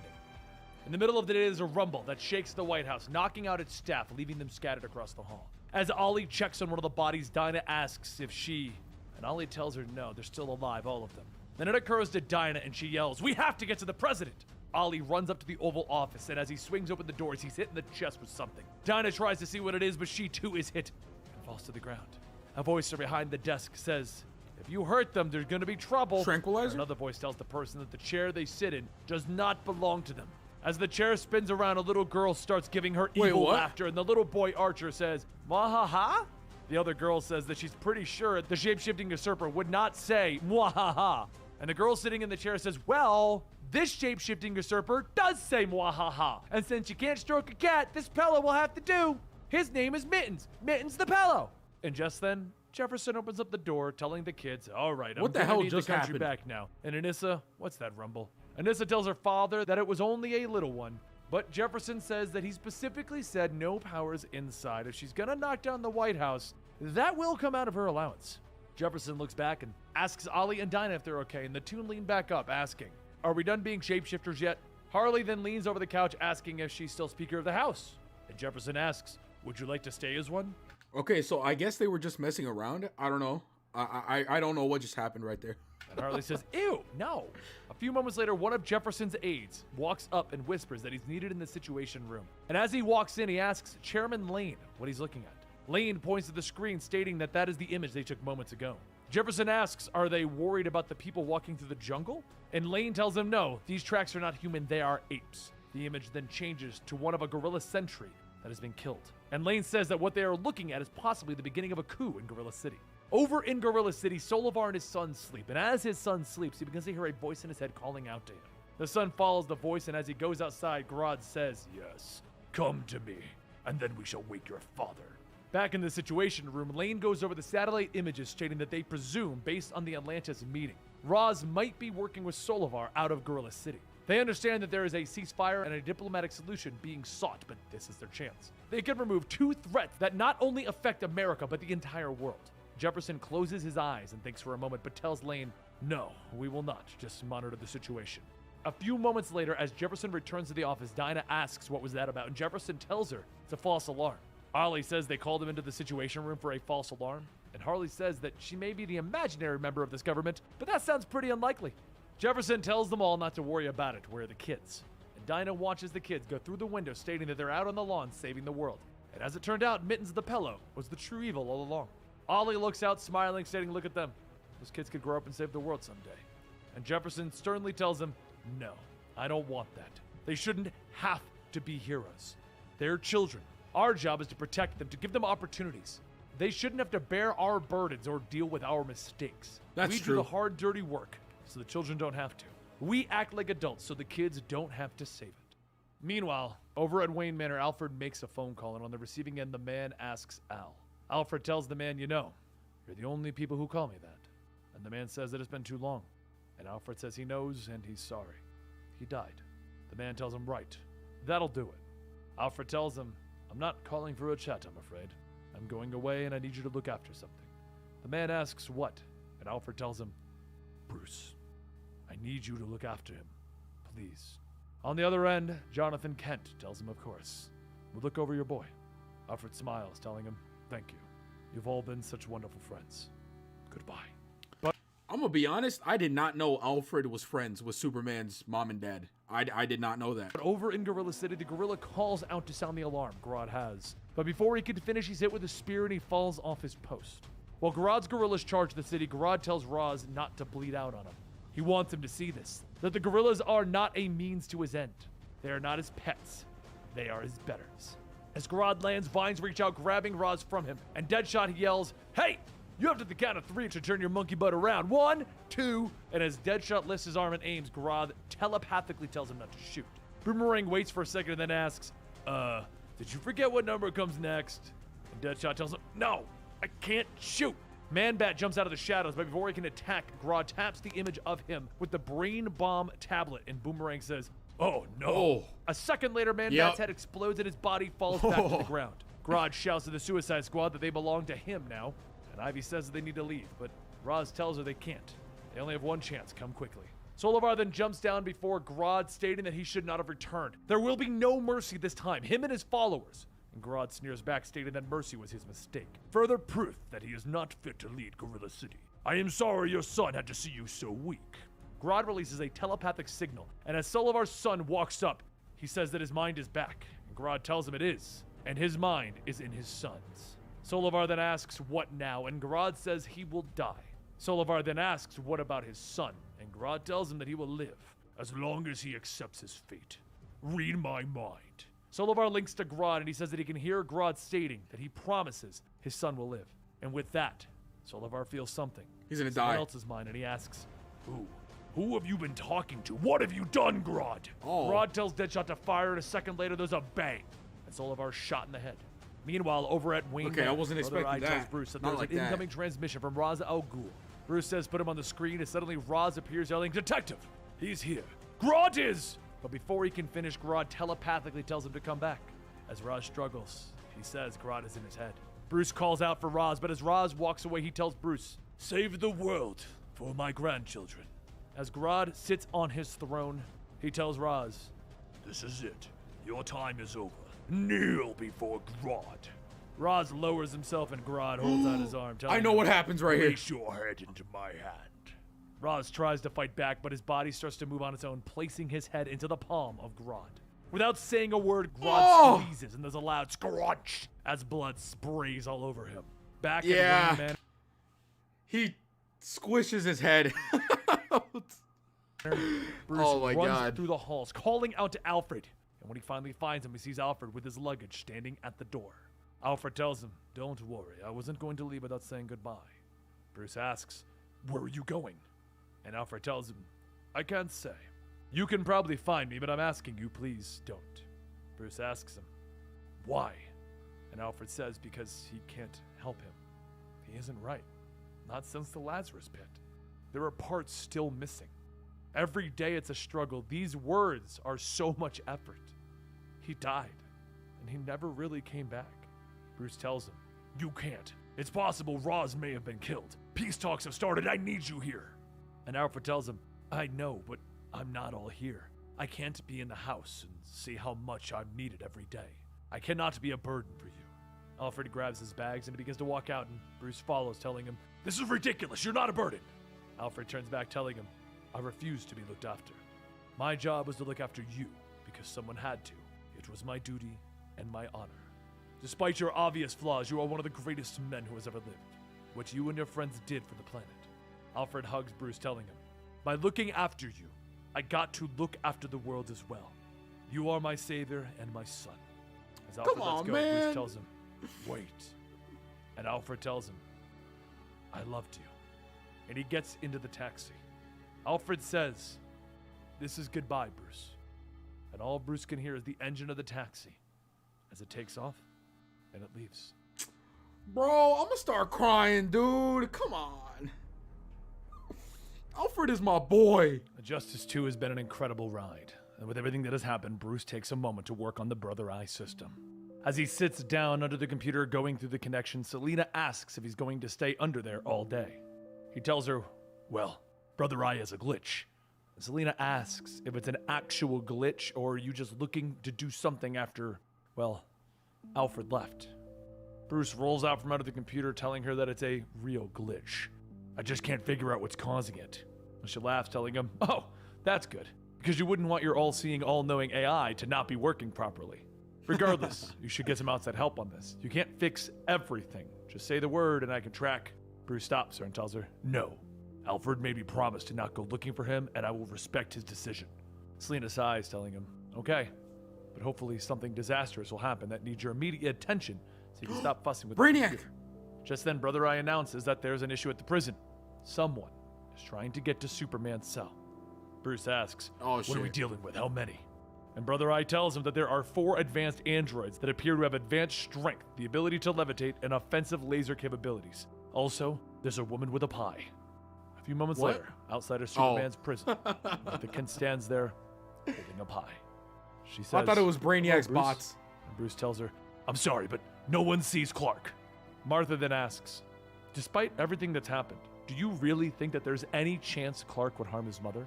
Bruce tells her, no, but you still can't. She walks past him, telling him, I don't really care how many supervillains you've stood in the way of. You will not stand in my way. You don't get to control everything, young man. As Martha continues to walk, Selena heads inside with Martha, asking if there's any way that she can teach her how to talk to him like that. And while the two of them leave, Jonathan Kent leans out of the window of his truck as the 4 Eradicators set it down, stating, don't feel bad. There's no stopping her. Sometimes the immovable object meets the unstoppable force, and the immovable object has some sense and takes a little step to the side. Bruce asks, you're not going to go inside with her? And Jonathan tells him, no. Bruce says, I understand. But Jonathan reaches over to the passenger side, opening the door, telling him, I doubt it. Get in. Bruce tells him, I'm sorry, but there's other things that require my... Jonathan looks back at Bruce and he tells him, get in the damn car. We're gonna get a drink.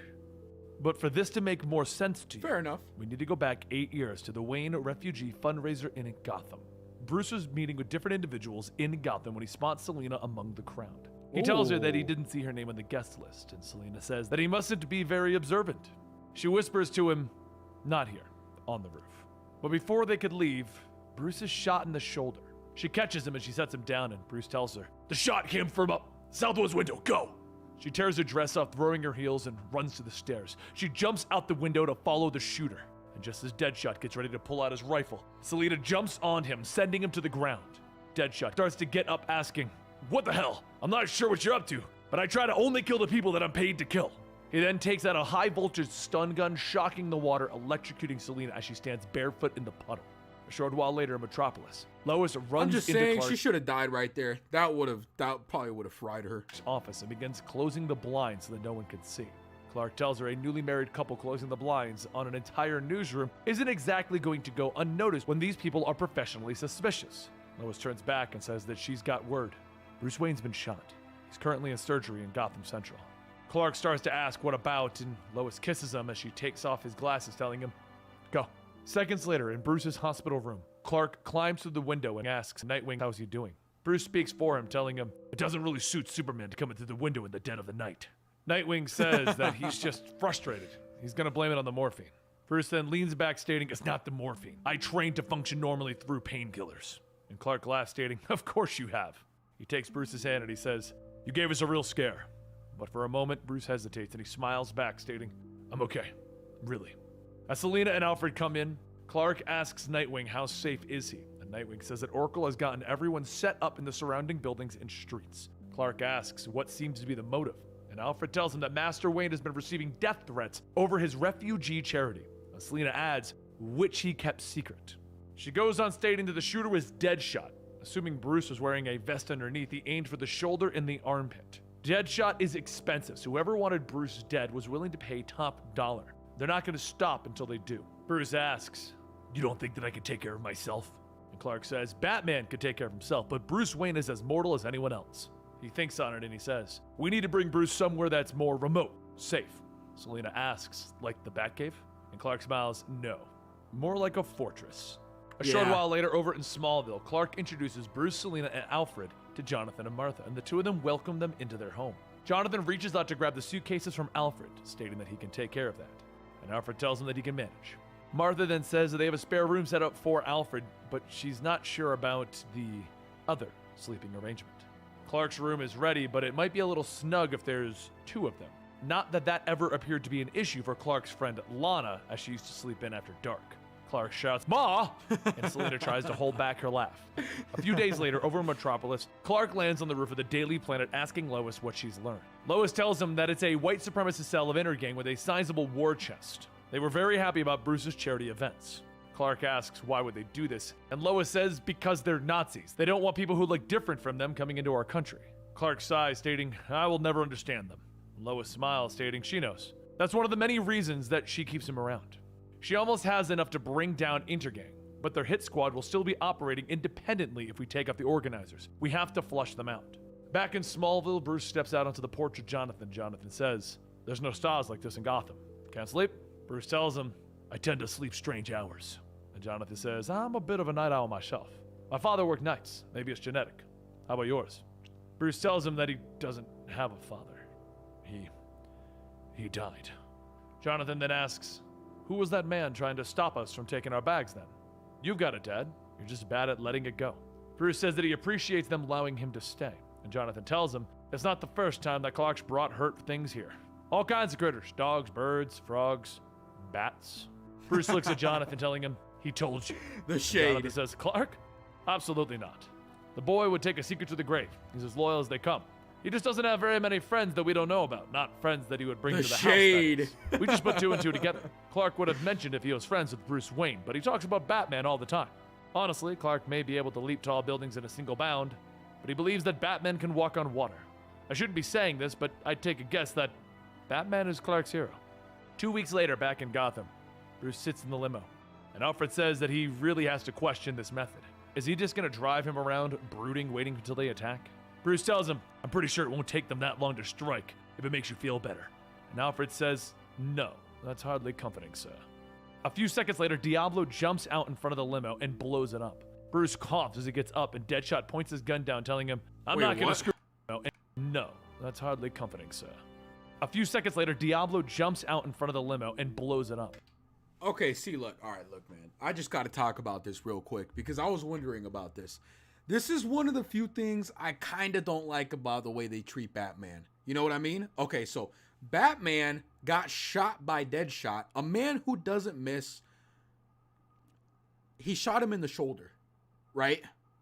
Come on, bro. Look. All right, let's just be real for a minute, all right? I love Batman to death, okay? Deadshot would have just fucking shot him in the throat or the face. You know what I mean? Like, he would have fucked up Batman in that scene right there. Because you just would have... Batman didn't see the bullet coming, right? He didn't see the shot coming in. So Batman would have for sure died right there. And now we have Diablo blowing up a whole ass car that Batman was in. I'm sorry, but I gotta call bullshit. You know, Batman would have died in both situations. But you know what? At least Batman is alive, and I'm happy about that. Bruce coughs as he gets up, and Deadshot points his gun down, telling him, I'm not going to screw it up from here. Just then there's a loud bang, and Batman appears behind them, telling Deadshot that he's right where he wanted him. Wait, what? There's a quiet tink as the bullet. Batman. Excuse me? What? Hold on, wait a minute. I might be wrong. What just happened? Lobo jumps out in front of the limo and blows it up. Bruce coughs as he gets up, and Deadshot points his gun down, telling him, I'm not going to screw it up from here. Just then there's a loud bang, and Batman appears behind them, telling Deadshot that he's right where he wanted him. There's a quiet tink as the bullet falls, and Deadshot looks back at Bruce, asking, what the? I thought it was going to be Elastic Man. Shirt revealing an S, and the two heroes Oh, nice. A little while later, on top of the Daily Planet, Clark says that... Okay, never mind. Batman would have lived a car explosion. In that situation, never mind. Batman would have lived because Batman was not Batman. It was actually Superman. Okay, never mind. I take it back. Chat. I'm sorry. Okay? It was my fault. I don't know anything. Waller personally took the group into custody. And Lois says that that's it then.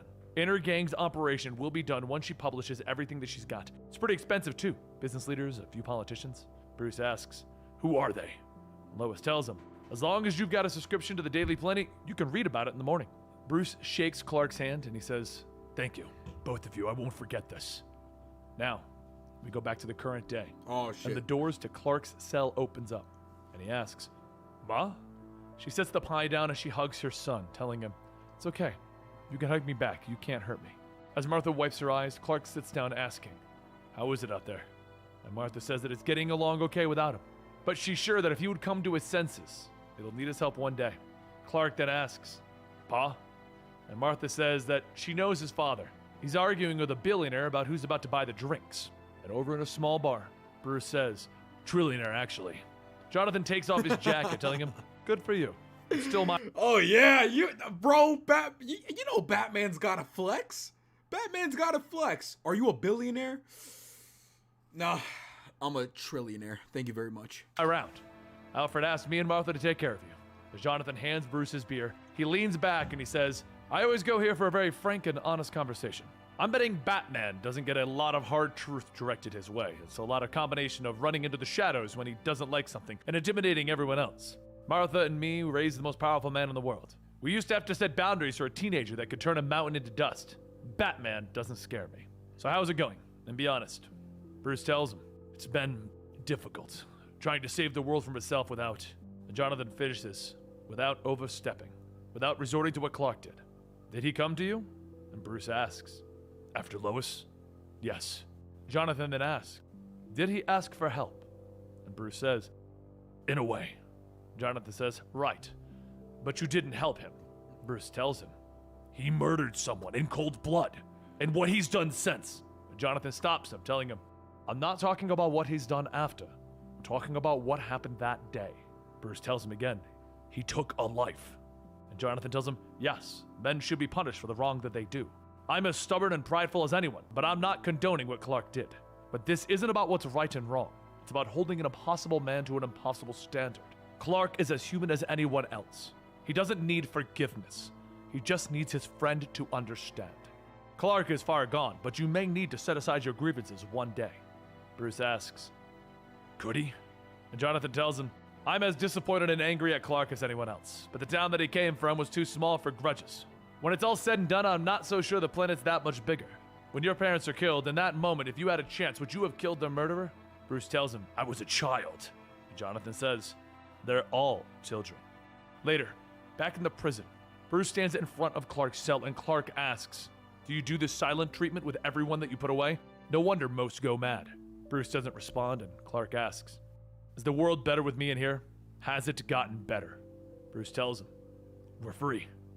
And then Clark says, "Has that freedom come with less death, less war, less conflict?" And Bruce doesn't answer, and Clark says, "I'll take that as a no." After a few moments, Bruce takes off his mask, and he tells him, "I don't think I ever said, I'm sorry, about Lois." Clark stares for a moment, and then he grits his teeth, telling him, "Don't." But Bruce goes on, "I'm sorry that I wasn't there. I should have been better. I can't say for certain that the world is better with you in there, but I do know that it would have been a better place if Lois was a part of it." And with that, Bruce puts on the mask, and he leaves. You have stayed your mighty... Damn, bro. Fuck, man. That was a pretty emotional ending right there, dude. That was a pretty emotional ending right there. That was such a good video, dude. That honestly, those 3 hours went by like they were nothing. You know what I mean? Those 3 hours just disappeared for me because the story and the way this man put that entire story together was so good, so smooth. I loved it. I loved it. That is a fat W of a video right there. I recommend you guys go watch. At least go like the video. You know what I mean? Out of respect for the man. Because he worked on a fucking 3 hour long video. Jesus Christ. Oh my God, chat. But, dude, I loved the Injustice 1 video that we watched. Injustice 2, in my opinion, was way better. Way better. The storyline in those comics was wild, dude. It was wild. It was. I told you about this, right? I was talking about this. Every single chapter, I was like, okay, this is good. This is good. This is good. Holy shit, this is better. Oh my God, it just got better. Holy crap, it just got better, right? That was pretty much what I was doing the entire video. That was pretty great, man. Oh my God, that was great.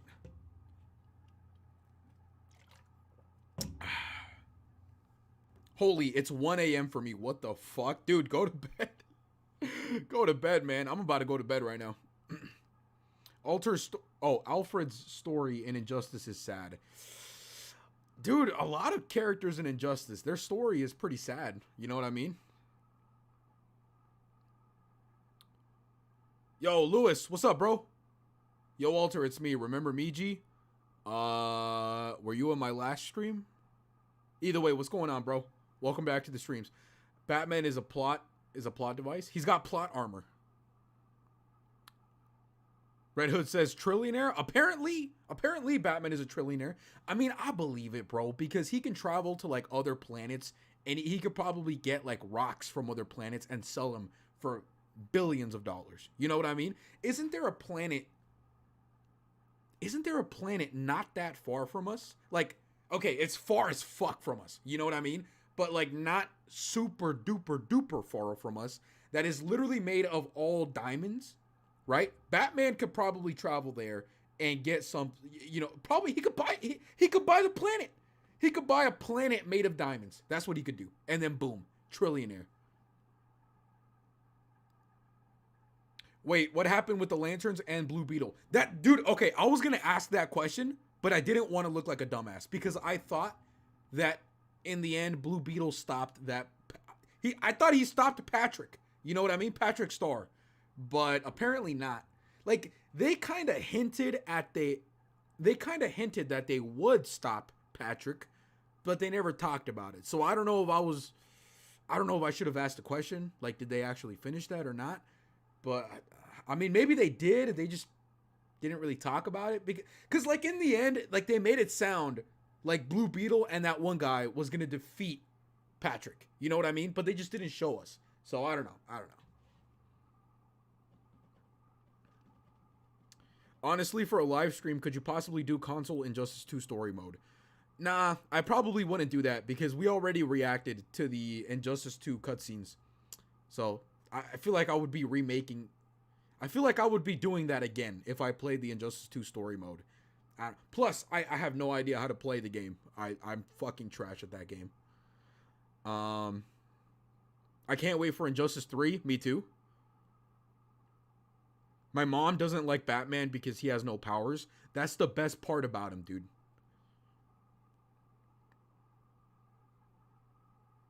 True, but I wanted to see it, and then they switched to Batman. Yeah, I don't know what to tell you, man. Maybe they defeated him off screen or something. I don't know. I haven't really read any comic books, not really, or watched any videos.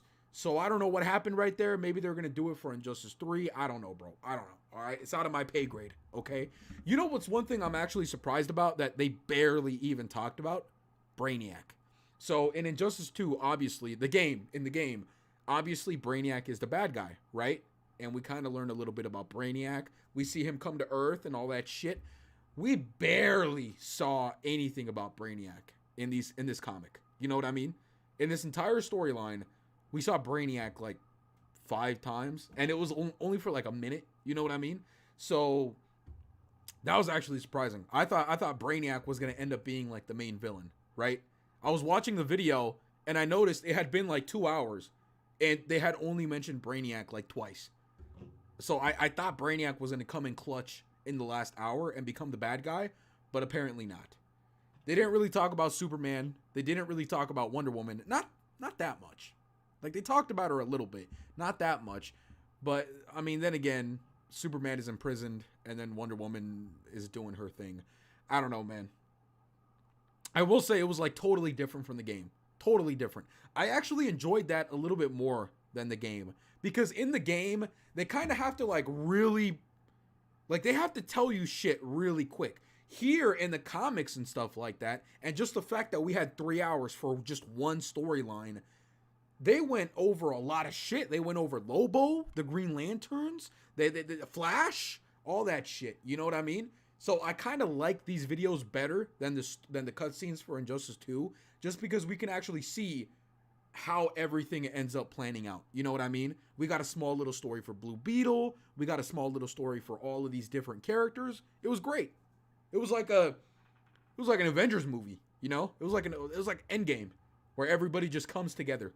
And then the Injustice 2 console story mode is like a mini movie where it just kind of gives you a little bit of detail as to how everybody comes together. But I don't know, man. Literally no one. Lobo makes a pee-pee with a Green Lantern ring. Chat, bro. Lobo might be my top 5 favorite characters now. This man got a Green Lantern, okay? First of all, let's talk about the way he got the Green Lantern. He literally just said, hey, I've never had one before. Can I try it? That's how he got the Green Lantern. And then the first thing he makes with the Green Lantern ring is a giant schlong. You know what I mean? Top 5 character. Top 5 character for sure, dude. No questions asked. Do you think the Batman Who Laughs will make a great supervillain for Injustice 3? That's a different storyline. You know what I mean? That's a whole different storyline. I don't think that would be a good idea. Yeah, there's a lot more here than there ever was in the game. Yeah, well, obviously we just have more time right here. And then the comic books. The comic books just explain everything, you know? Like, if you really want a super in-depth of anything in the superhero world, the comic books are the way. They just show everything. But yeah, chat, with that being said, boys, thank you to everybody that came to the stream. That was a fun stream, dude. I love doing these videos. Though I like learning about the comic book stuff. I just don't really have time to read that shit. I'm a terrible fucking reader. I'm horrible. Dude, I can barely read one page. I just get way too unfocused. You know what I mean? So watching these videos, I enjoy it because I can learn about stuff and not have to read. And on top of that, the graphics and the voice of the guy who does all of this is fucking a fat W. Okay? It is a fat W the way this man does those videos. Big W. So, yeah, boys. I'll see you guys later. Stay safe and stay clean. Thank you very much for coming to the streams. I appreciate it. I really, really do. All right? And I'll see you guys tomorrow. All right? Peace.